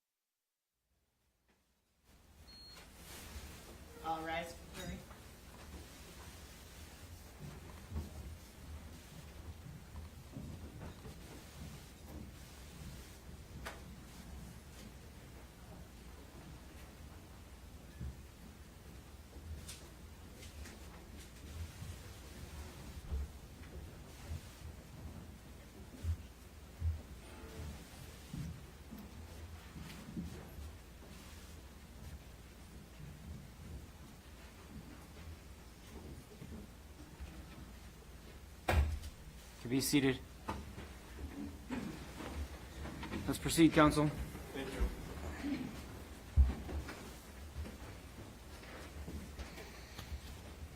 Ms. Scott, we're back with the TV screen. We're looking at State's Exhibit number 69. I think that should be in front of you. Yes. All right.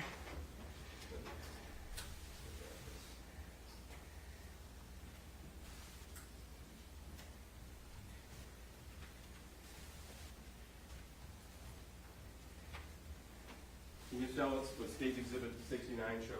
It's showing placards 19 and 20. We are standing outside of there's a garage door, and then there's a garage, we call it the garage entry door, so just the regular size door into the garage, and that's what we're standing outside looking into the garage.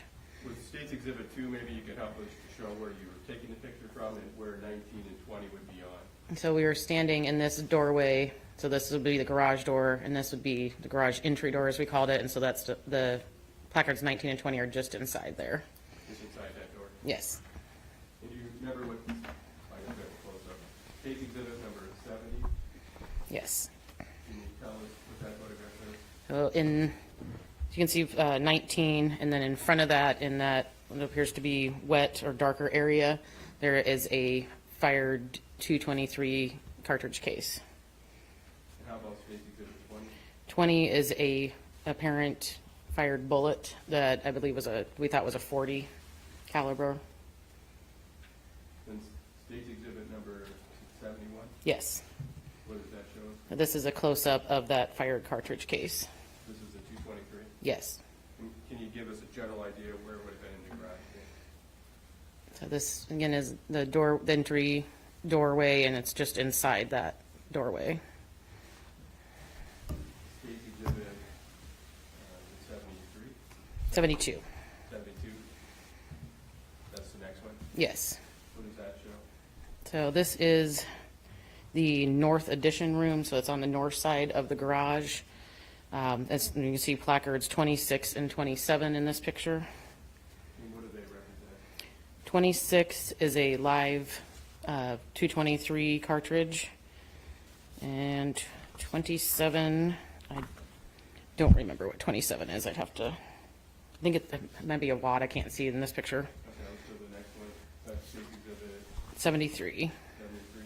And that is a close-up of placard 26 with a live unfired 223 cartridge. And then State's Exhibit 74. 74 is this, so we are inside on the landing between the garage, the basement stairs, and the kitchen. And that placard 40 in front of that closet is a fired cartridge case. And if we look at State's Exhibit 2, can you show the jury where we're looking at? So we're like inside this landing here, there that dark line is, that's where that closet is, and that, so it's in front of that closet on the floor. So it's clear that would have been another fired 223? Yes, So that was a fired round, and you said earlier there was one in the garage. yes, So how many, in the garage area, how many fired 223 rounds did you find? one, And then where did you find the second one on the landing? yes, And then you said there was one that was unfired that was in the north addition. correct. Do you know if Trooper Smith's weapon was cleared back in the north addition, or do you know? I do not know. The next exhibit, and I apologize, losing track of numbers, is 74? 75. 75. So this, Wait, go ahead. this is a close-up of placard 40 in front of that closet in the landing with that fired 223 cartridge case. The next photograph has already been offered in earlier with another witness, but you took this photograph, is that correct? I did. Can you tell the jury what you were trying to show? We're looking at that white sticker label, and this is in the, so we're standing in the garage looking, you can see the basement and then the kitchen doorway. And on State's Exhibit 2, can you show the jury where you? So once again, we're standing in the garage doorway looking, you can see the stairs and into the kitchen doorway. And next photograph, I think it's State's Exhibit 77. Yes. And what does this photograph show? That's showing an apparent bullet hole in the trim of that doorway between the landing and the kitchen. we see something to the right of that? Can you tell us what that is? That label I, or, Yes. yes, so that is how I was labeled in my notes and my drawings, was with that letter I. So that's something the lab put there just to mark the bullet hole. Yes. And that, if we show the kitchen, State's Exhibit 4, can you give us an idea on this photograph about where that would have been? Where the doorknob is, it's somewhere, and it's on that side of the doorway. Thank you. Photograph.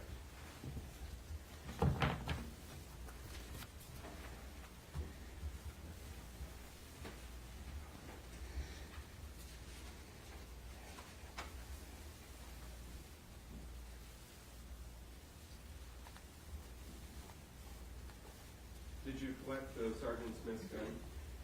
Yes, it was given to us. Do you remember what type of gun it was?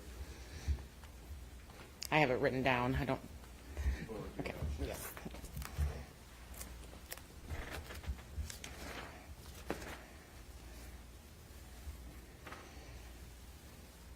You know, the FN Herstal rifle? Did it have a serial number? Yes. For the record, can you tell us what that was? F as in Frank, N as in Nancy, A as in Adam, 008002. And was that taken back to the lab as well with other evidence? It was. I want to show you some of the evidence that was collected.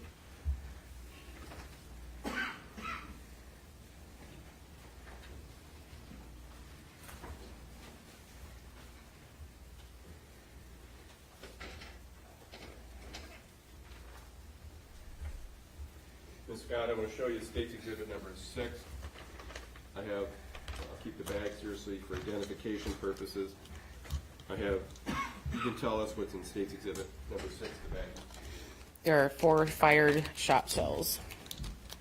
And State's Exhibit number 6, attached to was the bags that was collected. You want to verify it? This is what you would have collected. Yes. In State's Exhibit number 6, the 4 shot shells were found in what room? They were all from the kitchen.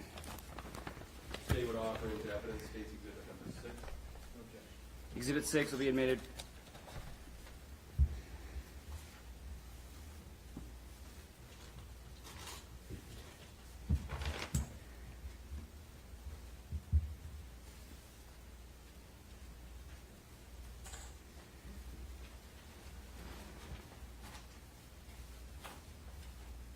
I want to show you State's Exhibit number 8. Attached in a baggie, there's 6 little boxes, and attached to it is an envelope. Can you tell us what State's Exhibit number 8 contains? These are the wads that were collected from the garage, the north garage addition, and the driveway. I'm going to put State's Exhibit number 2 back up.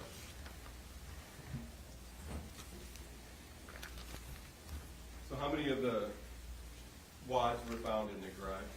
There was 4 from the garage. And when you say north addition, where was that other wad found? That was in the doorway between the garage and the room we're calling the north addition. And then when you say driveway, can you show us what you're referring to? So the driveway is in front of the garage.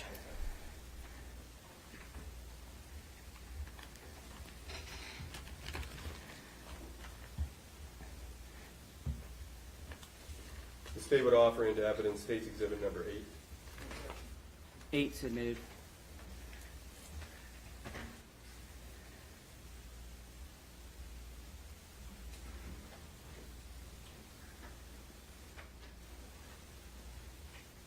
Next, I want to show you what's been marked as State's Exhibit 8A.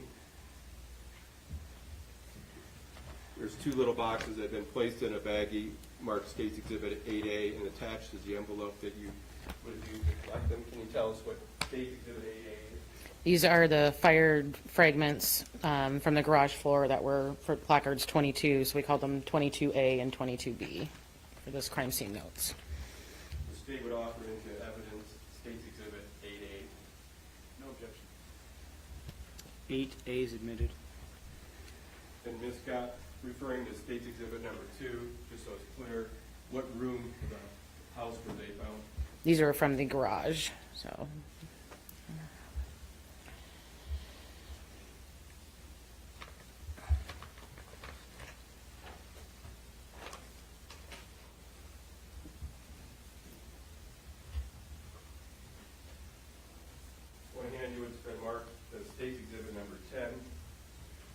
been placed in a baggie and attached is the envelope you would have used to collect it. Can you tell us what State's Exhibit number 10 is? This is what we believed was a fragment from the windshield of the Bearcat that we had labeled with the label B. State would offer into evidence State's Exhibit number 10. No objection. 10's admitted.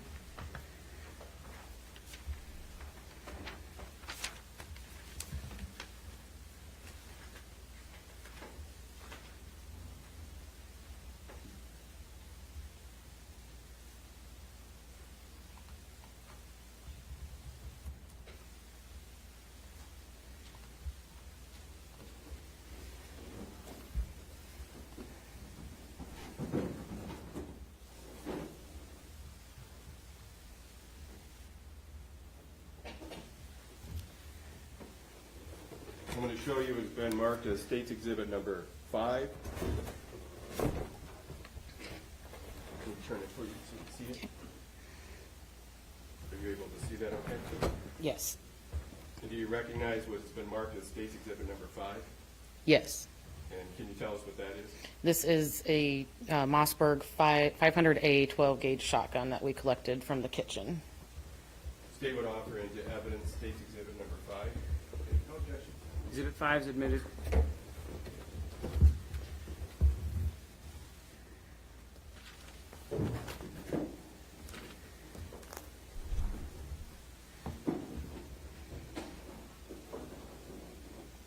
Your Honor, may I keep it on the side over here for now? Please do.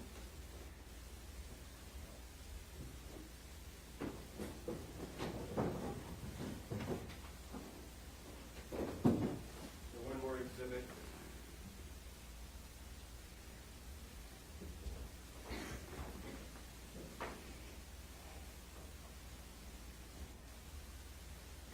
I want to show you what has been marked as State's Exhibit number 9. Can you, and I have the bag if you need to look at it. Okay. Do you recognize this? I do. And can you tell us what State's Exhibit number 9 is? This is the shirt, I think it's the shirt and the jacket that we were told belonged to Sgt Smith that we collected at the scene. So this is the actual shirt. Yes. State would offer into evidence State's Exhibit number 9. Exhibit 9 is admitted.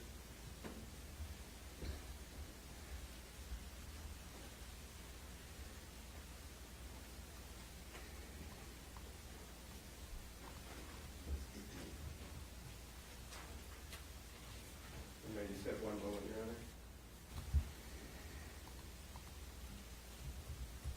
Did the Special Agent Chris Calloway give you any evidence at the scene? Yes. What did he provide to you?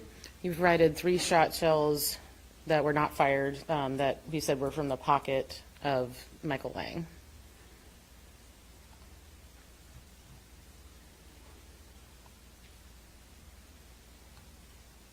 The items that we showed you today and other items you collected at the scene, were some of those items taken back to the lab for testing? Yes.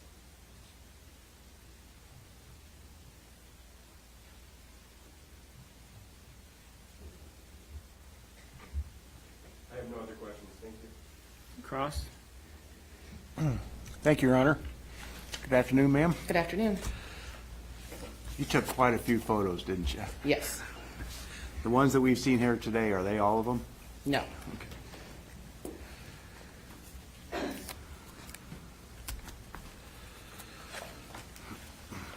Just bear with me for 2 seconds.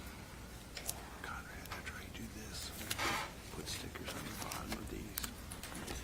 Yeah. I'm assuming we're gonna go ABC, right?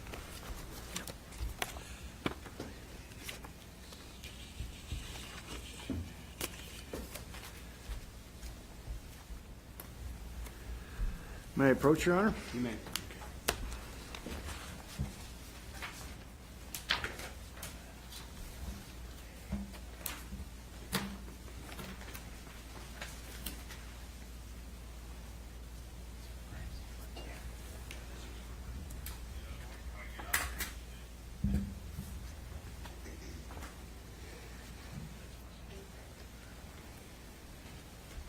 Ma'am, I'm going to show you 3 photos that marked as Defendant's Exhibit A, B, and then C. I'm going to show you A, Okay. and then B, Yes. And then C, do those look familiar? Yes. Do those look like a crime scene as you saw it at the time when you were called to respond? Yes. Are those fair and accurate depictions of what you saw? They appear to be, yes. Your Honor, I move for admittance of defense exhibits A, B, and C. Any objection? No, Your Honor. Exhibits A, B, and C are admitted. Permission to publish the old-fashioned way. No objection, Your Honor. Just out of curiosity, do you have the electronic version of them handy? I don't have them marked, so my fear is I won't match it up exactly. No worries. I'm fine with this. Nope. That way's fine. All right. The old-fashioned way, let me show it to people. Okay. I'm going to show you State's Exhibit A, and what does that depict? This is the front of the house. You can see the Bearcat with the battering ram on the front of it and the front of the house and the damage to it. And that shows the final extent of the damage to the home, then after the Bearcat Yes. knocked the wall down, is that right? Yes.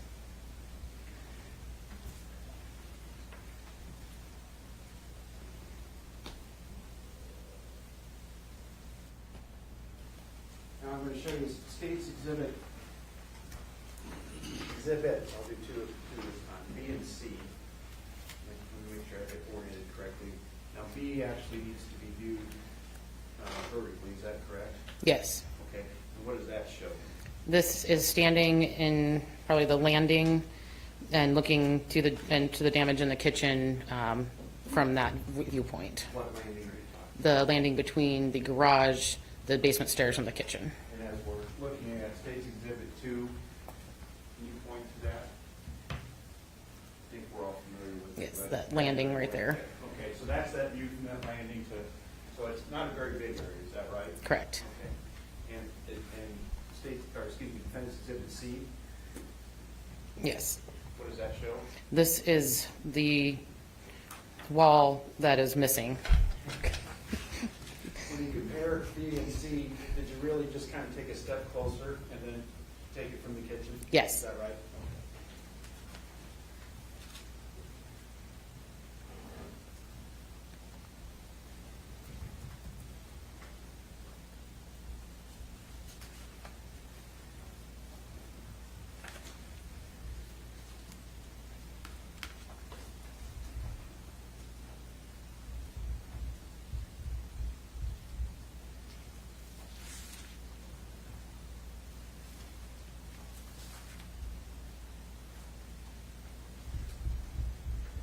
In addition to shotgun shells, you collected a lot of cartridges, is that right?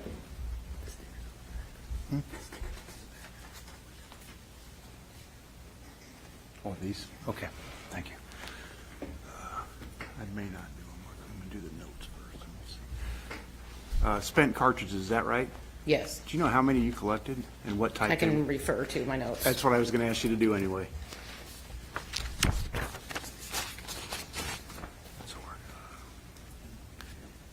To the crime scene team, we collected 20 fired 223 cartridge cases, and we were notified later that there was 4 more that were on top of the Buick in the driveway that we had missed, so there was a total of 24 223 fired cartridge cases accounted for at the scene. Let's see here, there was 2 .40 caliber cartridge cases collected from the basement, and the 4 fired 12 gauge shotgun shells. Were there several collected from outside? Yes. How many collected from outside?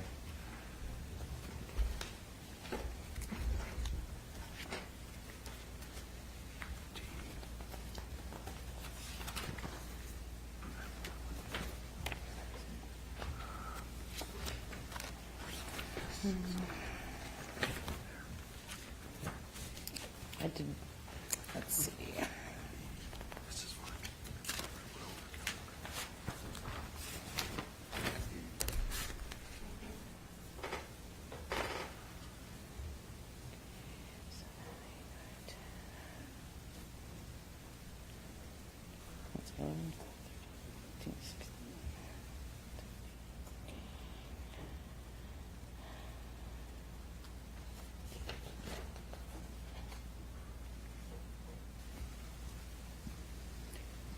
think it was 18, if I'm counting, I'm just doing a quick count.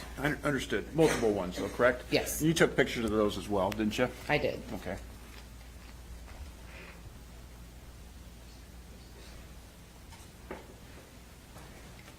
Your Honor, may I approach? I'm going to show you what's been marked, excuse me, as Defendant's Exhibit D and Defendant's Exhibit E. Do a quick look at those. Okay. Taken by you or your assistant? Yes, Is that a fair and accurate depiction of what you saw as you arrived on the scene? it is. All right. Move for Defendant's D and E. Go, Objection, Your Honor. D and E are admitted.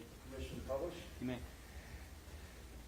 Is that, essentially, both of those are pictures, one of sort of the layout of the placards of where you found spent cartridges? Is that right? It's- Defendant's Exhibit D? Yes, I believe the first one, 18, is a windshield wiper, but the rest of the placards shown have fired cartridge cases. And E is just a close-up of 6, as it's shown in D, is that right? Yes, And you place the placards so you can say where they're fired from, or at least where they landed, right? correct.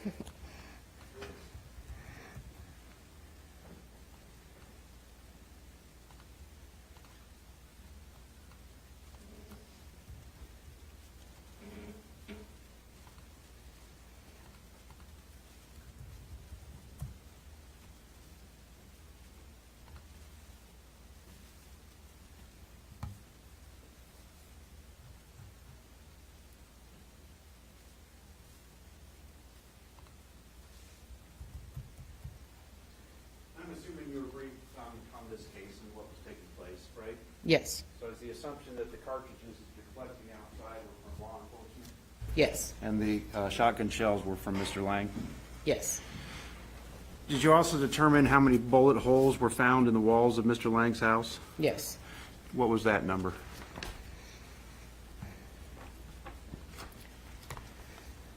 Well, I know there was 2 in the hallway between, in the basement, in the south wall. There was some that went through that, and then we apparently went through the kitchen wall and into the garage. There was some that were in the, would be the north wall in the kitchen and the north wall in the living room. I don't have the number handy of how many exactly that was. Several. Yes. Several, okay.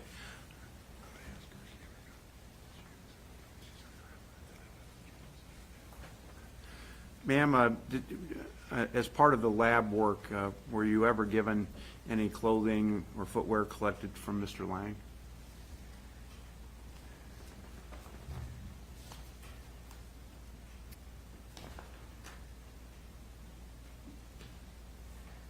I don't believe the crime scene team was, no. Okay, so the only thing that was given to you that you were told was taken from Mr. Lang that was found in his pockets were 3 unspent shotgun shells? Correct. I have nothing further. Thank you. Redirect. Ms. Scott, let's start with inside the house and the garage. We'll call that all the inside area, okay? Okay. How many spent .223 rounds did you find inside the house? I believe it was 2. That's including the garage, correct? Yes, one in the garage and one on the landing. And when you talked about 24 fired spent .223s, that was including 2 in the garage. Yes, But all the other ones you found were outside, correct? correct. And the only other, beside the 4 shot shells, fired shot shells, they were found in the kitchen. Correct. And there was 2 .40 caliber found down in the basement. The cartridge cases, yes. Cartridge cases, yes. Thank you. Okay.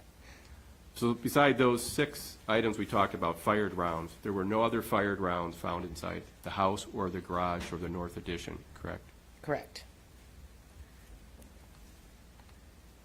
No other questions? Thank you. Recross. All right, ma'am, you can step down. Thank you. Thank you.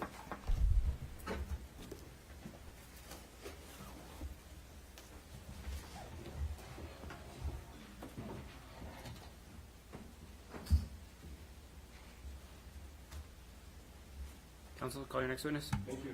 state would call Special Agent Chris Calloway.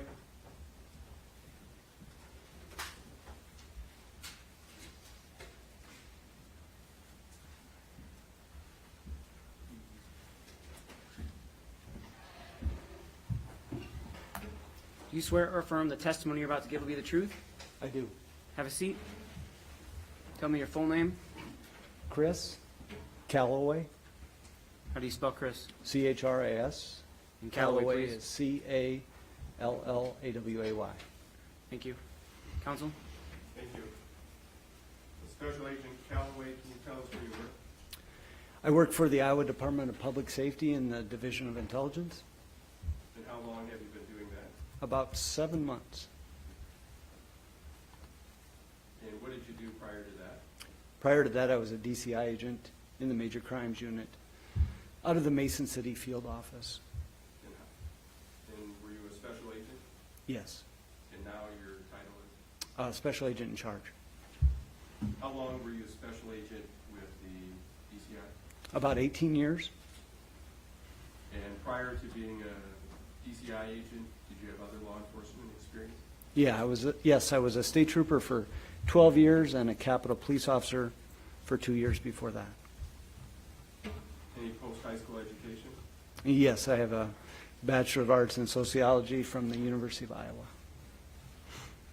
Special Agent Calloway, I want to turn your attention to April 9th of last year. Did you get notified to get involved in this case? Yes. Do you remember who notified you? I received a call from my special agent in charge, Mike Craffle, about 9:50. And what were you asked to do? Come down to Grundy County and go to the sheriff's office and meet with some officers there, some troopers there. Do you have any estimation about when you would arrive in Grundy County, or Grundy Center? Shortly after 11. At the time you arrived, do you know if the defendant was still inside his house or not? Yes, he was still inside. Did you go out to the scene? I did not. At that time, later on. Sure. At some point, were you asked to go to the hospital? Yes, Or were you asked to collect anything from the defendant? yes. What were you asked to collect from the defendant? I collected all of his clothes, everything that he was wearing, everything that he was carrying, or what was brought in with him at the time. Did you look through any of the clothes for if there was anything in them? Yes, Did you find something that caught your attention? yes. What did you find? In the sweatpants, in the side pocket, I believe the right side pocket, there were 3 shotgun slugs, unfired shotgun shells, of the slug variety. Do you remember what type of gauge? 12 gauge. You probably said that, sorry. No, I didn't. And when you saw them in there, did you document it some way before you removed them? Yes, I photographed them, both inside the pocket as best that I could, and then also outside the pocket. May I approach you? You may.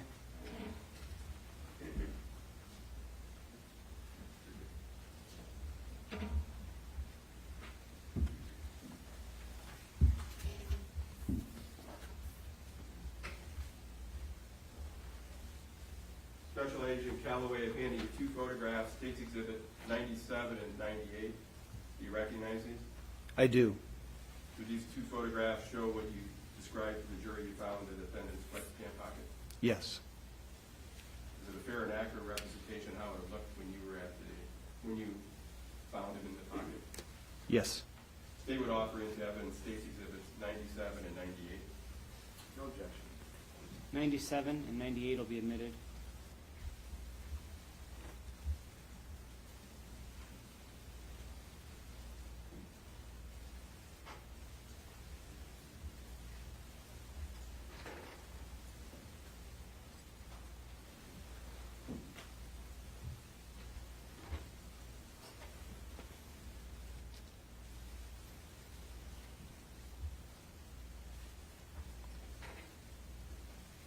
Let's start with State's Exhibit 97. Thank you.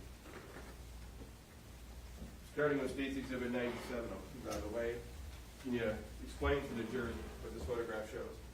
Yes, these are the fleece, the gray fleece sweatpants worn by the defendant as he came into the hospital when they were taken off by hospital staff. The yellow portion is the inside lining of the pocket, and then you can see a portion of two of the shotgun shells and a pretty good shot of one of the shotgun shells. And the next photograph, I believe, will be State's Exhibit 98.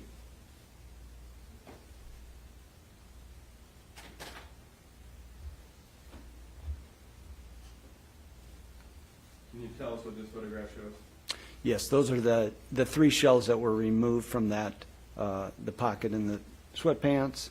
Two were on their side, and then the third one I stood up so that you could see that it was a slug. And all three were unfired rounds? Yes, And is there a reason there's a tape measure there? just to show size and scope and size.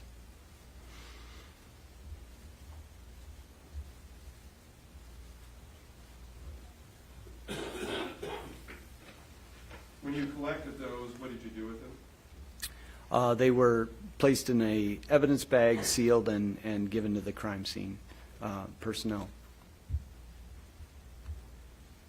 Did you also collect anything else at the hospital from somewhere else? Yes. What did you collect? I collected all of Sgt Smith's belongings. And did you turn those over to anybody? Yes. Who did you turn those over to? State Patrol. Trooper Moritz.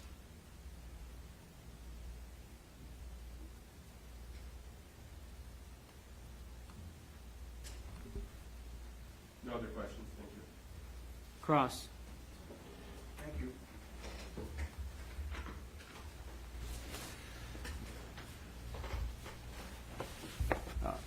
You were given at least some direction as to what had happened, so you knew what to do. In other words, that there had been a shooting and that Sgt Smith had been shot, correct?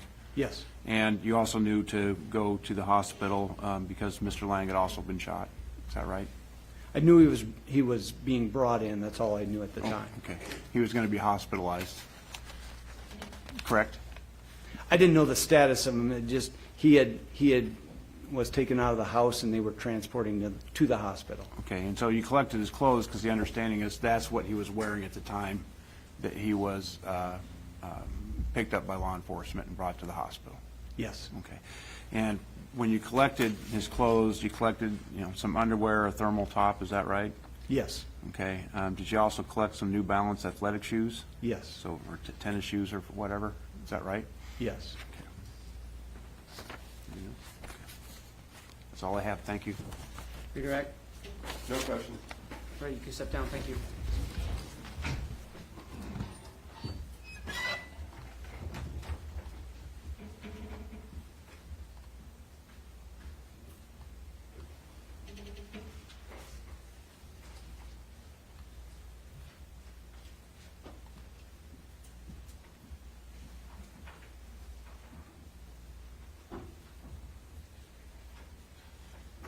You ready for your next witness? We are. Call. The state calls Special Agent Scott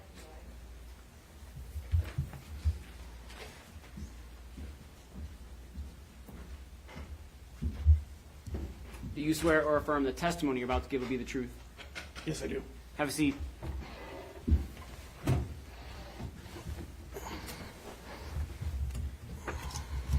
Tell us your full name. Scott Michael Eli, How do you spell your last name? E-L-Y, Thank you. How do you spell your first name? S-C-O-T. Thank you, counsel. Where are you currently employed? I am employed with the Department of Public Safety, Division of Criminal Investigation. And in what capacity? I'm a special agent with the Field Operations Major Crimes Unit out of Zone 3. And where is Zone 3? Zone 3 would be the, starting about Fort Dodge, and then the northeast section of Iowa. And how long have you been in that position? Since 2000, with the special agent since about 2011, with Major Crimes Unit about 7 years. And did you have any Yes, I've worked at 2 other agencies before. And what were those agencies? City of New Sharon, Iowa, and Webster City. And in what capacity were you there? New Sharon, Iowa, I was actually the police chief. Webster City, I was a police officer and ended my career as a sergeant. Do you have any post-high school education? Yes, I have a police science degree through Hawkeye. It's an AAS degree. And have you been to any of the academies? Been to 2 of them. First academy would have been 2000, Iowa Law Enforcement Academy, and then in 2011, the Department of Public Safety Academy. And since that time, you also had continuing education coursework? Yes. So I'll now refer you to April 9th of last year. Were you on duty that day? I was not on duty, but we're always kind of on call. And were you contacted by a supervisor that evening? Yes, I was. What was the result of that contact with your supervisor? About 10 p.m. that night, my supervisor, Mike Craffle, calls me and advised that there was a incident in Grundy Center and was checking if I was available to respond to assist. And what did you do after that call? I got ready, got cleaned up, and headed that way. It took me just a little over an hour from getting called to be able to get on scene there. Did you have any communications with anyone while you were en route? Yes, I would have talked to my supervisor a couple more times just to understand where I'm heading to, and then he informed me that Scott Rieger, another agent, would be the case agent, and I talked to him also. And so initially you were sent out to the defendant's residence, is that correct? No, when I first got there, while I was en route, I was told to go to the hospital. And what did you do at the hospital? At the hospital, I met with the staff there, and I was asked to take photographs of Sgt Smith in the emergency room. Do you recall when you arrived at the hospital in Grundy Center? Yes, it would have been a little after 11 p.m. I think 11:13 is, if I recall properly. And what was the purpose of taking pictures of Sgt Smith? Just to document and preserve his condition where he is, or what it was at that time, and then to get them to the case agent for potential further use in the investigation. Okay. What did you do after that?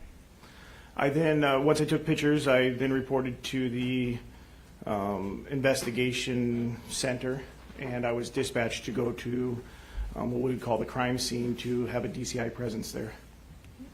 And do you recall the address of the crime scene? I do recall the address. It's 305 G Avenue in Grundy Center. And do you recall about when you arrived on scene? It would have been right at midnight, so the start of the new day. What did you observe when you arrived?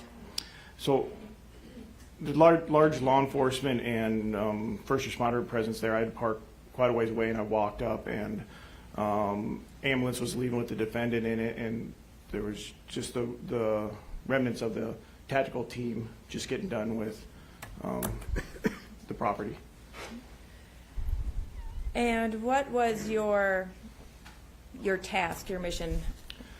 So I was tasked by Craffle, or SAC Craffle, to establish DCI presence there and to start the preservation of the crime scene itself, to identify and locate any potential evidence and make sure that that area is taped off or secured off so that it can be preserved for final collection.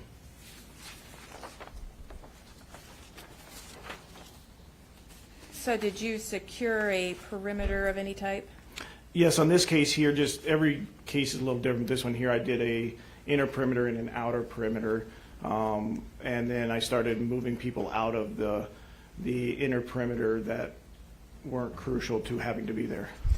And what was included in the inner perimeter? So the inner perimeter ran around what I would typically call the normal crime scene, anything that I could see as evidence. It involved one house each side of the property, and it extended beyond that property to the across the road.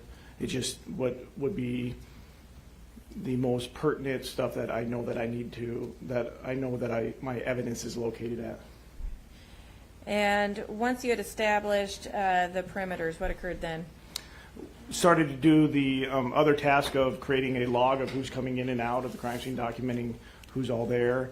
Also started to just get an eye on where our evidence was at. Our crime scene team was coming, so we need to help assist them with locating where some of the evidence might be at. And then in this case here, there was also water lines were broke and a gas line was broke open, so we had to get that utility shut off to that property. Do you recall who was the crime scene team that came out? The crime scene team came from our DCI lab, and Tara Scott would have been the person I communicated with and worked with.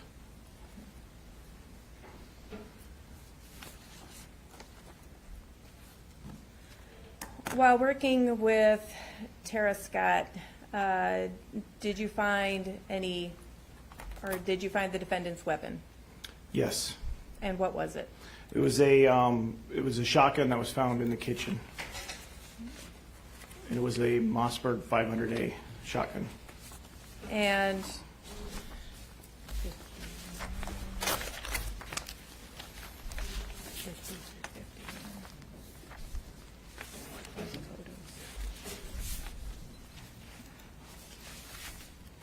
what size shells does a Mossberg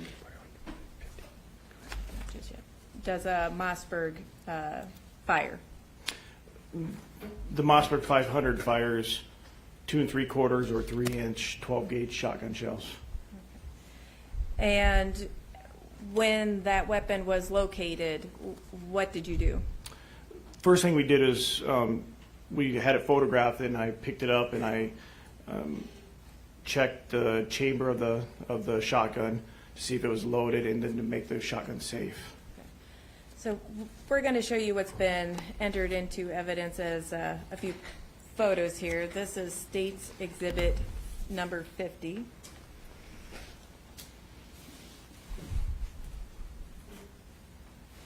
Do you recognize this photo? Yes, I do. And it's a photo of the defendant's weapon with the serial number close up, correct? That is what the picture is, yes. And can you read the serial number, or do you recall the serial number? I do not recall the serial number exactly, but I can read it from here.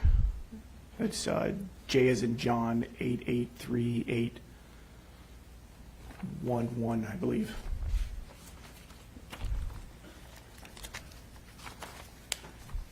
And you stated that you were there for some pictures. We're going to show you what's marked as State's Exhibit 51. Do you recognize this photo? Yes, I do. Okay, what is this? This is of the underneath of the shotgun. We're standing in the garage. That was actually my leg. You could see in the picture as I'm holding the shotgun for Tara to take that picture. Okay. And what was the purpose of this picture? Well, you can see there the magazine tube runs on the bottom of the shotgun, and you can see the brass from a 12-gauge shotgun shell in the magazine tube. And right now, can you, do you have a laser pointer there? Yes, I do. Can you circle that on the exhibit? So it would be the brass that you see right where my pointer's at, and then this is the magazine tube here. Okay.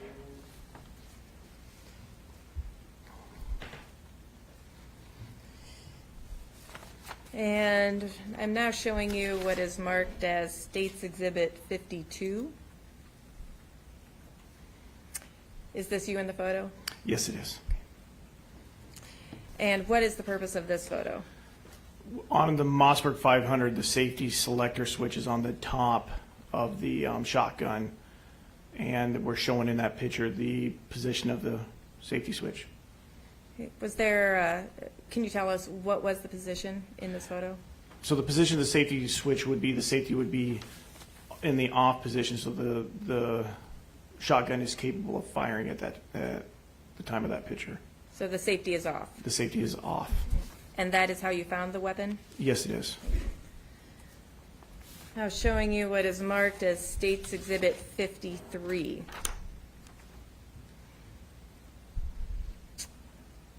What is the purpose of this photo? Again, this is me in the photograph, and I'm cycling the shotgun, pulling the action back, which is exposing a shotgun shell in the chamber of the shotgun. And so this is a round that has not yet been fired. That is correct. It is unfired. And lastly, showing you what is marked as State's Exhibit 54. Were you present when this was taken? Yes, I was. I'm assuming one of those feet are mine. I believe it's the one right at the top right there. And what was the purpose of this photo? This is after we cleared the shotgun and showing the 3 shotgun shells that came out of the shotgun, and we put them right next to the shotgun in an overview picture of after securing the shotgun. When you cleared the gun, the shotgun, how many shells did you find in it? There was a total of 3 shotgun shells. And where were they located? 2 of them were in the magazine tube and 1 was in the chamber. And these were all unfired rounds? All 3 of them were unfired.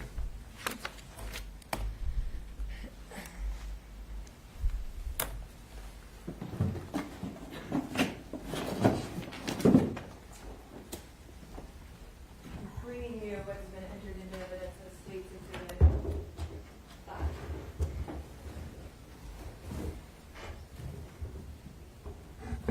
Is this the gun? Yes. Could you demonstrate for the jury how you cleared that weapon? Yes, I can. Do you have gloves with you? Yes, I do. Of course you do.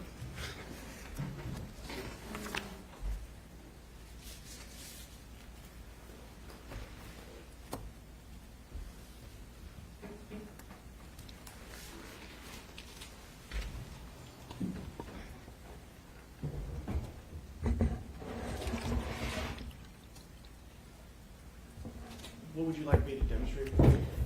Could you demonstrate for us the procedure you went through in clearing the weapon? So the first thing that I did is I made sure that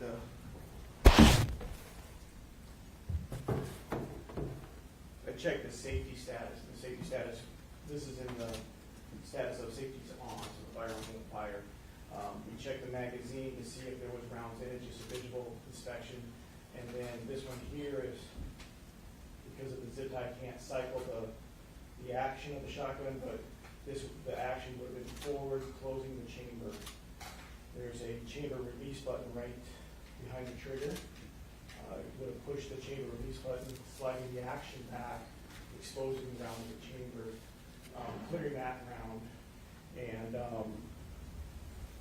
apologize, right before that, we would have cleared the chamber, or the magazine tube first by dropping the rounds out of it. And then we would have pulled the chamber back, or the action back, exposing the chamber and clearing the round out of there. Once both rounds, or all rounds are out, you do a visual and physical inspection. You just stick your finger, if you can put your finger in the chamber, there's nothing there. And you can visually see there's nothing there. And the firearms renders safe at that time. Thank you.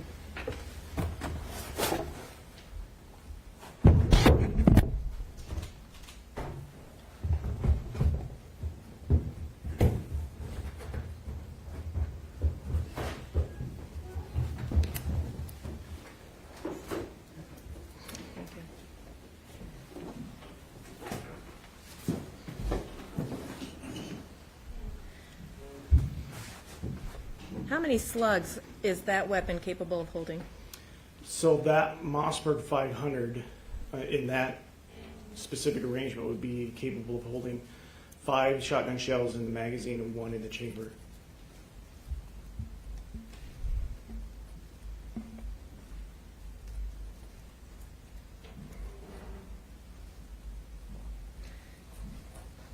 And after you went through this procedure, what did you do with the shotgun? Shotgun would have been turned over to Tara Scott for packaging and securing. I would have most likely assisted them with putting it in the box and securing it to the box and packaging it for transportation back to the DCI lab. And what did you do with the unfired shells?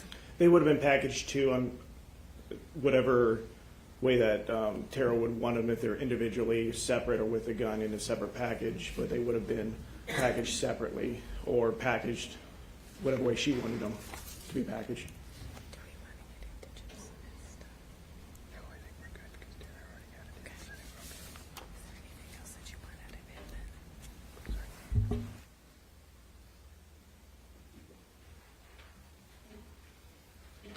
Thank you, Special Agent Eli. No further questions. Cross. Your Honor, we have none. All right, you can step down. State prepared to call the next witness. Your Honor, that concludes our witnesses for today. Our next witness is not scheduled until 9 o'clock tomorrow. All right, ladies and gentlemen. Often in trials, one of two things. As I kind of mentioned before when I was talking about the fact that when I tell you about breaks and things, it's my best guess. Subpoenaing and summoning witnesses in to appear is counsel's best guess. And that's subject to their anticipation of cross-examination, what issues might come up, and any number of issues that would come up during the course of the day that might delay the trial.